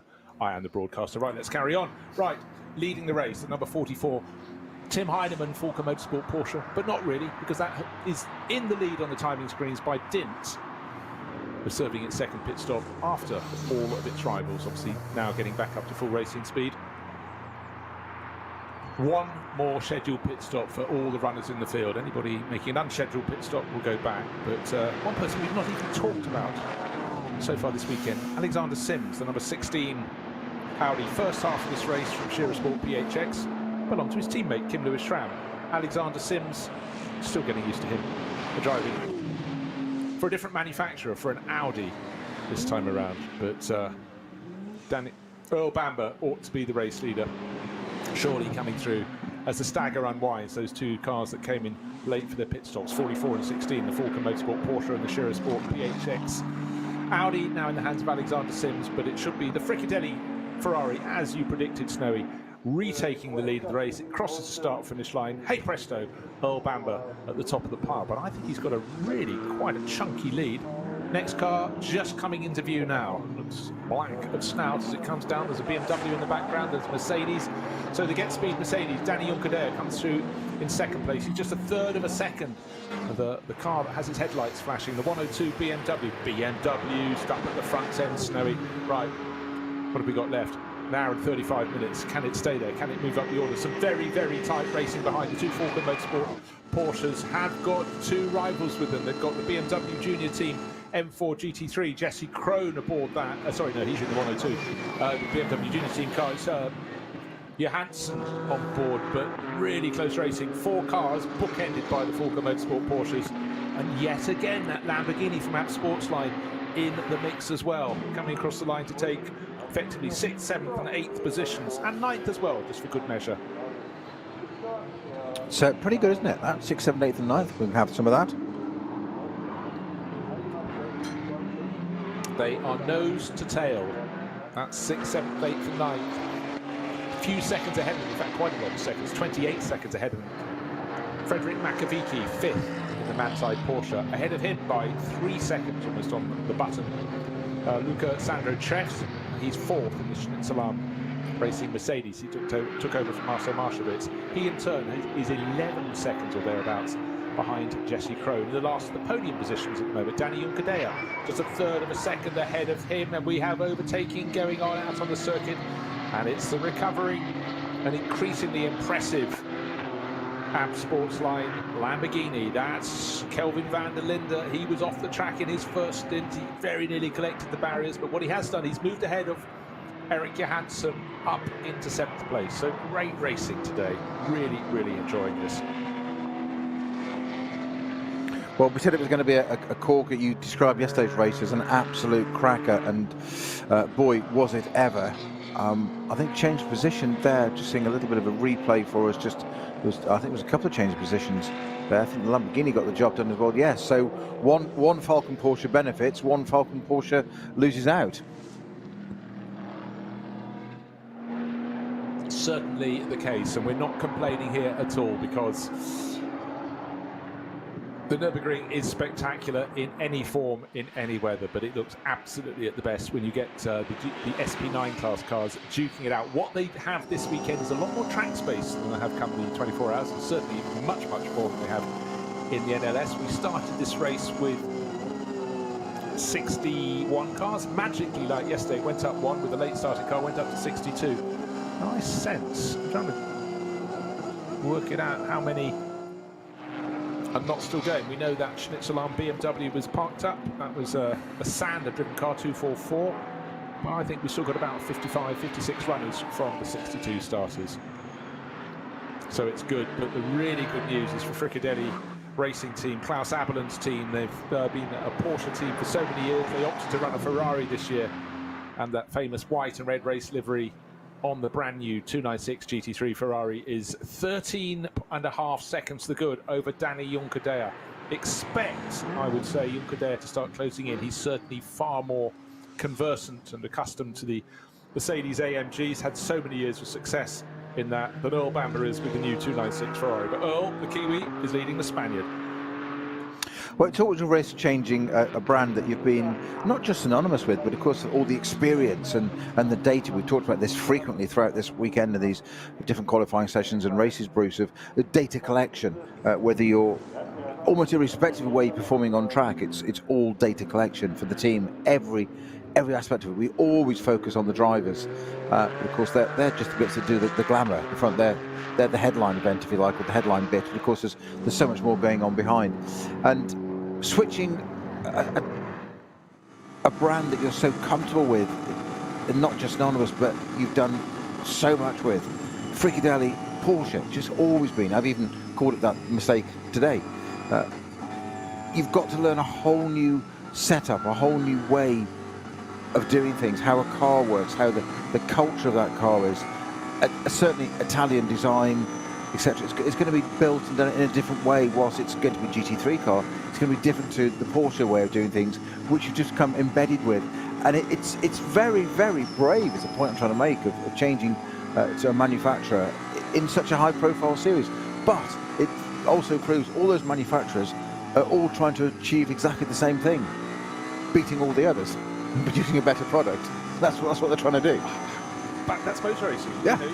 You can carry. We all admire people being loyal, but you've got to look at the lie of the land. And when a new model comes in, is it going to be good straight away? Is it going to be the second year you might move across and try it? Yeah. You know, it's ifs and buts and maybes. So I've just seen such a funny tweet. It's not to do with Formula E, is it? Yes. Yes, I've seen this. I wasn't sure where to comment. Bruce, go ahead. From someone who should remain nameless. His name's Martin Haber. Track invasion, Formula E in Berlin, protesting about the lack of noise. Martin, you are old school through and through. How funny was that? There we were. I know. Too much time on his hands, I feel. Climate protester on the track of Formula E. Can you make it up? Oh no, I didn't know it was associated. Yeah. I didn't even know that was the case. Yeah. Oh yeah. Oh gosh, give me straight. Yes. It's official. The world's gone crazy. Right. You didn't need validation. Here, though. It's not crazy at the Nürburgring. The Nordschleife providing great racing as ever. Earl Bamber leading in a Ferrari. That's news to the Fricadelli Racing Team. It's a delight to them. Oh dear, we've got a Seat dropping a little bit of fluid as it starts around the Grand Prix loop. It's the Cupra TCR. Sorry, it's a Cupra, not a Seat. Schlappi, Epp and Yearly in 53rd position overall. Just coming out of the pits. And the driver of 816 is Stefan Epp, one of the two German drivers, along with their Swiss teammate Matthias Schlappi. Let's hope that liquid drop is something at which it's desisted. Down to the Dunlop hairpin it goes, and yeah, maybe my wish has been granted, because the last thing we need is a slippery surface out there on the track. Just keep it, had a little flick down the timing screens to see if the Walkenhorst 100 BMW had been repaired yet. That would have been a miracle. Big body damage, front right corner after impact with an unfortunate Porsche Cayman, Joel Lebert, who'd rejoined the circuit at Tiergarten and left him nowhere to go. Just look at that 816 Shearer Cupra. We say that fluid or steam or whatever it was exactly coming out of the right rear there. It's an overflow pipe that's coming out of the bodywork at the back there. It's obviously built that. I'm just not sure what that would be for, unless it's an overfill of something. Unless it's got an oil tank in the back or something. That would put liquid out.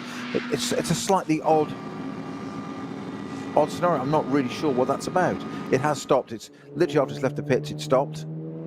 Not really sure. No, I wasn't too sure either, so I minimised what I said about it, other than something's leaking out the back, which is, sort of layman's terms, but... Well, that's what you do. You throw it to me to try and explain it, and that's my job, make you look good. Anything one can do in this career that makes us laugh. And well, indeed. Much. We do enjoy it, and that's key. We hope you're enjoying the broadcast on the Radio Show Limited, and we truly appreciate all the listeners from all around the world. That's something that always makes me smile when I think about what we're doing. That while it might be early morning to us, to someone else it's late at night, and it does astonish me how some people are super sparkly. They're sending lots of tweets into us on RSL_studio. At all times, you think, how are you that sharp at 4 o'clock in the morning your time in Australia or Indonesia or Dunedin's applicable? But I am full of admiration of your application and your passion for motor racing. Of course, motor racing should be driven by passion. It absolutely is, because an awful lot of it doesn't make full sense if you look at all the finances that go with it. But we, thank everybody who's out there supporting us and just following the races. Right, yeah. A very good battle out there on the circuit between the Manthey Porsche, pushing on all the time, working its way. That's Fred Makiavicki now all over the tail of the Schnitzelam Mercedes. Battle for 4th place. Lucy Treffs at the wheel of the 4th place car, but certainly in terms of experience, Fred Makiavicki has at least a decade on him. Right, and just from one of our professional listeners there, caught an update there. I was trying to work out what was going on with that. The Cooper, of course, is the most obvious thing in the world. So thank you to Time Certain Clock. It might just be excess fuel. It's overfilled, just a little overflow pipe at the back there, which is where the tank would be at the back of the car. It's just getting rid of that extra bit. If it hasn't sealed exactly correctly, it did stop very quickly, so I'm sure you're right. So thank you very much, and thank you for being in Australia and being wide awake for us. Yeah, that's just to prove the point. Exactly, right on time. It's almost like we made that up, but that's exactly what happened real time. We tried not to make things up. It was half a moment I was worried that Peter's eyes were going, that he thought Frank Bird was climbing aboard the number 89 Mercedes. It wasn't. Spot on. So it's not just the Vaal brothers running in the Vaal-sponsored Mercedes, the Team Howe racing team, but Frank Bird has tried not one but 2 cars this weekend. He kicked off this race in the GT2 Mercedes. That's twice they've been right in one race. Unbelievable. Go for the hat trick. Let's go on. There's an hour and 24 to do it still. Rob, help me. Back me up here. Oh, Rob's under the table. Sorry. I need Rob on this side of the table, please. Back to school again. Back to school, yeah. I've just managed to flick off a screen, which wasn't the world's most intelligent thing to do. He would, of course, flick it the right way. Looking increasingly good for the Fricadelli. Jones demonstrating his digital dexterity once again. Yes, indeed, looking increasingly good for the Fricadelli Ferrari. Look what's in 2nd place now. I can't yet. No, I can. Okay, yes, you can. It's there. See those little things there? Those figures and numbers and the letters. Put the letters in the right order. There's 3 in there. It says BMW. Okay. Very good. Bruce's motor work. My father made me a little. Oh, don't go there. Don't go there. When I was a youngster, and that's what was written on the side. Oh, bless. Before you were packed off to prep school. Put it in a cupboard. Did you take it with you? Absolutely not. I just love the sight of the Nürburgring through the twisters. SP9 cars, 4 of them in a row, separated by half a second each. The left, the right, just fantastic. So 6th, 7th, 8th and 9th, very close indeed. But Tim Heinemann has moved up to 6th in the number 44 Falken Motorsports Porsche. Kelvin van der Linde working his way through the pack and falling back a little bit again. Now he's got Eric Johansson trying to catch him, but those orders sitting down because Johansson's very busy with fellow Swede Joel Eriksson in the 2nd of those Falken Motorsport Porsches, in 9th, right on the tail of the BMW Junior Team M4 GT3. But Peter would like to point out and do what we call reiterating again and again. His top BMW is in 2nd overall, but it's no good. It has to win or not at all to make Peter thrice right in a day. But for now, the Fricadelli Racing Team Ferrari is breaking his heart. It was 13 seconds clear. It's now 16.25 seconds to good. Earl Bamber pressing on. And this performance is really going to put the cat among the pigeons, because that was a car that new for the 2023 season, and it often takes a good season, as we saw with the BMW M4, to get up to the ultimate pace for teams to understand the new offering. and all the manufacturers sort of go in a cycle to bring in the new GT3 car. GT3 has been such a global success, but the new kid on the block, yes, you have Evo and Evo 2 models of other iterations from other manufacturers, but this new Ferrari is something clearly very special indeed, and the Fricadelli racing team, they should be really proud. They got it dialed in perfectly for these weather conditions, these temperatures here on the Nordschleife at the Nürburgring. One thing we haven't done for quite some while is talk too much about who's leading Cup 2. They're the next best placed car and class between underneath SP9. Huber Motorsport. Tom Kiefer led early in the race, but it's now in terms of Hans Wehrmann to take the lead in that class, and they are circulating in 16th overall. What sort of pace are they managing relative to the fastest cars? They are 20 seconds and slightly more down around the course of a lap. They've got their own battle, and then behind them the two Kay Kramer racing entries, 184 and 161, are second and third in that Cup 2 class for. And Kay Kramer racing 184 in the hands of, I was going to say Guido Naumann. He's not in that car. Naumann's in the car. Yeah, he is in that car. Sorry, 161. Again, I can't identify. We had Alexei Veromenko. We've got someone listed as just SELV in capital letters at the wheel of that one. Try and get to the foot of that. You're looking perplexed and puzzled, but at the same time. Well, I am, and that's quite a normal state. It's just wind. But I'm just getting reports on penalties, and I want to be very careful what we say here. And this is, yeah, it has come up 3 minutes ago, but car 21, which is the CP Racing Mercedes, the All-American lineup, it's got a penalty for a stop of 5 minutes. Code 6 breach plus driver disqualified and loses N-ring permit, which would be pretty draconian. Thank you. Listen to what I mean, not what I say. Ahead of the 24 and I think it was Charles Espinal at the wheel of that. No, I think the one who had the avoidance was Charles Putnam, because it started off in CP, yeah. CP Racing, Shane Lewis. Hold on, let's double pack. Yeah, Shane Lewis. Charles Putnam. And at the moment, Charles Espinal. We don't know why this has just been issued, but I wouldn't want any driver in this field to lose their Nürburgring permit. I also, for CP Racing, such staunch supporters, to lose it any time would be dreadful, but to lose it ahead of the Nürburgring 24 hours, it would be the cruelest stroke imaginable. So we'll keep an eye out on that, and fingers crossed that's not quite the case, but that's certainly a message we're seeing on the screens. Yeah, I was going to try and get that verified as to with race control, how that works. Because you said that would just be a cruel. It wouldn't surprise me if they didn't then do the 24-hour, because there's such a tight-knit bunch, the four of them. They go racing together everywhere, in anything, karts, etc., but especially that Mercedes. Looking for better news to counterbalance potentially really bad news. Let's go down through the classes a little more. TCR, I think we've only got 4 cars running in that class. Manuel Lauk is leading that. He's 24th overall, but that's one place behind the car that's leading SP10, and that's KCMG.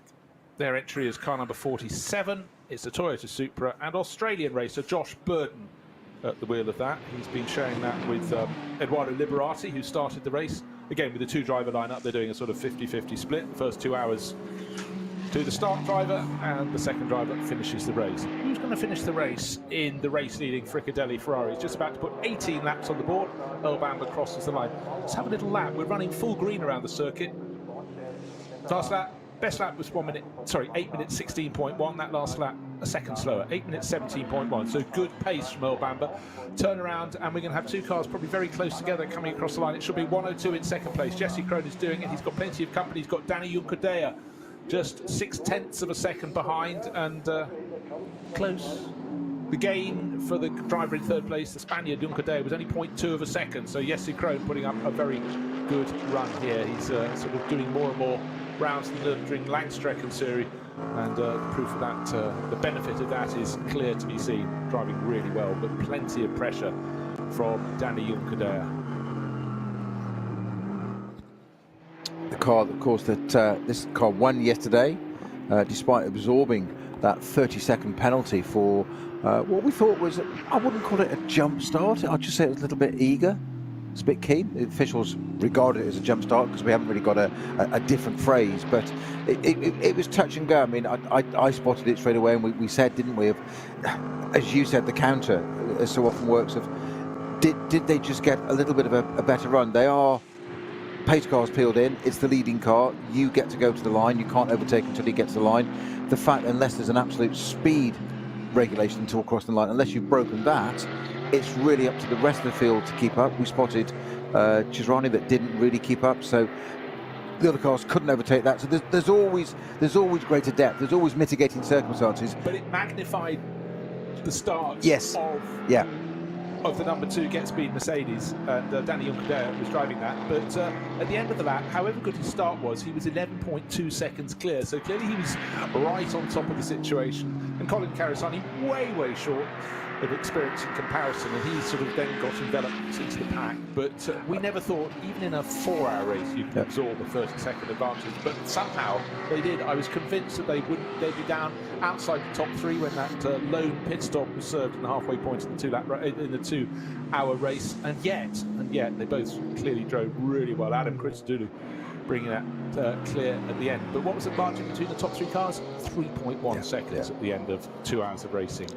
And that's the credit to it, isn't it? I mean, I felt the penalty was far worse than the crime. But put that aside, it's done. This is what we've said so many times about motor racing. People, suck it up, move on. It's done. We've got it. There's no point complaining about it. It's happened. So what do we do about it? And that's what I love about motor racing, especially places like this. They adapt. It's happened, it's done. There's no point in arguing, it's there. The official's decision is final. Referee's word, race director's word is final. Right, let's move on. What do we do? They find a way. And to turn that round and bring back a 30-second deficit and still win, it's stupendous. And they're not looking too shabby today, are they? Certainly not. Certainly sitting at the sharp end of the field in 3rd place. Will it become 2nd? If it's not for want of trying, pushing, but Jesse Crow doing a great job in that black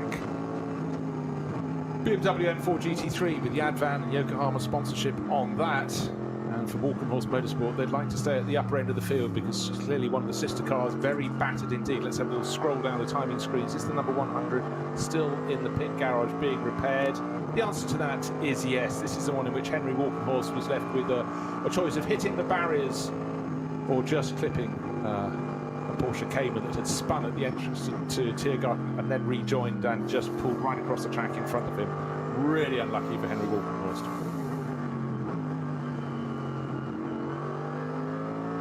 So we're not quite at our final hour, 1 hour 14 and 28 seconds to go and counting. Ferrari, BMW, 2 Mercedes, 2 Porsches, Lamborghini, Porsche, Audi, BMW in the top 10. That's how it looks for the moment.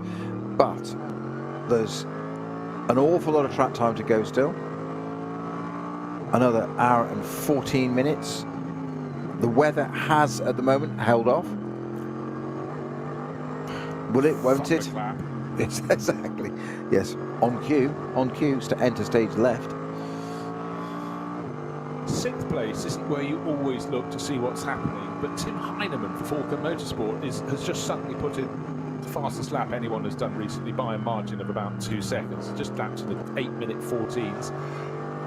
He's got a margin to find. He's got 14 seconds to find to catch Fred Makiavicki. But if we have a few more laps like that, 6th place could become 5th. Falcon Motorsport didn't really shine in the early stages of qualifying, but they seem to have really hooked it up in the races. But it has been up and down, and we saw both of their cars fighting in that battle, 6th, 7th and 8th and 9th. With Tim Heinemann having got up into that 6th place, he's gradually dropping the Lamborghini from AB Sportsline.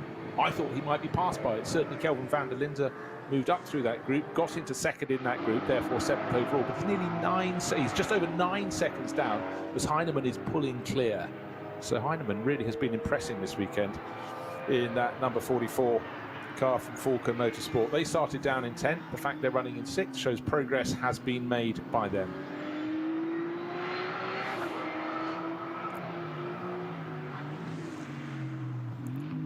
And again, just checking if anybody else is banging in quick laps. No the best of the rest are doing 8:16s. That really was a good lap from Tim Heinemann, so that gap should be coming down. As I say that, he suddenly loses 5 seconds in one timing sector to Fred Makiewicz. I'm fairly sure we're running full green. Yes, we are. Well, we'll wait and see if there's a problem there for Tim Heinemann. Maybe there's been a moment.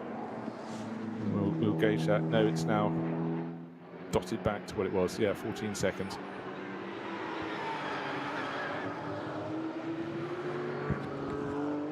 So running repairs to, I think it's the rear wing here, because it's the car 150. That's the it's the transponder. It's the rear side window with the transponder is located. Having to cable tie. You can't finish a race without a cable tie. Somebody's got to do it. Cable tie and gaffer tape is what we need. It's on the Porsche 150. Yeah, it's that bright green, lime green with blue contrasts of Krone Racing. And is there a racing combination? Tracy Krone and Nicholas Johansson, so the American oil man and the Swedish racer that have been racing together for longer. If I say it's 20 years, it's very much 20 years. It may be more, but clearly a great partnership. Cars always superb presentation. RPM Racing running their car in the Cup 2 class, 911 GT3s, and exits the pits. But yes, again, as you say, cable ties. If you forget the cable ties, you're asking for trouble. Nicholas Johansson, Swedish driver, I think is the driver who's come out. I didn't see a driver change there. We only caught that rear window being popped back into position and then sorted out. Right, some of those penalties that came in, we mentioned a little bit earlier, or I did mention a few minutes ago, for breaches of code 60s, and a little bit more meat on the bones now. The 21 car, CP Racing, has definitely got 2 penalty points. May not have ring permit removed for the driver at the time, but it's 2 penalty points because speeding at 124k in a code 60. Number 50 has managed to exceed that, and that's the Equipe Vitesse Audi R8 from SB9 category still. That's managed to do 152k in a code 60, and the third and final one for these breaches is 242, which is Adrenaline Motorsports M240i. You can guess which cars that's in, managing a mere 98k. I say I shouldn't jest, but in those figures there, that's quite low compared to speed. But even that's not the point. That seems. I'm surprised with the experience of CP there that's happened to be virtually double the speed. You're coming down to a 120 there, so maybe just misread and thought it was a 120 and gone slightly over that, as opposed to just breaking it into a 60. But right, while you were talking to that, yeah, I mean, you expect a few K here and there, and that's not good. I mean, there should be a button to get it down, hang it down to 60, but maybe something untoward has occurred. Right. A car that featured very strongly yesterday, finished up on the podium, but today has had 2 punctures, and now they're treating it as a test session. Of which car do I speak? I speak of the Lion Speed by Car Collection Porsche, listed as 14th place, Mathieu Jaminet now at the wheel of that. So yes, clearly way down from where you'd expect to find them. And it just hasn't run. And in fact, as yet, their best lap, 8:16.4, nearly 16.5 seconds, the best lap of the race, 8:13.9, so some way off. And that's also an Audi. That was Frank Stippler in one of the sister cars. Sorry, not the sister car, one from Shearer Sport PHX, and that's in the pits at the moment. So that's it's been difficult. In fact, that's the one that had the 2 punctures. Apologise, I've managed to mix a couple of my Audis up there, but clearly things haven't been running totally smoothly for Lion Speed. But they've seen they've got the speed. They've just had to set back in this race. How is this going to unfold? Will the traffic be kind to the car in second place? The 102 BMW driven by Jesse Krone. It certainly was as they went out onto the Nordschleife, because he's gained a bit more of an advantage over Danny Juncadea in the 3rd place Get Speed Mercedes. That's number 2. 2 largely back cars. The Walkenhorst car is black of nose and red of tail, but the Lamborghini is, the black Get Speed Mercedes is black from front to back. The other car that's of that race colour disposition is the car in 7th place overall, the AB Sportsline or Lamborghini, and for quite some while early in the race those 2 cars were running together. Now, just looking to see, have we got warning flags, black flag being waved for a number of drivers at the moment, as Peter just reported. Yeah, I've just seen the. I think it'll be a post-race one. This on certainly on the 21 is a car that intrigues me at the moment. The CP Racing Mercedes entry of. I've certainly seen the official bulletin, but it just lists the drivers in that car as opposed to who receives the penalty. But it is official. They do most certainly have one of them at least has their license removed. Or the permit removed. Well, that's very, very sad news. And if I suggest if we've had those speeds, that was 124 through a 60. Whoever was at the wheel of the number 50 Audi will also, because they did an even greater speed, 152 through a 60. And drives that car, Michael Heinrich, started off Arne Klaas and Christian Bollrath. So we don't know which of those picked it up. At the moment, it's Arne Klaasen back aboard that. Well, it was, I can tell you on that one, it was Bollrath, Christian Bollrath aboard the number 50 R8 at the time.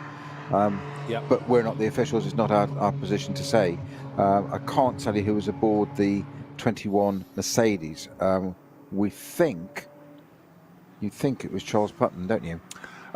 We think. Unless they were very quick, in Charles Espinal was the third driver in, but certainly the announcement was way too late for Shane Lewis in terms of he kicked that car off and he was long out of the car by the time the penalty was served. He did the start of the race. I want to see what's happening at the front of the field. Is it still Fricadelli Racing Team? Yes, it is. They're Ferrari Vol Bamba. What is his margin after 19 laps? It's a good one.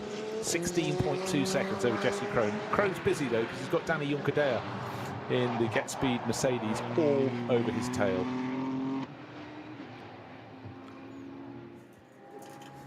Concentrating, and then back to fourth place. It's 25 seconds to the second of the Mercedes. That's number 11 from Schnitzelarm Racing.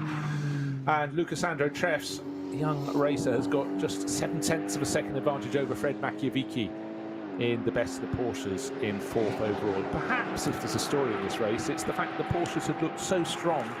We had them second and third last night. At one stage, I think 5 of the top 6 runners in the 2-hour race were in Porsches.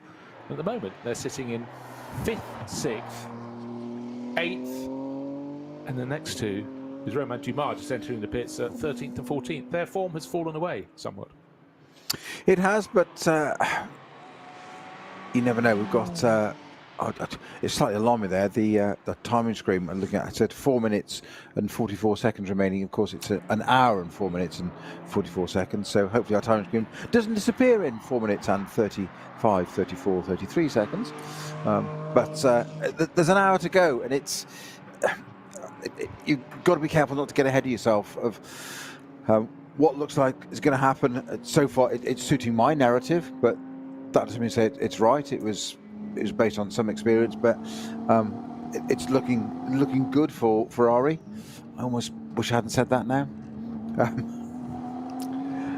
And the BMWs are doing well too. Yeah, but you know what? Within that, I just the good thing about the Ferrari is that it's sort of taken the median run. If after the first pit stops we had cars coming in after 5 laps, they were in that main group, the median group, after 6. And then a handful, 3 of them in the SP9 class came in after 7. And really, when your second pit stop is served, it's in the same association as it was first time around. They're the middle group, and they're leading this race by 16 seconds. And I don't think it's anybody else can claim whether starting earlier or making their first pit stop earlier or later, they will have an advantage to topple at Fricadelli Racing Ferrari. Let us see. And as we've seen many a time, a little bit of weather can blow in here. You can get a slow zone thrown that hits you and doesn't affect the car that's chasing or a car that you're chasing. And advantages can change very quickly indeed. But for now, as the light is getting a little bit grayer, it's Ferrari leading the way. Margin after 19 laps, 16.2 seconds. Slight closing of that gap. It was slightly larger, but we're dealing maybe half a second the previous time around. So Jesse Krohn doing a good job, but he's very, very busy in the office because he's got Danny Juncadella in the Get Speed Mercedes all over his tail. Ben Deur on board the Deur Motorsport Aston Martin, running in 14th place overall. He's closed the margin to the Huber Motorsport Porsche, but that has just reported to pits. Romain Dumas brought that in for pit stop number 3, whereas the Aston Martin, of course, has to serve that. Well, let's see if Darren Turner gets a run in that today, but it's been the two brothers, Phil and Ben Durr, from the family that runs the team, owns the team, the name above the garage door. I see what you did there. Oh, so I didn't mean to. Above the garage door. Brilliant. It's funny, I bet you're on fire today, Jones. Oh, what a low bar. Somebody mentioned the bar. So, what is going to unfold? The final round of pit stops coming up very soon indeed. It's a 4-hour race. Had a 2-hour race yesterday, but it's 4 hours today. The third and final pit stop for the drivers who are running without problems on their cars coming up any time soon. In fact, yep, the second and third place cars follow Earl Bamber through. The gap was 16.2 seconds as the car Jesse Cronin comes through. 14.6. The gap is coming down. Danny Juncadella in third place, just half a second further back. Lights flashing, coming alongside one of the Hyundai Elantra Ns in the TCR class, and it's obstructed. Poor old Danny Juncadella. The 830 had to go somewhere, but it was the very short run between turn 1 and turn 2 where the cars have to snap through an opening in the barriers. The 830 right across the nose. That's the one driven very well by Manuel Lauk and Mark Basseng.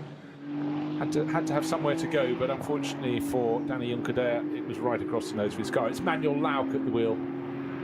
Can't blame him there. It's such a short run from turn 1 to turn 2. But for Danny Juncadella, he'll have to work it out all over again. He was half a second down at the start-finish line. He's maybe a second back, cost him half a second.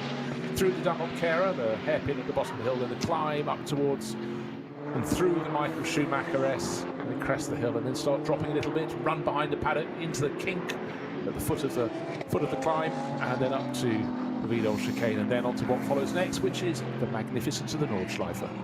CP Racing's day doesn't get any better. Unfortunately, they've had that slight exertion off the track. They've had excursion, my apologies, off the track, I knew what I meant.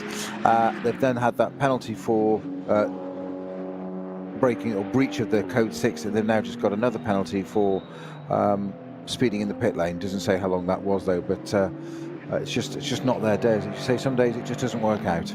No, it really doesn't. And this is a team that's been very, very loyal to this any long distance racing around the Nürburgring in particular. It's their absolute favourite, and they have crossed the Atlantic many a time to come and play.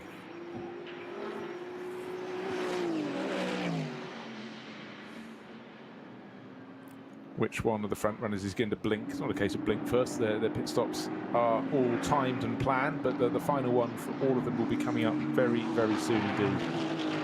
Earl Bamber, the lead was 16 and a bit seconds, then it went down to 14, but he'll be probably coming in next time around, so not too much to worry. And then the question is, David Pittard, will he get a go, or will they simply split today's race between Nicky Katzberg, who did the first part of the race, and Earl, who's done hour number 3, who's going to go into hour number 4?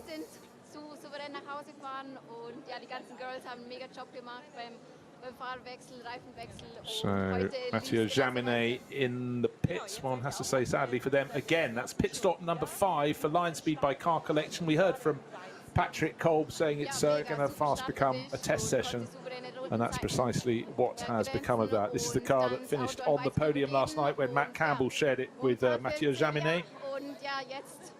But today we've had Patrick Pilet in the car as well, and certainly Patrick Kolb in the pit garage. Maybe they give Patrick Kolb a run to the finish, we will see. But at the moment, Mathieu Jaminet brought that in.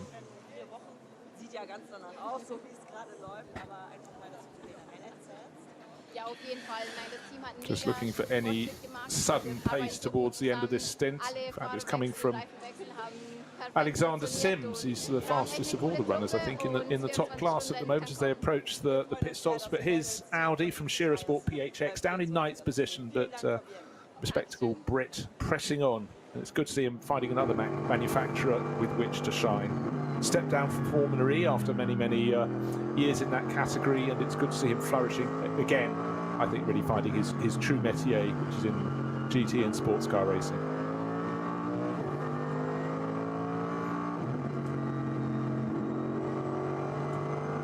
I like to find good news wherever possible, and I've found some for CP Racing. You've had all these announcements recently about the problems they're having, but Charles Espinal has just set his fastest lap of the race. There we are. I found something. Look hard enough on the timing screen, and hopefully you can reward the service they've done. But isn't that proof of a racer's response? Despite that, in the face of adversity, go out there, turn it round. Silver Cloud, brilliant job.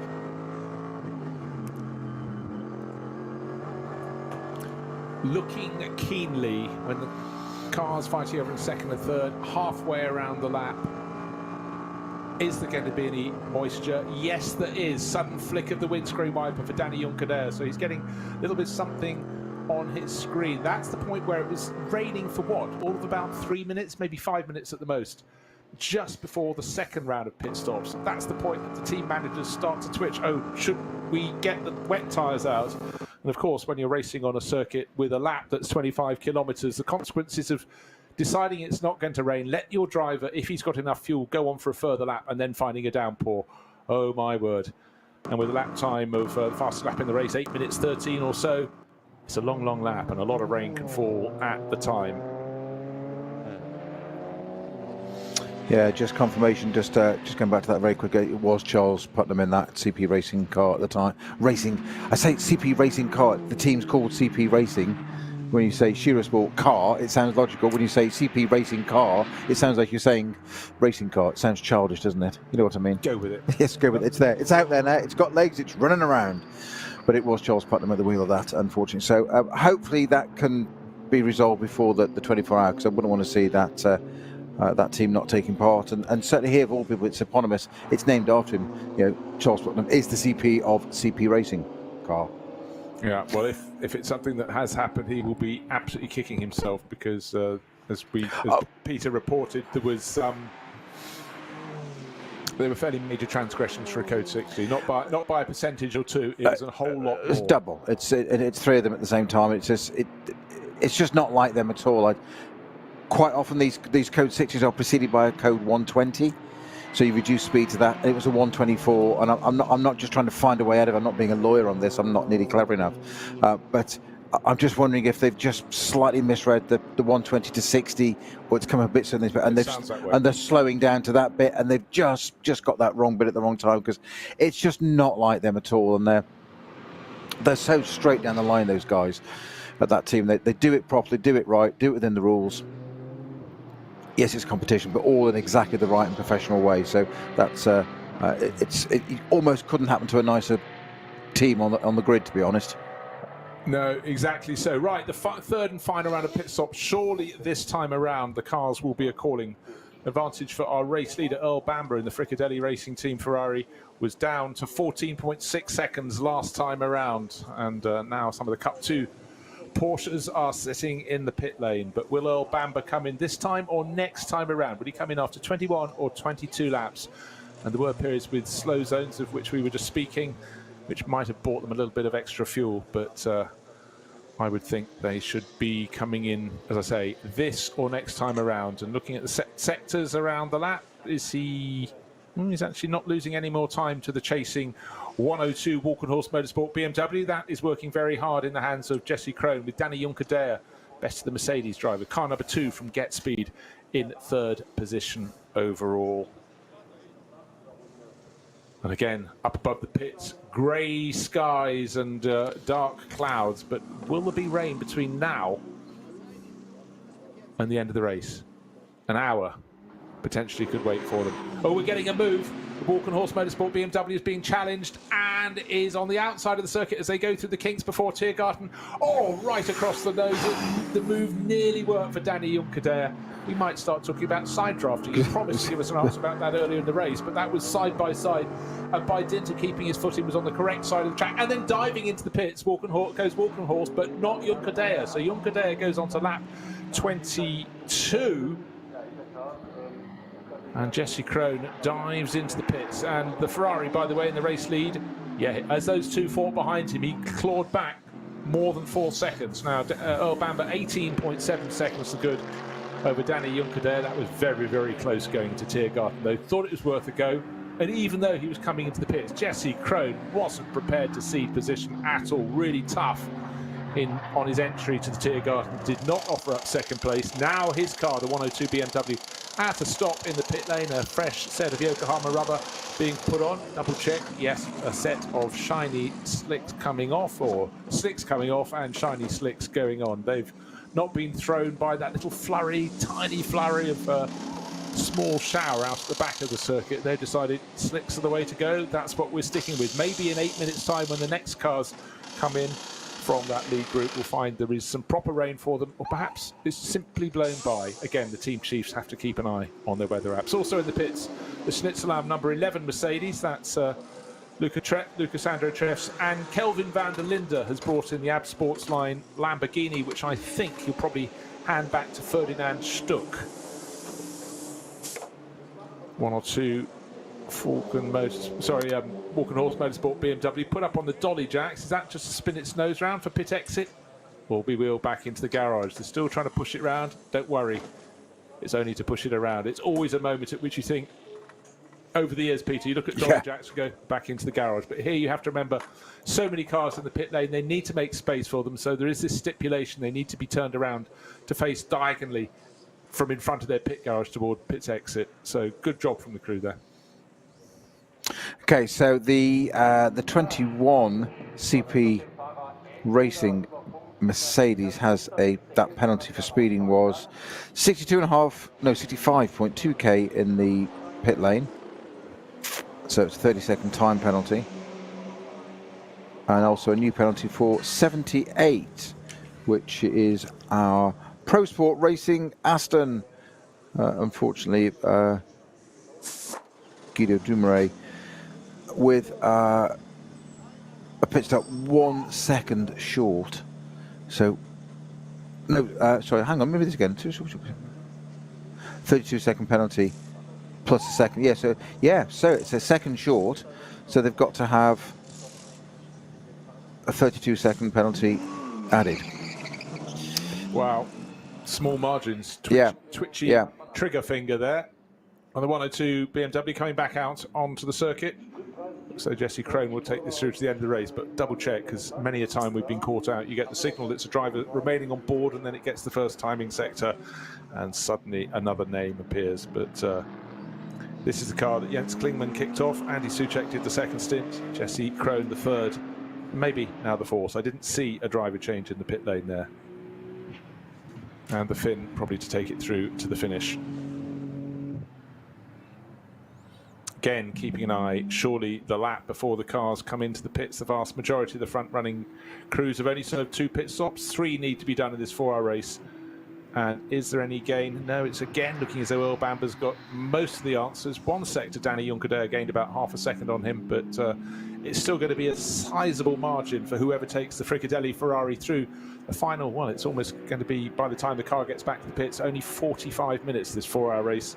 Car was started by Nicky Katzberg, then Earl Bamber. Will David Pittard get a go? But whoever does could be heading to the first victory for the 296 GT3. They've had a class win here last time out. They won the Pro-Am class, 296 GT3, but an outright win, well, Klaus Abelin will be beside himself. He's the team boss, the owner that's made it all happen. Well, let's keep our powder dry for another 49 minutes. We're not quite there yet. Well, there's some satisfaction in being potentially right, he said very quietly. Ladies and gentlemen, he just won't let it go. It's the competitive bit in me. I might be old, but it's still there. So, will conditions stay through to the end of the race? Just taking a look at the sky wherever possible, wherever a camera angle will show it, on board or a static camera around the circuit. Not static, sorry, not from a camera position. It's just a grey afternoon. It's not sort of the spring weather where you gamble past the daffodils. It's waiting for summer sort of weather.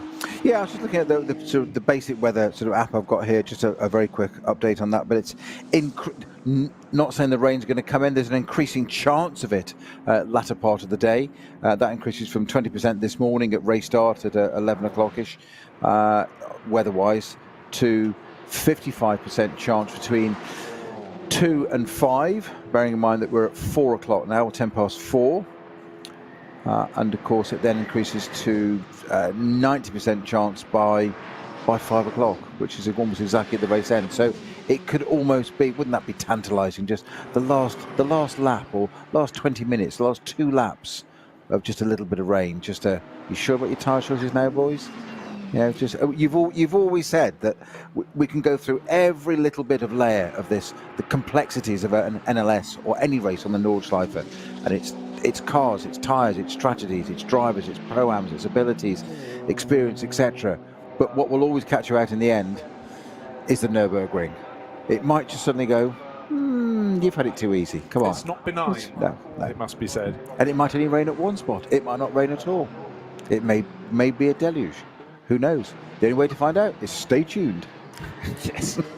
Let's hope we can spot it as and when it comes. But yeah, let's hope after all that build-up, I hope we don't miss it. Could be wet on or under the podium. Let's wait and find out. But certainly for Earl Bamber and the Fricadelli Racing Team crew, surely coming to make their third planned pit stop, sitting on a margin of, at the start of the lap, 18.7 seconds over Danny Juncadella, who moved up from challenging to second place to being in second place in the Get Speed Mercedes when the 102 Walk-on-Horse Motorsport BMW was brought in by Jesse Crone, put out onto the track again by Jesse Crone, so he's doing the final stint of the race, doing the second half of this 4-hour qualifying race for Walk-on-Horse Motorsport. Started by Jens Klingman, Andy Soucek second. That's the first hour, the second hour, and Jesse Crone, the Finn, to do hours 3 and hour 4. We are green the whole way around the circuit, and cast your mind back if you were with us from the early stages or the start of this race. The first 24 minutes, full green, and then we had a long time where yellow flags and slow zones were dotted around the circuit, and Earl Bamber coming towards the end of lap 22. No car in sight. Long camera amble looking back. There are some headlights in the background. Is it close enough to be the driver in second place? Again, waiting to see if that's going to be the case. The driver in second place, of course, is Danny Juncadella in that Get Speed Mercedes. Through the final couple of corners goes the red and white Fricadelli Racing Ferrari, diving into the pit lane, waiting to the last second to get down to the pit entry speed. Not everybody's managed that. There have been certainly time penalties for those who've transgressed. And the Fricadelli Ferrari comes to a stop. A fresh set of Michelin slicks awaiting, and a new driver coming on board. So presumably that would be David Pittard. Nicky Katzberg did the first half of the race.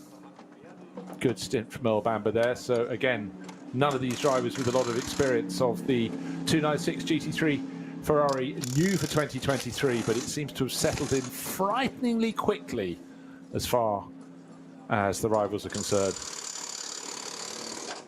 The physique certainly looked tall enough to be Pittard going into that car, and I think that is indeed his helmet design. And again, don't think these races are simply for this weekend. We're building towards the 24 hours of Nürburgring in a month's time, and a top finish here helps you get out into top qualifying when we get to the 24 hours. That's what the teams are all aiming for, as well as getting a handle on their cars and how they've been behaving.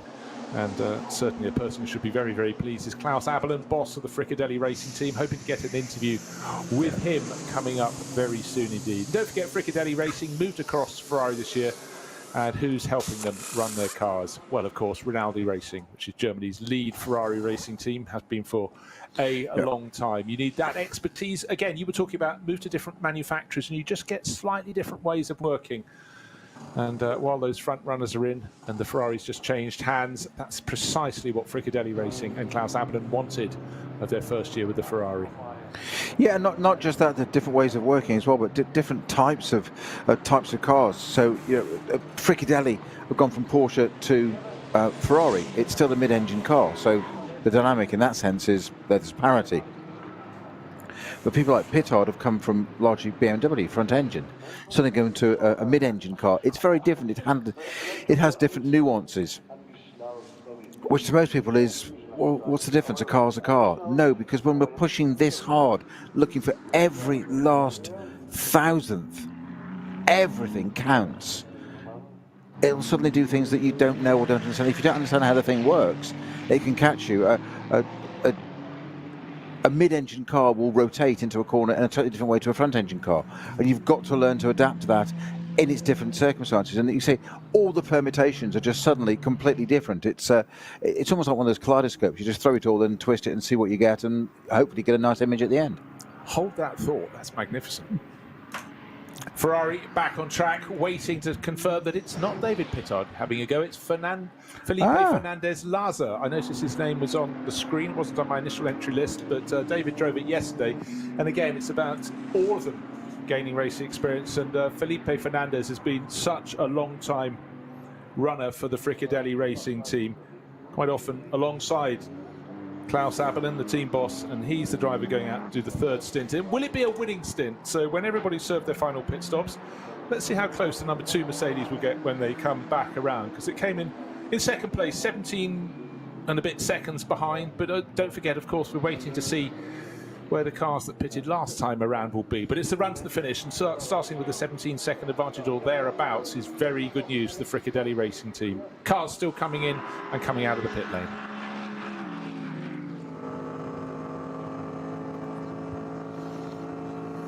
Dry, cloudy, little flurries of rain, but they do seem to have held off for now. Happy man in the pit lane, definitely a smile on his face. Klaus Abelin, the team owner of Fricadelli Racing, he would be delighted if they were leading this race in a Porsche in previous years, but they've moved on, as Peter and I have been talking about, to Ferraris this year. And Klaus doesn't look as though he can sort of believe it's happening. A sort of wry smile on his face, but a lot of excitement. And this final hour, but luckily for him, this final 40 minutes, should have his car at the front of the field. And again, sharing it across 3 drivers, that's very good news. They'll be starting the 24 hours to bring probably with 4 drivers in their lineup, and they all need experience this 296. Yeah, it's got to be, for Klaus Abelin, team owner here, it's got to be cautiously mixed emotions, hasn't it? Because part of you is, the car's leading. As I said an hour or so ago, if it stops now, if it has a puncture or a wire drops off it, as in something simple, you've got to be happy with. But enjoy the journey, my friend, because that's where the car is. But also that little bit now, and the tension ramps up now because we've got 40 minutes to go. It's like, could this really happen? At this point, do you allow yourself to sort of start to believe it or not? Or it's like, will those commentators shut up about it? It's 40 minutes to go. We'll celebrate if and when it crosses the line. After yesterday's race, they'd shown great pace, but it was Mercedes, Porsche. Yeah. They started 4th today after top qualifying. Before this weekend, they'd have been happy leaving with a competitive car. But when that opportunity is dangled like a carrot in front of you, Klaus is trying to suppress that thought in his mind. But yeah, this would be a real feather in their cap, and maybe give them some extra momentum, if there is such a thing, to carry into the 24 hours. But Klaus at the moment is containing himself, but there is a little smile around those eyes. So he would deserve it. And rightly so. He's earned it to this point. Absolutely so. Yeah, you've said so many times, and you're absolutely spot on with it, Bruce. But body language is everything. Just a smirk there, the raised eyebrows of we'll see. As in, I hope so, but we'll see. Yeah, he's not wanting to make a firm answer, but no, the Rubenesque lady's not singing just yet, is she? No, indeed. But there's so much for the team to learn, and Klaus in particular thinks the aero package on that car is working very, very well for them. And certainly, if you've got something that will handle, it just makes the world of difference for your tyre life as well, Peter, from your racing career. Waiting to see what the gap is between 30, Fricadelli Ferrari, and number 2, the Danny Juncadella-driven Mercedes from Team Get Speed, which was the winner of yesterday's races next time around. Around this outlap, by dint of being in the previous session, whereas Fernandez-Laza has just taken over. Great gobbets of time have been gained in various sections by Danny Juncadella. Now, I saw you looking at me a minute ago when I took a screenshot on my phone of the television screen in front of us. Like, why are you doing that? What I've done is I've taken a little screenshot of the standings with the Ferrari at the top of it there, and I've just sent it to Jody Fannin in Monza, because he drives the Racing 1 Ferrari and he's not here this weekend, with 3 laughing emojis. I have to work with these cruel people. Well, he's got nothing else to do there. He's got no power, has he? He's looking after Janetta's out there. So I will await the response, and it may not be broadcastable. One suggests you don't deserve a broadcastable answer with that sort of harrying. Quite right. Drivers going about their job. But right, the gap is definitely coming down between Felipe Fernandez-Laza. Don't forget, Danny Juncadere knows Mercedes AMG supremely well. Huge success. Reigning Intercontinental GT champion. And he's had a cracking year. Largely chased racing with Raffaele Marciello and Jules Gounon right at the top of the Mercedes ladder. But he's got a new challenge. It's hunting down a Ferrari. And that's precisely what the Spaniard's doing. What remains on the clock? 37.25 minutes of this 4-hour race. The tension has got to be building. Klaus Abelin still being interviewed, as you've said there, Bruce, for various comments of working with Rinaldi and a little bit of things to fix on the Ferrari yet. As we said about the Schnitzelarm GT2 Mercedes, it's a new car. And we saw it with Door Motorsport as well, with the Darren Turner driving that car of just a vibration. It's not a problem, and in fact, this proves it's a testing ground. It's what it's all about. There is a vibration. You said yet again about that body language. Darren Turner, so experienced, 3-time multiple winner of Le Mans class for Aston Martin, works driver, knows things inside out. Just not phased, nice and calm. Just okay, there's a vibration. Let's have a look. We know what it is. Let's sort it out. You're doing, I'm going to say das Flippenflappen, as in you have the wipers, they're not Wippermans, they're wipers, aren't they? Going through Hohenrhein, and Rhein is the word, the number 44 Porsche diving into the pits from 3rd place. This is a car that hadn't served its final pit stop. It was one of 2 cars that waited a lap after all the others to make pit stop number 2. And Tim Heinemann brings it in, but the windscreen wipers were on. Those that have already pitted made their 3rd and final pit stop. Will that have been their final pit stop? Will they have to come again? Will they require full rain tyres? At the moment, no. They're spits of rain. We've only seen them close to the start-finish line. Cars coming along the Dottinger Her, putting their windscreen wipers on. And famously around the Nordschleife, most of the rest of the circuit could be dry, but I can't guarantee that. We have to wait and see some cars going around the back of the circuit. What tyres are being brought out for the Falcon Motorsport 44? Well, they're Falcon, quite clearly. They're also slicks. Yep. Which is, well, from the rain coming in there, they obviously have a little bit of better radar than I have in my basic app. Can't afford any more than that in their systems they've got. So let's hope a little bit more accurate. I suspect Falcon probably know what they're doing more than I am in terms of predicting the rain. I am Michael Fish, I am not. Michael Fish famously was a British weather forecaster who someone's just phoned in the reports of a storm, and I think the biggest storm in British history then swept through. October 87, yes. But we were mere nippers. We were in short trousers still, Bruce. Not quite. Not quite. And 2 trees fell in my street, one either side of my car, which was a company car. I'd been quite happy if it had landed thereupon, but I... Upgrade, or probably in our case, downgrade. But well, true. The number 16 Audi also in the pit lane, the Shearer Sport Audi driven in by Alexander Sims. He will presumably do the rest of the race. But while he's in the pits, the Fricadelli Ferrari goes through. Felipe Fernandez-Laza at the wheel. The gap to the chasing Danny Juncadere has come down to just 10.5 seconds. He's taken a great chunk of time out. You can see that happening around the course of the lap. He gained 6.5 seconds. It was slightly more than that, just looking at their lap times. But anyhow, Fricadelli Ferrari, effective race leader. He's coming up along behind one of the K. Kramer Racing Cup 2 Porsches that is slightly across his nose at the Dunlop hairpin. The Ferrari's going to have to go around the outside. Is there any outside to go to? Just about. Now the Porsche driver has seen him, brakes a little early for the Schumacher S and lets him through. But there we are. A 1/10 of a second lost, 2/10 of a second, just through the course of one corner. But what can happen to our race leader in the Fricadelli Racing Ferrari could easily happen to Danny Juncadere, but he's got more racing experience than Felipe Fernandez-Laza, the driver at the wheel of the Ferrari at the moment. And the track through the Grand Prix loop, though, there's a little spit of rain just coming onto the start-finish straight as they go 200-300 metres away, where they turn onto the Nordschleife. The windscreen wipers are still. The rain isn't falling there. Oh, it's toying with the crews, toying with them, but I think they're probably fine on their slicks. But just that little seed of doubt, just the team chief saying, there's rain, and the driver wants to know exactly where the rain is and how much and for how long. But it's just a little something that could yet have a role to play. There's always a tool in the toy box of the race director. Of course, they don't direct it, but and bring it on. But how many races at Nürburgring has been the threat of rain, which is every bit as damaging as actual rain itself? Which way do you jump?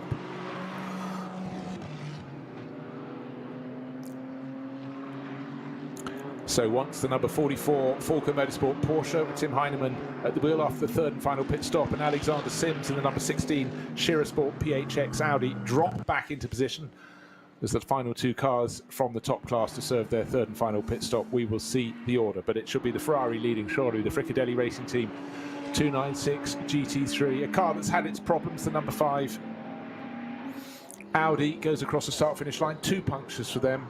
And certainly got up as high as second place in the hands of Frank Stippler, but for Vincent Kolb it's a case of damage limitation, get the experience on the track. He's a regular competitor in the Nordschleife series, so he doesn't need the experience as much as everyone else, but it just keeps drivers trim. Well, you very kindly suggested earlier that you heard it here first. You've just heard Peter transgressing from driver to team owner stroke principal, and I must have taken it on quite genuinely, because I'm feeling exactly what Klaus Abelen must be at the moment now, because I'm sitting there thinking, looking at the clock, thinking it's 31 minutes to go and my car's still leading. It's not my car, it's Klaus Abelen's car, but I feel it, I've taken it on. Peter's very good at the caring and the sharing, and that's absolutely very admirable. It's always been my weakness. It's beyond the ken and the help of Klaus Abelen. All he can do is stand and watch. Of course, the one he wants to win is in a month's time. It's the 24 hours of Nürburgring, and he wouldn't have expected to have a real shot at that. Would have had hopes with the new car, but this weekend, through 2 qualifying races, it's proved very, very handy indeed, and that is excellent news for Klaus and his squad for Fricadelli Racing. And yesterday at the finish, his Ferrari was in 5th. If they can morph that in a race that's twice as long into victory, that will be a real accolade for them. Again, I just want to have a little look at the timing sector differences. Well, Felipe Fernandez-Laza is fighting back. He was a little slow on his out lap, but actually on this lap it may be traffic, but Danny Juncadella in a couple of sectors has lost an entire second. So having brought it from 19 seconds or so, or was it 17 seconds, down to 10 and a bit, should be going out again. But as you know, around the Nordschleife, particularly at this late stage in the race, a little bit of caution is a good thing when going past back markers, and you can just as easily try and gain 1/10 of a second and lose the entire race. Better to sometimes just be sure the driver in front in, say, a TCR class car or one of the production series cars, just knows you're there. Don't take too much of a risk.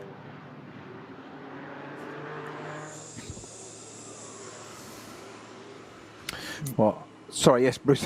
So that Ferrari is, say, in the hands of Fernandez-Laza, currently at Klostertal. That super fast run, up to the Caracciola Carousel, and it is super quick up there. Certainly in one of these current GT3 cars, we saw Frank Stippler there just totally unfazed by that super fast section of the circuit, and there was a great bit of onboard where suddenly Frank Stippler's number 5 Audi appeared alongside and just, well, you're going fast, I'm going faster, I'm coming past you. Simple as that. This is, yes, natürlich, as they say, of course, in German, and that's it. Right, I want you all to remember a number, 10.7 seconds. That's the gap between Felipe Fernandez-Laza and Danny Juncadella. Danny gained 6.5 seconds on the previous lap, but that story hasn't continued. Around this lap, perhaps with little spots of rain that Fernandez-Laza is happy to race through, to chase through. He's pulled clear big time from Danny Juncadella. Every single timing sector I look at is advantage Ferrari, not advantage Mercedes. There I was thinking the story was going to be the chase for the victory of the race, with Felipe Fernandez-Laza trying to protect his lead, defend his lead in the Fricadelli Racing Ferrari, and Danny Juncadella, steely-eyed Spaniard, closing in at the black, gets speed Mercedes. Not the case. Happened for one lap. This lap is something untoward with Juncadella's get speed Mercedes. I don't know. Waiting for timing sector 6. In the previous sector, he lost 1.7 seconds in sector 5 of the 9-sector lap. So things going very right for the Ferrari in these conditions, and not so right for Danny Juncadella in the second place Mercedes. The car from Team Get Speed. What's his advantage? Oh, he's got a huge advantage over the Manthey Porsche that should be third overall. That's Manthey Racing, Fred Machiavicchi. Tidy advantage, 37 seconds in Spaniard's advantage there. Will we be green through the final? Not even half an hour anymore, 27.5 minutes. Certainly this is the run into the flag, these next few laps. Absolutely, drivers praying there'd be no further flurries of rain, because I think every single one of them went back out for this final stint on slick tyres. Certainly nowhere near enough rain, just little flurries at the back, but flurries here on the Nürburgring-Nordschleife can change very quickly into proper rainstorms.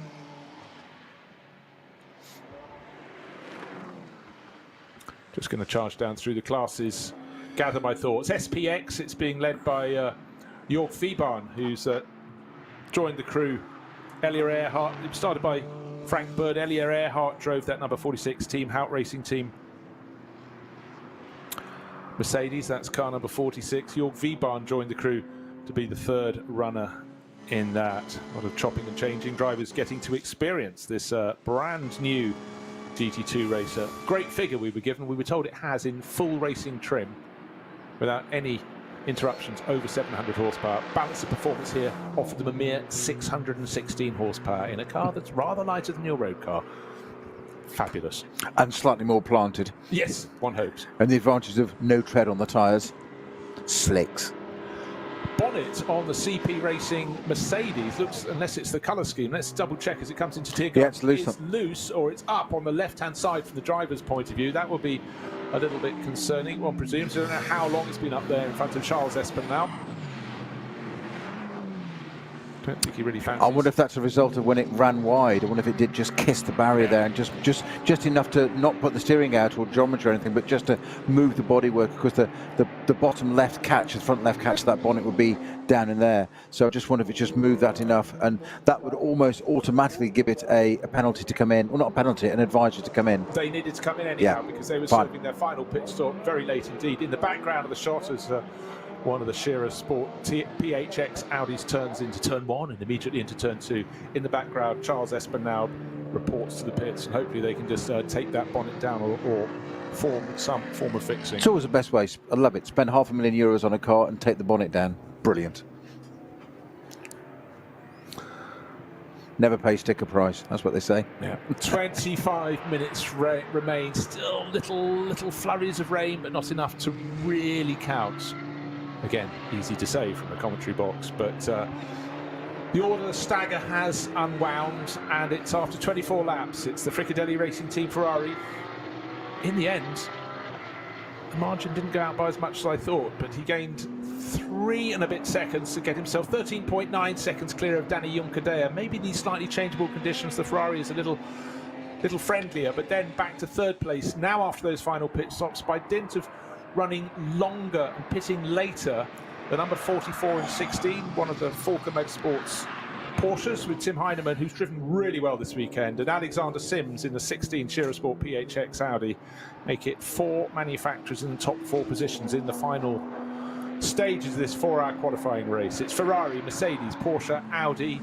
5th place, just 7 seconds down on Alexander Sims, is the Manthey Racing Porsche, the Grello Porsche, Fred Machiavicchi at the wheel. And the top BMW in the race, alas for Peter, is not in the race lead, but Jesse Krohn down in 6th place overall, almost exactly a minute down on the race lead. Yeah, it's just faded, hasn't it? The BMW, I said they'd come a bit stronger. They did. I was right in that, but they just haven't carried it through to the end, unfortunately, at the moment. You say it just hasn't really happened. It's not really been BMW's day, I've got to say. No. Weekend, actually. Flashes of speed, but not what you'd expect after their very strong form through the opening 3 rounds of the Nürburgring Langstrecken series. The car was good last year, but seems to be a whole lot better in 2023. There are going to be questions that need answering. Why were they not quite on the ultimate pace here? Or maybe, quite simply, Ferrari, in this new form with the 296 GT3, have found a new ultimate pace, have raised the bar, have set a new standard. First point on the lap, first 2, second, third. right through 4 sectors and 13.9 seconds. Is probably coming down a little bit, and it's going to have to if Danny Juncadea has any sniff of making it 2 wins from 2. Victory in yesterday afternoon's race that went into the evening, sharing with Adam Christodoulou. Adam did the first half of this 4-hour race, and Danny is completing the second 2-hour section, but he's 13 and a bit seconds down. As the clock continues to fall, the numbers get smaller on the top right-hand side of the screen, which tells you the countdown clock to the end of the race. It says 22 minutes and 22 seconds, but certainly the margin by which it needs to come down is 4.5, maybe 5 seconds a lap if Danny Juncadea is going to get onto the tail of Felipe Fernandez-Laza. Looking good at the moment for Fricadelli Racing and their Ferrari. You did remind me there of the legendary Australian cricket commentator Richie Benaud of 22 and 22 seconds. You have to follow that to know what that means, but I haven't a clue. Yes, you did. 12th man, still the 12th man. You're talking code, man. Yeah. I know. The problem is I can't decipher it. The code, but not of the Enigma variety. So Felipe Fernandez-Laza, what a good second lap he did. He did his out lap where he was being caught quite easily by Danny Juncadea. He responded. The gap went the other way. And now as he pounds around lap 25 in this race with not a lot of time left, the gap is coming down all over again. Maybe there was just a little flurry around the back of the circuit. We know little bits of rain have been falling out there, and the Ferrari just seemed a little happier under those conditions. But yeah, the gap is starting to come down again, but I would warrant it needs to come down by an awful lot in every sector if the Get Speed Mercedes are going to get close enough to take a tilt at the Fricadelli Racing Ferrari and scupper the dream of team owner Klaus Abelin. Don't speak of such evil things, Jones, with 20 minutes to go. Which You're supposed to pour sauce over these meatballs, not hot water. Yeah, see what you did. See what you did. Right, couple two. I'm glad you did, because I didn't quite understand it. Always a competitive class. K Kramer Racing have now moved into the lead. I'm just double checking everybody. No, that owes us a pit stop. It will go back to Huber Motorsport, that who'd been running so well ahead of the 2 K Kramer cars. Quick double take. I thought, how has that been reversed? But by dint of the class being led by a car that hasn't served its third pit stop, that's 184. So surely Hans Wehrmann will be able to come through to the finish to take victory in the Cup 2 class. SP10, Josh Burden, it's been KCMG in their Toyota Supra by some margin for quite a way. So looking as though that could come good for them this weekend. And again, I just want to double check if anybody else is starting to find some great pace in slightly tricky late race conditions. Some of the crews setting actually very good laps, but they're down towards the tail of the top 10. In 9th place overall, Timo Scheider in the DTM Champions car, and Kelvin van der Linde have just set their car's fastest laps, and they're very, very close to the fastest lap of the race. So conditions clearly absolutely fine, but for them, the races haven't been clean because they're 9th and 10th overall. That's the number 40 Team Scherer PHX Audi. That's Timo Scheider and Kelvin van der Linde, who's been alternating with Ferdinand Stuck, taking over that number 27 Sportsline Lamborghini Huracan.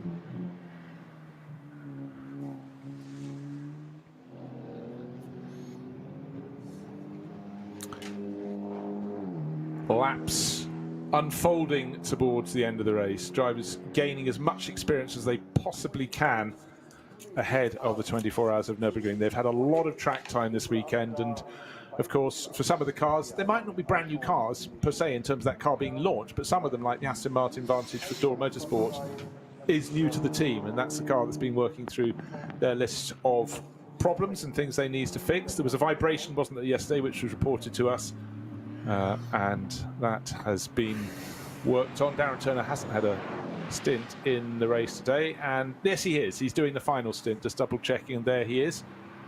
So Phil Dorr, Ben Dorr, and then Darren Turner in that AMG. Sorry, what am I talking about? AMR Aston Martin for Dorr Motorsport, 14th overall at the moment. It's not inaccurate, actually. No, I know. But I tell you what's just caught my eye, which is I had to look at it twice, and then you forget, and even though we cover it all the time, we talk about so many classes in this race. Just looking at the one of the Hyundai's going around. I think it was 525 i30Ns, and I was looking at it thinking, why hasn't it got a rear wing? Because it's a production class car, it won't have, but you're so used to that, even on the GT4 cars, and they've got little bits on them. There's still a smaller wing. It suddenly looked like exactly what it is, a 4-door saloon car. But we forget this series, it covers all those cars. You have them all out there. We have top category GT3 FIA compliant cars, SB9, right down to production class cars. How many fingers am I holding up? 3. That's Three. the number of laps we have left, because we've got 17 Thank goodness it wasn't a lap later. and 15 seconds remaining on the clock, and the first 2 cars have gone through to start lap number 26. The gap has come down to 10.8 seconds, 3.5 seconds. No, 3 seconds on the nose gained by Danny Juncker. As I say, 3 more laps. He needs to increase that pace, but the rain is starting to fall a little more. Caught on the windscreen of the number 33 Porsche, one of the 2 Falcon Motorsport cars, Nico Menzel. As he turns in through Tiergarten, the windscreen wipers are on. As he exits Hohenrhein onto the start-finish straight, they go off. It's these little flurries just to put a seed of doubt in the mind of every single driver still out there. Down the start-finish straight, that 33 Porsche windscreen wiper on intermittent. It's on, it's off. He just knocked the switch.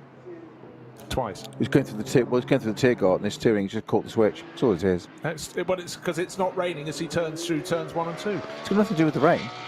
Oh, there you go. Just ergonomics of the dashboard of the Porsche.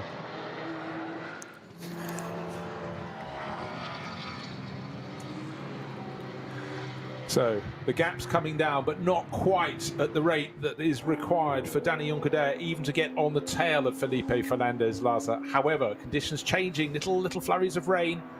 Windscreen wiper still going on that 33 Porsche, so clearly continually to accidentally hit the switch there, Mr. Snowden. I know, it's just what drivers do. They're not as they're portrayed. And again, some of the drivers setting their fastest laps in the race. The driver down in the best of the BMWs, that's in 6th position. Jesse Krohn sets the fastest lap for that car, so still finding form. But the race all but done with 15.5 minutes out of the 4-hour race duration still running. Cars down the pit lane are using intermittent windscreen wiper settings. Everybody, not just those that think they've got water on their screen. No, it's quite notable, isn't it? Those 2 cars coming down the pit straight there, both, you say, exactly on intermittent wipe every few seconds. So there must be sufficient there to do it. We did say, didn't we, that it would, the weather forecast, like it's 4:45. I said 5 o'clock was the time it was due to increase its probability to 90%. Not necessarily come in, I'm not got a radar there, but wouldn't that just be amazing, the last few minutes? I did say last couple of laps might be a possibility. 20 minutes, well, we're 5 minutes into that window. 14, literally just turned 15 minutes to go. Drivers are looking at a circuit that they've got a little bit of moisture on their screen, but the track still looks dry, as it would at this second. But just going down to the Dunlop Carer through effectively turn 6, the nose of one of the BMWs, I think in the 240i class, went very much snapped to driver's left as he was trying to turn to the right. So it's slipperier than the drivers might think they're seeing. But also, whenever it goes to this mixed conditions, we heard from Klaus Abelin that they've got a very good aero package on that Fricadelli Ferrari. As soon as conditions get a little bit wetter, it pulls away again. Danny Juncker in the first half of this lap has lost out in every single one of the timing sectors. In sector 3, he lost 1.5 seconds. This is a driver. He gained 6.5 seconds. He lost 3.5 seconds. He gained 3 seconds, and now it's going the other way again, which is very good news for Fricadelli Racing Team with their Ferrari. Again, it could be, of course, he just hit traffic in each and every one of those sectors, but I tend not to think that's the case. You'll certainly get them in some of the sectors, but not every single sector as they go through. And sector 4, he's lost another half second, waiting for sector 5 to be completed. Wait about 10 seconds. It's being completed by the Fricadelli Ferrari. Felipe Fernandez-Laza. Sector 5 about to be completed by the driver giving chase, but gaining and then losing. That's Danny Juncker. Oh, he's just gained 0.2 of a second, but he lost far more than that early in the lap. So still looking advantage Fricadelli.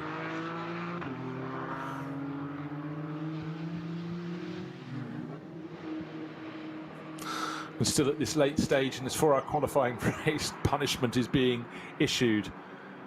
for ignoring a code 60. So lots of 2 penalty points for the crew of the 523.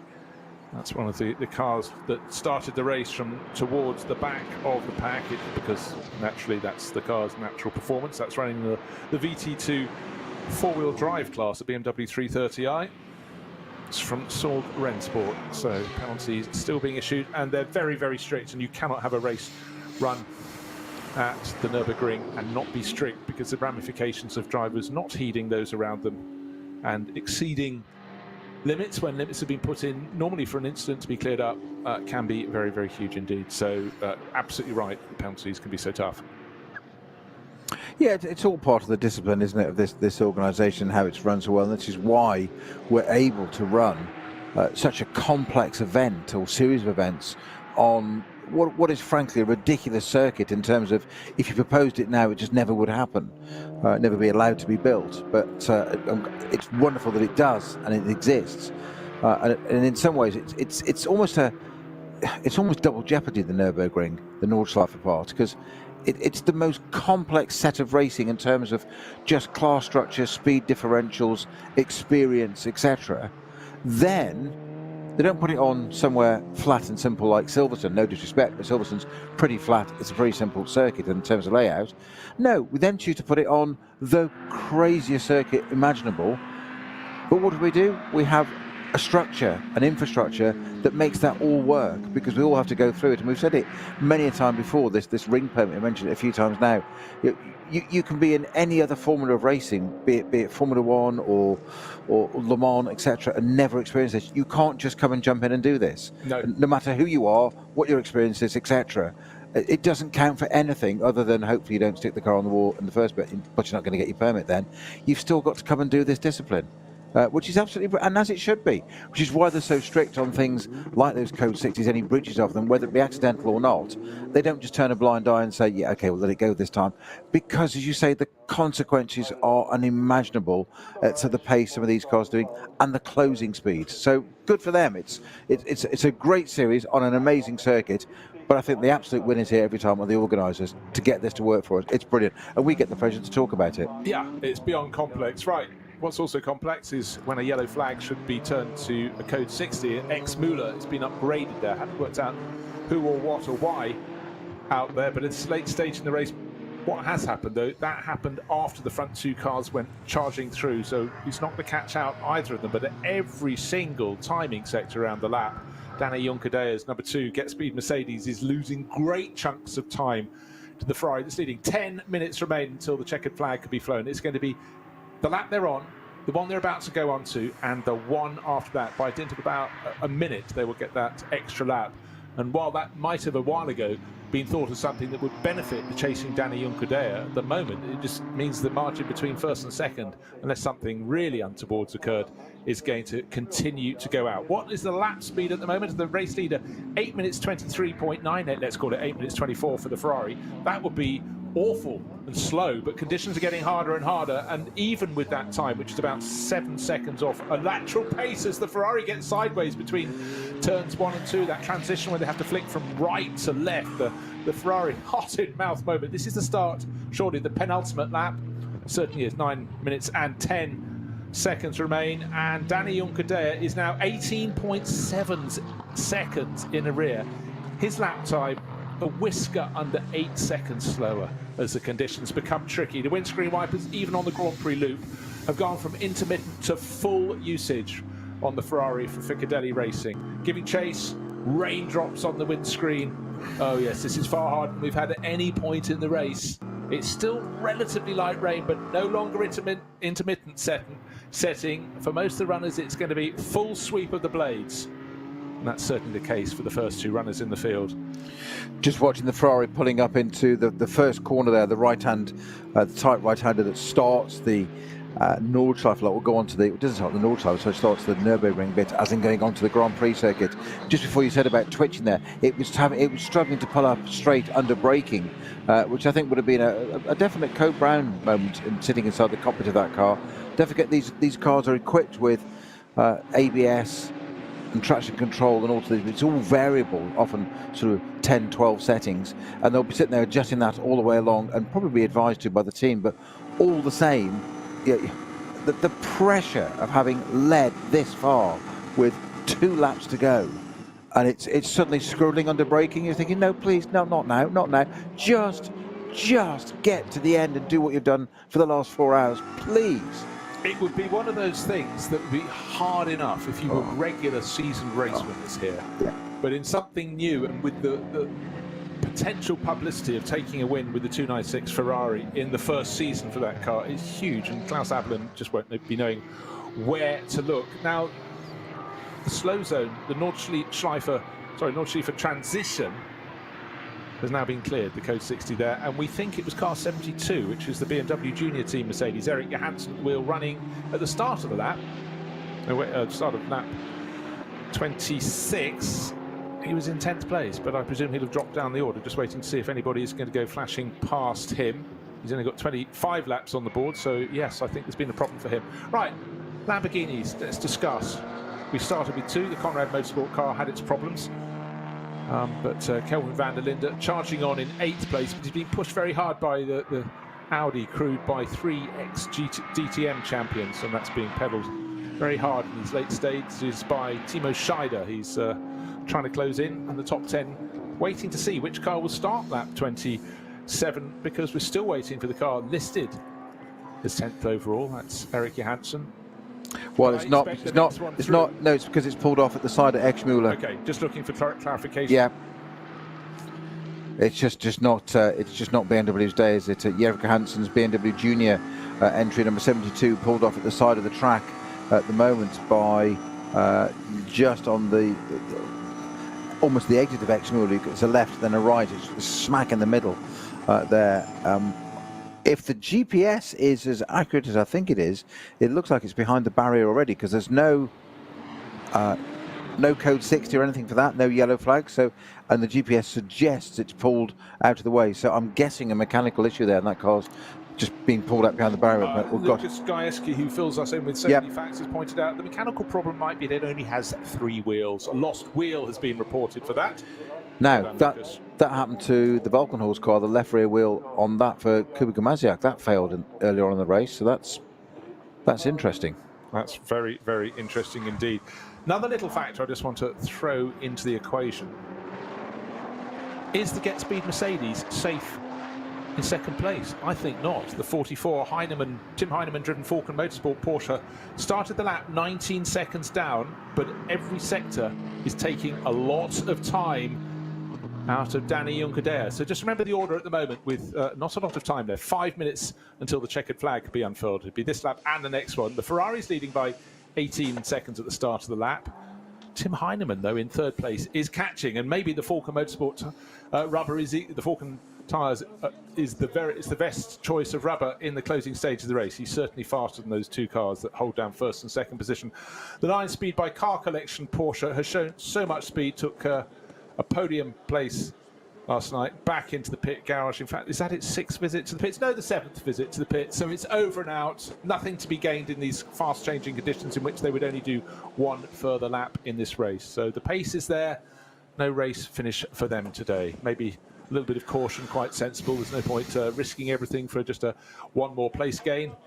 And I don't think they could even do that. They spent so much time in the pits. But we heard from Patrick Kolb explaining it had just turned into a test run. He's brought that in, and it's been parked up.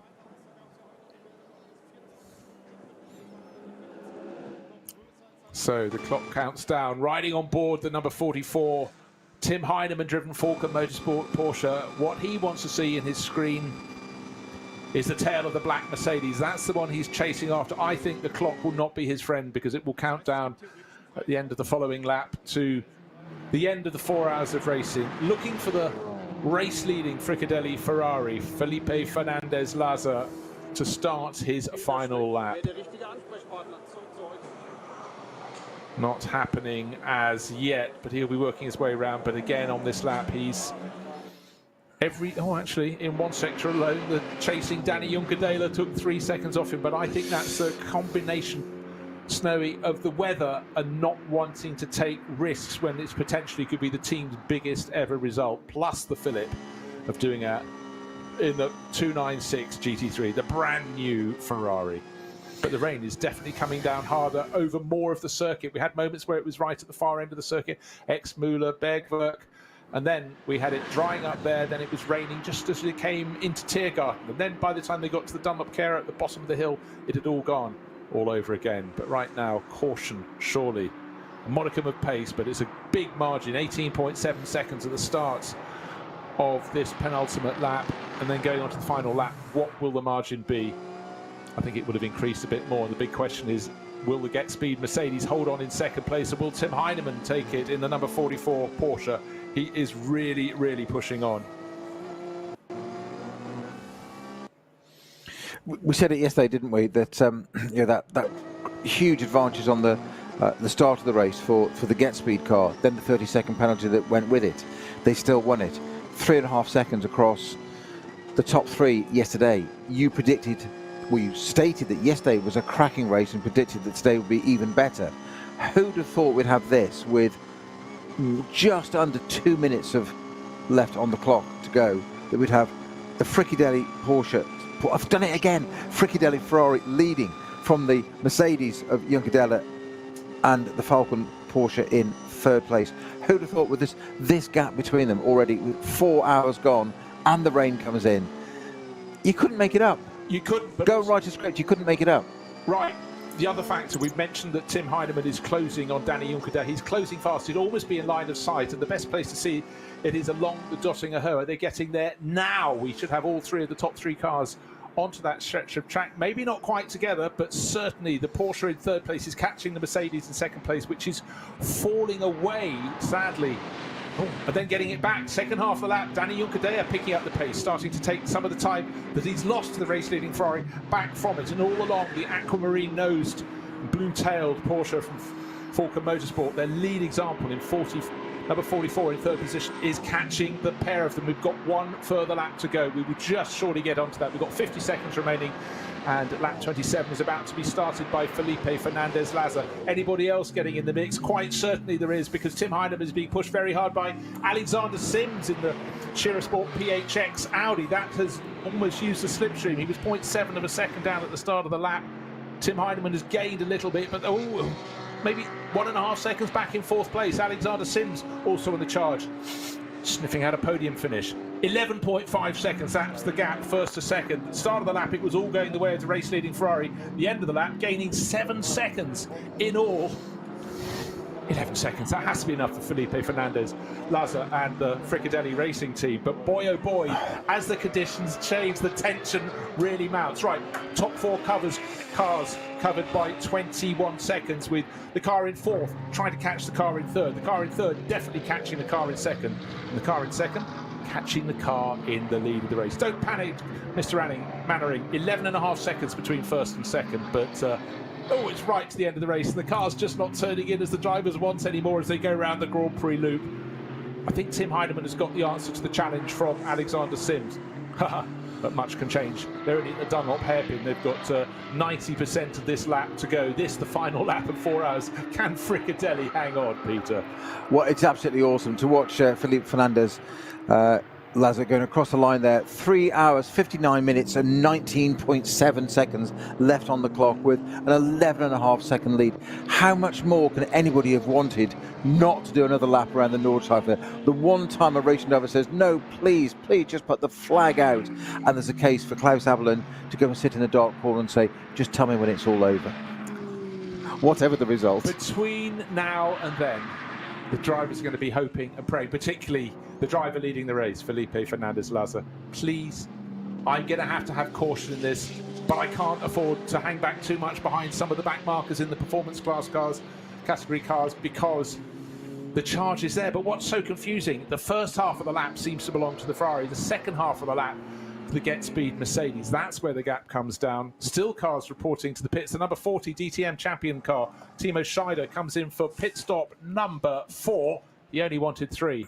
Don't know why that's in so late in the race. That came in from 9th place overall, so that probably means step up everybody else. Tim Heinemann, who could be the star, is the star of the closing stages of the race. He's got traffic up ahead. Has it seen him? He's been shown the inside. Nicely done down past an SP8T class BMW. Windscreen wiper not on intermittent anymore, it's on full wipe. He's giving chase. How's he faring around the course this lap? He's catching the car ahead. He was 6.5 seconds down in third place. Can he get second? Then will second challenge first? Will Danny Juncadella manage to catch and then even pass Felipe Fernandez-Laza? Or the man in the pits, probably with no fingernails left, Klaus Abelen, will Fricadelli Racing, his team, take this great result, this win here in, yes, it's a qualifying race for the Nürburgring 24 hours, but by gosh, to win this would be a massive fillip. And this was quite literally for the driver of the Ferrari. This is endurance racing at its absolute best. This is what we love. This is why we come and watch it. This is why I urge you to watch and listen. This is what it's all about. Forget your Grand Prix stuff. Set car with open wheels, 2 doors, time and a roof. That's what you need. Time and a roof. How many risks do you take in the closing stages of the races? The cars now with windscreen wipers beating at all points around the circuit. But how wet is the actual circuit itself? Or is it just falling on their screens? But certainly the track looks dry from the outside. But as you can see, as we can see from the behaviour of the cars, yeah, just cars just do not want to turn it. Even on the superior tarmac and the wider circuit of the Grand Prix loop, it's very tricky indeed. And Timo Scheider pushing on off that pit stop that's dropped him. No, he's still, this is his 9th place. I think he's probably fallen behind Vincent Kolb in the number 5 Audi. Not their day to day, but again, for a lot of the teams, it's about gaining experience ahead and track time of the 24 hours at the Nürburgring. Yeah, just watching Timo Scheider in the number 40 Audi there. Wipers on full all the way through the GP circuit, down hats and back. It's not intermittent as it was just a lap ago. 8-9 minutes ago. That's how much it's increased. Waved yellow flag at Kesselchen. Car number 330 moving slowly, but hopefully nothing more than that. No, we've got a Adrenaline Motorsport BMW 330i. Nice number. It fits. Yeah, and we've also got a car off at the Shearer Cupra 816 is. Oh, that's the white one we saw. Yeah, that's in the race, leaking fluid. Yeah, but that's now causing a code 60 at Exmuller. Yeah, we've just seen, well, the car in third place. That's cleared. Didn't see if it was only Tim Heinemann, because that could have scuppered his chance. Or did the 2 cars in front of him also go through that sector of the track when it was at code 6? To be really cruel for Tim Heinemann if the first 2 got through. The 2 cars he was catching on this, the final lap chase in his 4-hour qualifying race. But as he accelerates away, windscreen wiper blazing away. It's not heavy rain, but it's sufficient rain for that. Now what he wants is a clear run up the track to see if he can close that margin. Just looking to see if anyone lost time. Who lost time in sector 5? 4 seconds nearly gained by the chasing Danny Juncadella. Felipe Fernandez-Laza leading and hanging on. The yellow and red slippery surface flags being shown at the side of the circuit. Halfway around the final lap, waiting, looking for that Ferrari to get to Galgenkopf to emerge, lights ablaze for its final run along the Dottinger Höhe. Well, it's just approaching the carousel at the moment, so it's got a long way to go yet before it gets to that. It's got Hoacht, Wippermann, Brunchen, Flansgarden, Schwabenschanz before we get to any of that little bit there.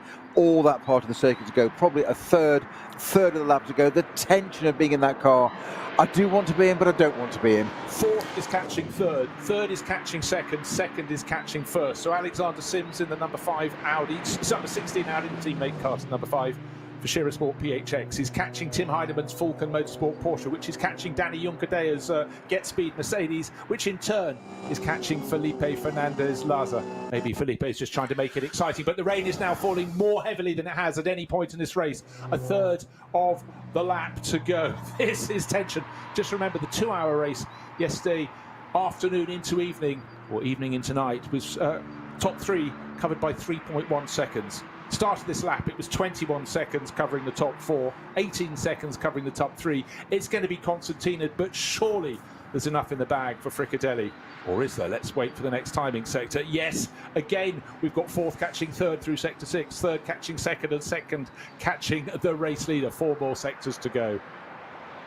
There's a case here for Fricadelli just timing this to absolute perfection. Just getting it absolutely right. Where are they now? We're looking at this now. We've got Flansgarden for race leader. tense scenes in the pits there as we look at some of our drivers just looking at the final bits here. It's the Aberlin crew just watching intently, their eyes, you can see it, they look completely relaxed outside, arms forward, the eyes are flickering from screen to screen to screen, can't quite believe it. I mean, it's dilated pupils. Let's look at this, look at these gaps, it means everything to a driver. The driver who did the first half of the race for them, who led away, Nicky Katzberg, looking a little more animated. Earl Bamber completely locked on the timing screen, ignoring his Dutch friend and colleague, but right now the gaps are coming down and down every timing sector. At the end of sector number 7 of this 10 sector lap, the margins will have definitely come down. It was 11.5 seconds, it's coming down. Right, it's a very long sector. 5 seconds gained by the car in second place, hunting down the race leading Ferrari, but they're out of the Dottinger Her, and surely with enough in hand. We've got traffic in between a Cup 3 racing car and in behind. The others are coming down, but this is a race to be thrown away, and it would have to make a massive mistake from Felipe Fernandez-Laza. He's got enough, but it's down to about 2.5 seconds, and the third place Porsche is right on the tail. There's one car between him and the Get Speed Mercedes. It's a Cup 3 Porsche right on his tail. We're going to have the top 4 cars covered by 5 seconds, but right now, unfortunately for Alexander Sims, he's a little bit blocked. He moves past the Cup 2 class car, but the Ferrari is into the final sequence of corners first and out of it first. It's going to be super close. It's going to be victory. Yes, it is. The 296 Ferrari from Felipe Fernandez-Laza wins by, it matters not, under 2 seconds, 1.935 seconds. Top 4 cars covered by 3.4. That was the chaser being chased by the chaser's chaser, if you wish. But it was victory for the Ferrari. Oh, what a fantastic finish. High five in the commentary box. Don't know what that means. Well, that was extraordinary, and I would love to see the face of Felipe Fernandez-Laza aboard that race-winning Ferrari. It's joy all around. David Pittard drove the car yesterday, applauding the teammates. Happy faces in a happy camp.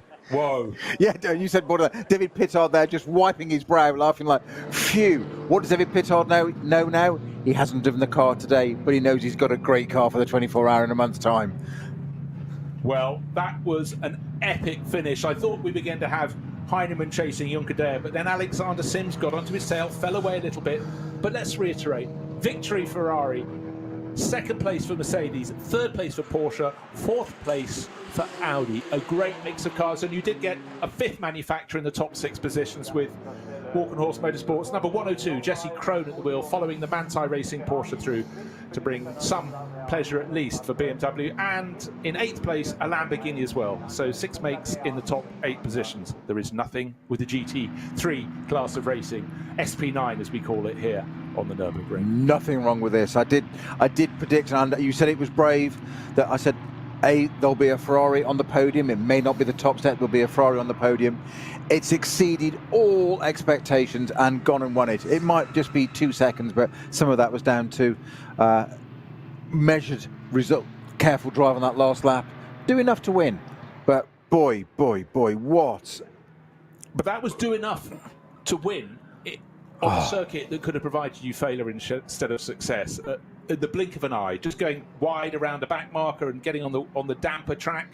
Little bit of rain, but it was increasing, and boy, did that put a little seed of doubt into the mind of all those drivers out there. But some really good fun today.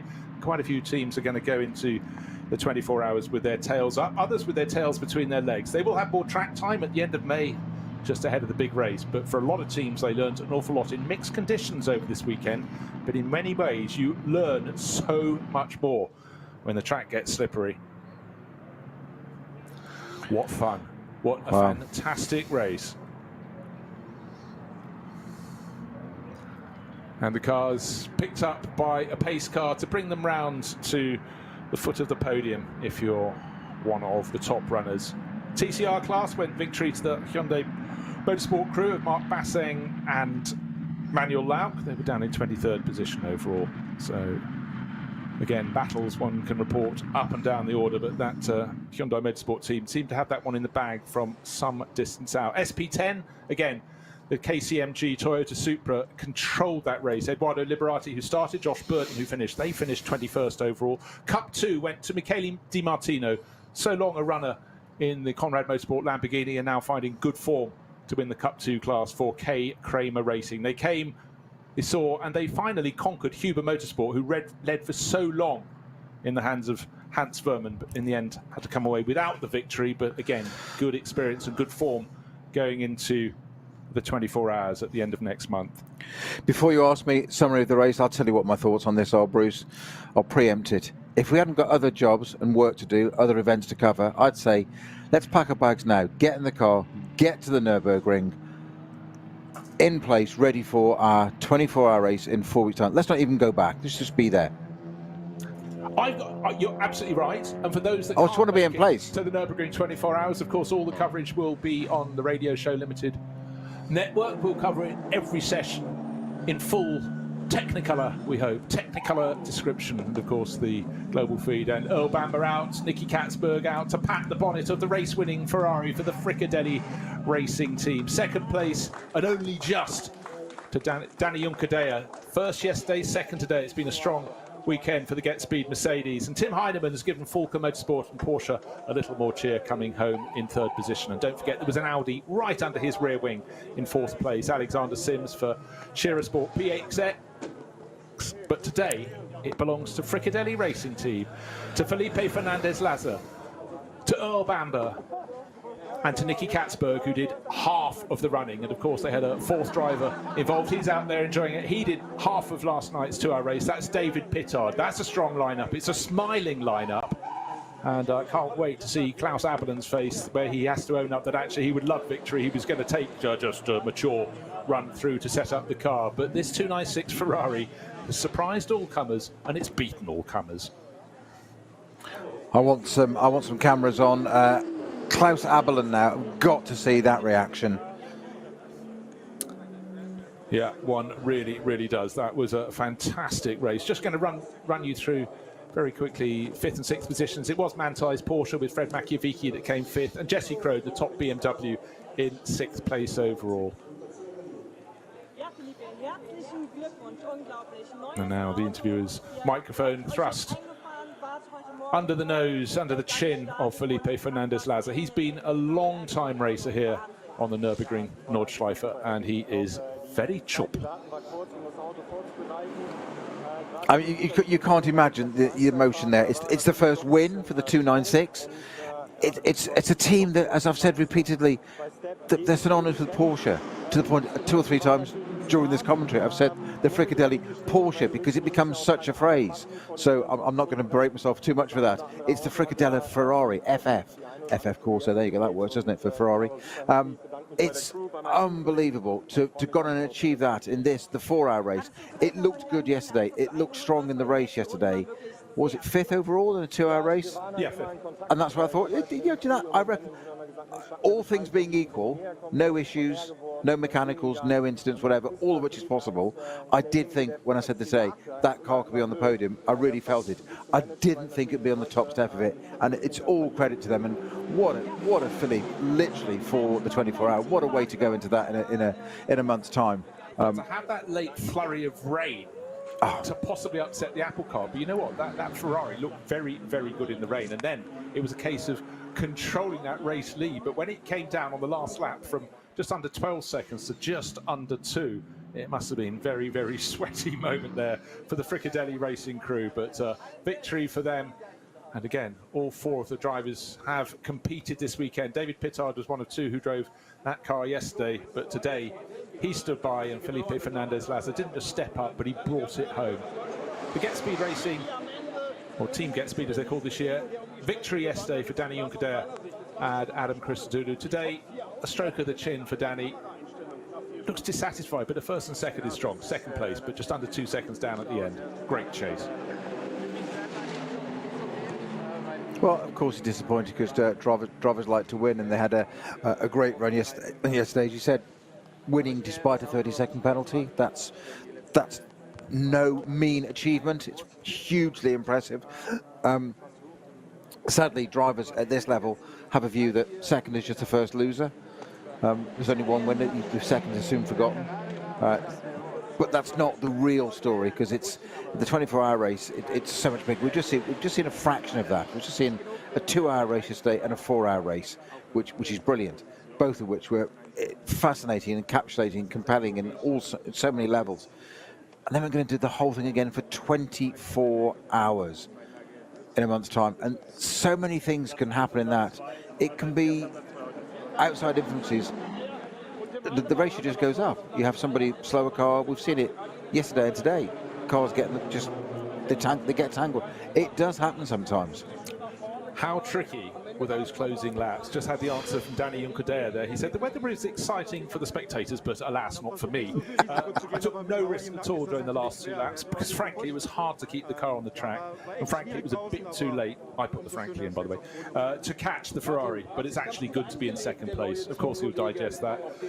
And the crew of the third place Porsche from Falcon Motorsports, Martin Ragging, who kicked it up with Tim Heinemann. Tim is getting stronger and stronger. I've been really impressed with him through 2022, going into 2023. Good young talent there, and it's good to see that being rewarded. He would have loved that chasing down the second place Mercedes. Didn't quite get there. Margin at the end, 2/3 of a second. That's the difference between third and second. Top 3 cars covered by 2.6 seconds. That's fabulous after 4 hours of racing. But what a finish. More in store, and again, it's really good for the crews to get, as the weather really has taken a turn for the worse. We had that little flurry of rain that got a little bit heavier, but now the flag's beating strongly over the podium, the end of the pit building, and more rain on the lens. And Tim Heinemann just reporting he didn't want to take too many risks. Well, that's a common story, but it was really hard. He had to take more risks than he wanted because Alexander Sims was right under his tail at the end of the race, just 0.8 of a second down.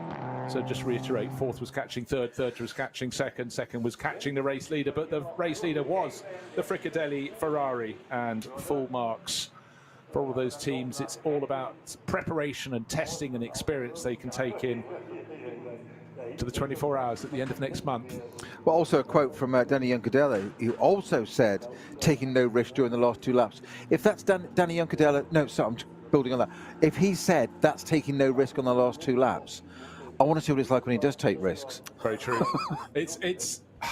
But they know that the Nürburgring 24-hour, it started in 1970. Every form of weather, to plagues of frogs, has come through. Locusts. Yes, the lot. Rain, hail, snow, you name it. So you want a car that works through those conditions, and this weekend provided a modicum of those, with rain, with night, with day, intermediate, and right now, just gone 5 in the afternoon, it's looking very grey indeed. But they got 2 cracking races in. They had a top qualifying session. They had 2 90-minute qualifying sessions, and it's all about track time this weekend. That's what it's all about. Of some of the younger, newer drivers in this, it's also about getting that race experience in multi-class racing.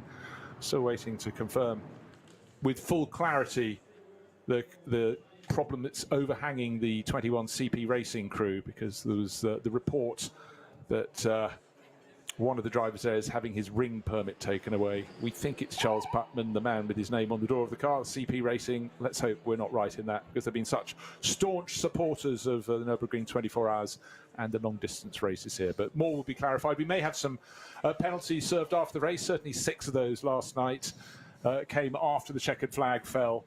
But in some ways, it's just a brilliant result for Ferrari. And for the majority of the teams, about experience gain, but it was a very, very good experience for the Fricadelli racing team. It's a brilliant result for Ferrari. It's a brilliant result for the team, and an even better result for the series and the sport. I think that's just absolutely phenomenal. It's so good to see something different. No favoritism. I'm being impartial. It's just to see something different. It's a new car. It proves it's there or thereabouts. As you said, nearly nigh on 60 years since Ferrari have been producing sports cars at the top level, and now works cars for Le Mans. We've got that in a few weeks' time in June. It's great to see them back. Ferrari in the ascendancy, just brilliant. Can't wait. And just to give you a clue about how much the gaps came down, 4th place Alexander Sims on that final lap, as they lapped just under 9 minutes, he took 18 seconds out of Felipe Fernandez-Laza. That's why the gap came down from 22 seconds to just 3.4 seconds, covering the top 4 after 4 hours of racing. What would have happened if there was one further lap? Who knows? But as you pointed out, if they'd started the final, if they'd approached the end of 4 hours 40 seconds later, it wouldn't have been that extra lap, but Felipe Fernandez-Laza managed to hang on. Tim Heinemann and Martin Ragninger, the shorter figure of Martin, come out onto the podium. They nearly took second, had to make do with third, but they've only lost third place as Alexander Sims was closing in fast indeed, the Shearer Sport PHX Audi. But third place, the Falcon Motorsport Porsche. Second place crew of Danny Junkadea and Adam Christodoulou should be coming out next to take second place to build on their victory yesterday. Certainly Adam Christodoulou, who always wears his heart on the sleeve, all smiles for him. But for the winning crew, they will levitate onto the top step of the podium. Fricadelli Racing Team, led out by Felipe Fernandez-Laza, Earl Bamber, and cheering, air-punching Nicky Katzberg. They've enjoyed that. And any race that is exciting as that at the end will stick in their mind. But the fact they ended it with victory, big one to them. I'm just going to give a bonus prize to Laza there for just walking out on the podium, being so cool.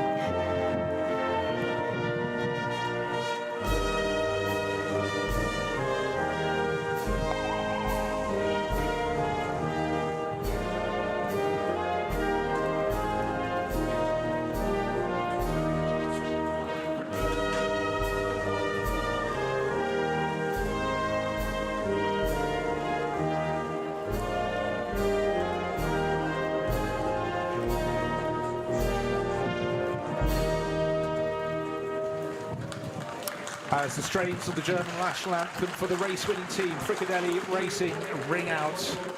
Lots of happiness up on the podium, and in fact it's good to see the crews joking with each other up there. They knew that was a fabulous finish to a race, and they all know, despite the fact they're driving for different manufacturers, for Ferrari, for Mercedes and Porsche, and Audi tucked in right behind, they all have cars that in these conditions are competitive. But in a month's time, when we arrive back here at the Nürburgring-Nordschleife for the 24 hours of the Nürburgring, conditions are probably going to be very different all over again. But for Ferrari and for Fricadelli Racing Team, this win will surely have pride of place in their trophy cabinet. I mean, it's a great haul for the second place team as well. I mean, yeah, a win yesterday in difficult circumstances, that 30-second penalty and unchangeable conditions. Again today, a second place. It's easy to focus on this Fricadelli Ferrari winning a race, and it's being the first race and a change of team, change of brand, etc. But you know, that Mercedes in second place, that's a very, very solid foundation for N24 in a few weeks' time. It most certainly is, and for the crews, you can understand why they're happy, but equally, if you look in the paddock, there'll be drivers for other teams where things didn't go as well. Of course, you have winners and losers in motor racing, and you can be sure win, lose, or lose something in between. For a lot of the crews, there's a lot of work between now and then, of course, is the Nürburgring 24 hours. But trophies aloft, smiles all round, still waiting for a camera to shine down on surely the beaming face of Fricadelli Racing Team owner Klaus Abelin, who's been such a supporter of all racing at the Nürburgring. So the bumpy will flow, and for those trying to get away, the rain is still falling on the start-finish straight, but it added real spice to the final lap of the race as everyone closed up in that top four. 3.4 seconds covering Ferrari, Mercedes, Porsche and Audi at the top of the podium. Well, the weather may be grey, but I guarantee the mood in the Fricadelli garage will be quite the opposite. Well, it's been a really enthralling weekend. A lot of teams got a lot of mileage, many laps here, and we thoroughly enjoyed covering it. But we didn't expect to finish as good as that. We didn't expect to see a Ferrari climb towards the front, but Nicky Katzberg looked very powerful in that opening stint. But the changing conditions, they really changed more than we realised. And just looking for other marks down there, just to report, the Aston Martin for Dürr Motorsport, Darren Turner in that final stint climbed to 13th overall, but they didn't end up with the race winning 28 laps. They got the 27th, but it's a new car, team sorting it out as they go. I think everything is set, quite frankly, for a brilliant 24 hours of the Nürburgring, and a lot of the drivers couldn't be here this weekend to take part in these qualifying races. A lot of them been racing down with the GT World Challenge at Monza, some competing with the European Le Mans Series and the Michelin Le Mans Cup down at Barcelona. Busy days for professional racing drivers, but those who are here, I think they'll feel they've stolen a bit of a march, a bit of a lead for when they come back in a month's time. But plenty to consider. It was a joy to report the pair of races, and just cannot wait for the cars to be back here. I'm sure the weather will be warmer, but I'm sure one app that all the teams still have installed on their computers will be the Will It Rain app.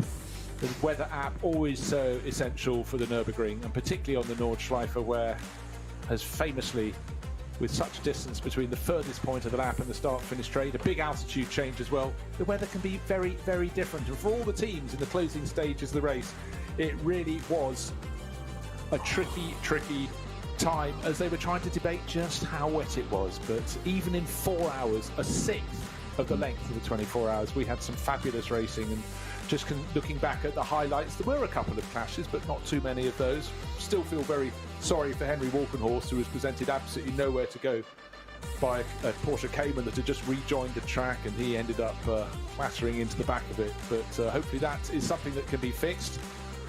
And a few drivers discovered it's not a good idea to catter the high curves hard. A couple of broken wheels. In fact, I think we had 3 in all, 2 of which hit BMWs. So despite great pace in the early NLS races this year, it didn't all come good for them today. And a little bit of contact happened to both of the Lamborghinis. The Conrad car ended up against the barriers, and then a little bit of contact from Kelvin van der Linde when things got a bit meaty just towards the tail end of the top 10.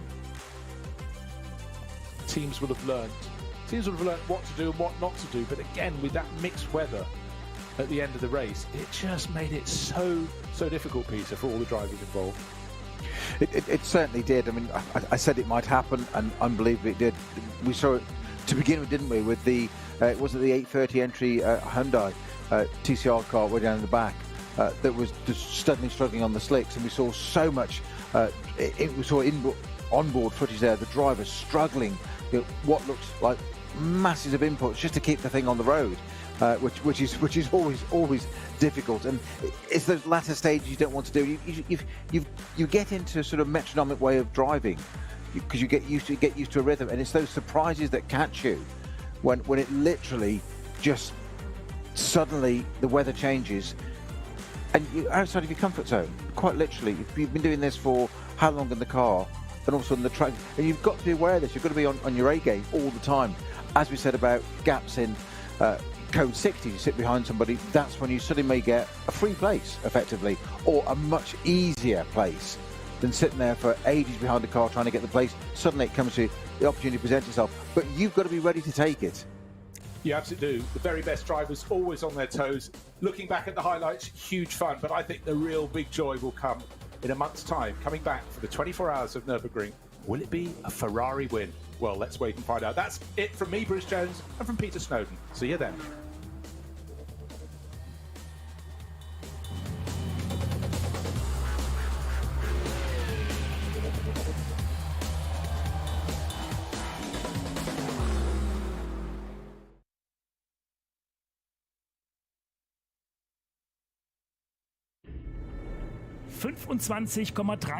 Kilometer gilt es zu meistern.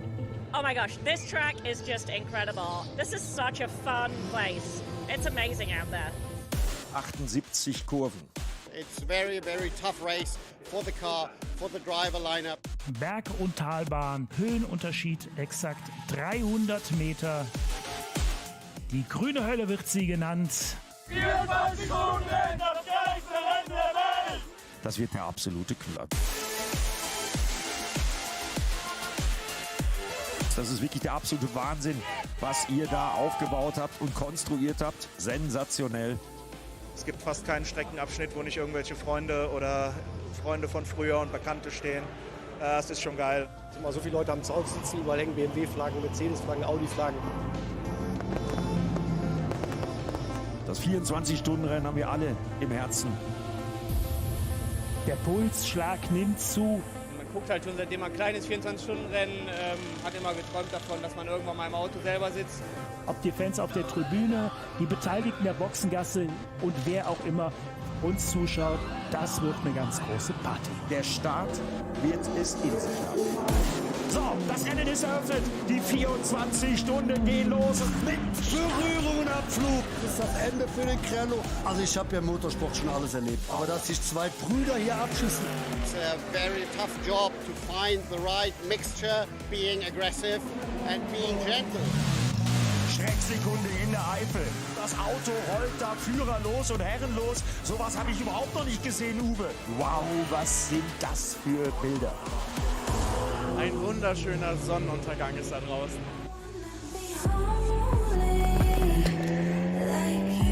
This track is so special when you drive at night. Typical Nürburgring 24 hours, survive the night. It's party. You can see their little fireworks, their barbecues. But on the other hand, you're flying with 250 k's through the fucking forest and over the bumps. There's not such a lot of time to look left and right. Und liegt es an der Vernunft, letztendlich, ob es kracht oder nicht. It's not the Nürburgring if it's not raining. It's 50% dry, but completely dry and 50% heavy wet. Dangerous. Das ist saugefährlich, da geht anscheinend gar nichts mehr. Was ist da los? That's the most important thing, to finish the race. Da kommt der Sieger, die Eifel tobt. And it's a particular credit to the crew for the work that they did.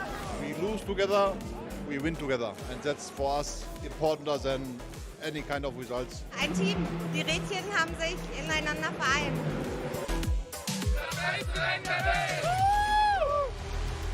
Wahnsinn. Haben wir so lange drauf gewartet? Haben wir so lange vermisst?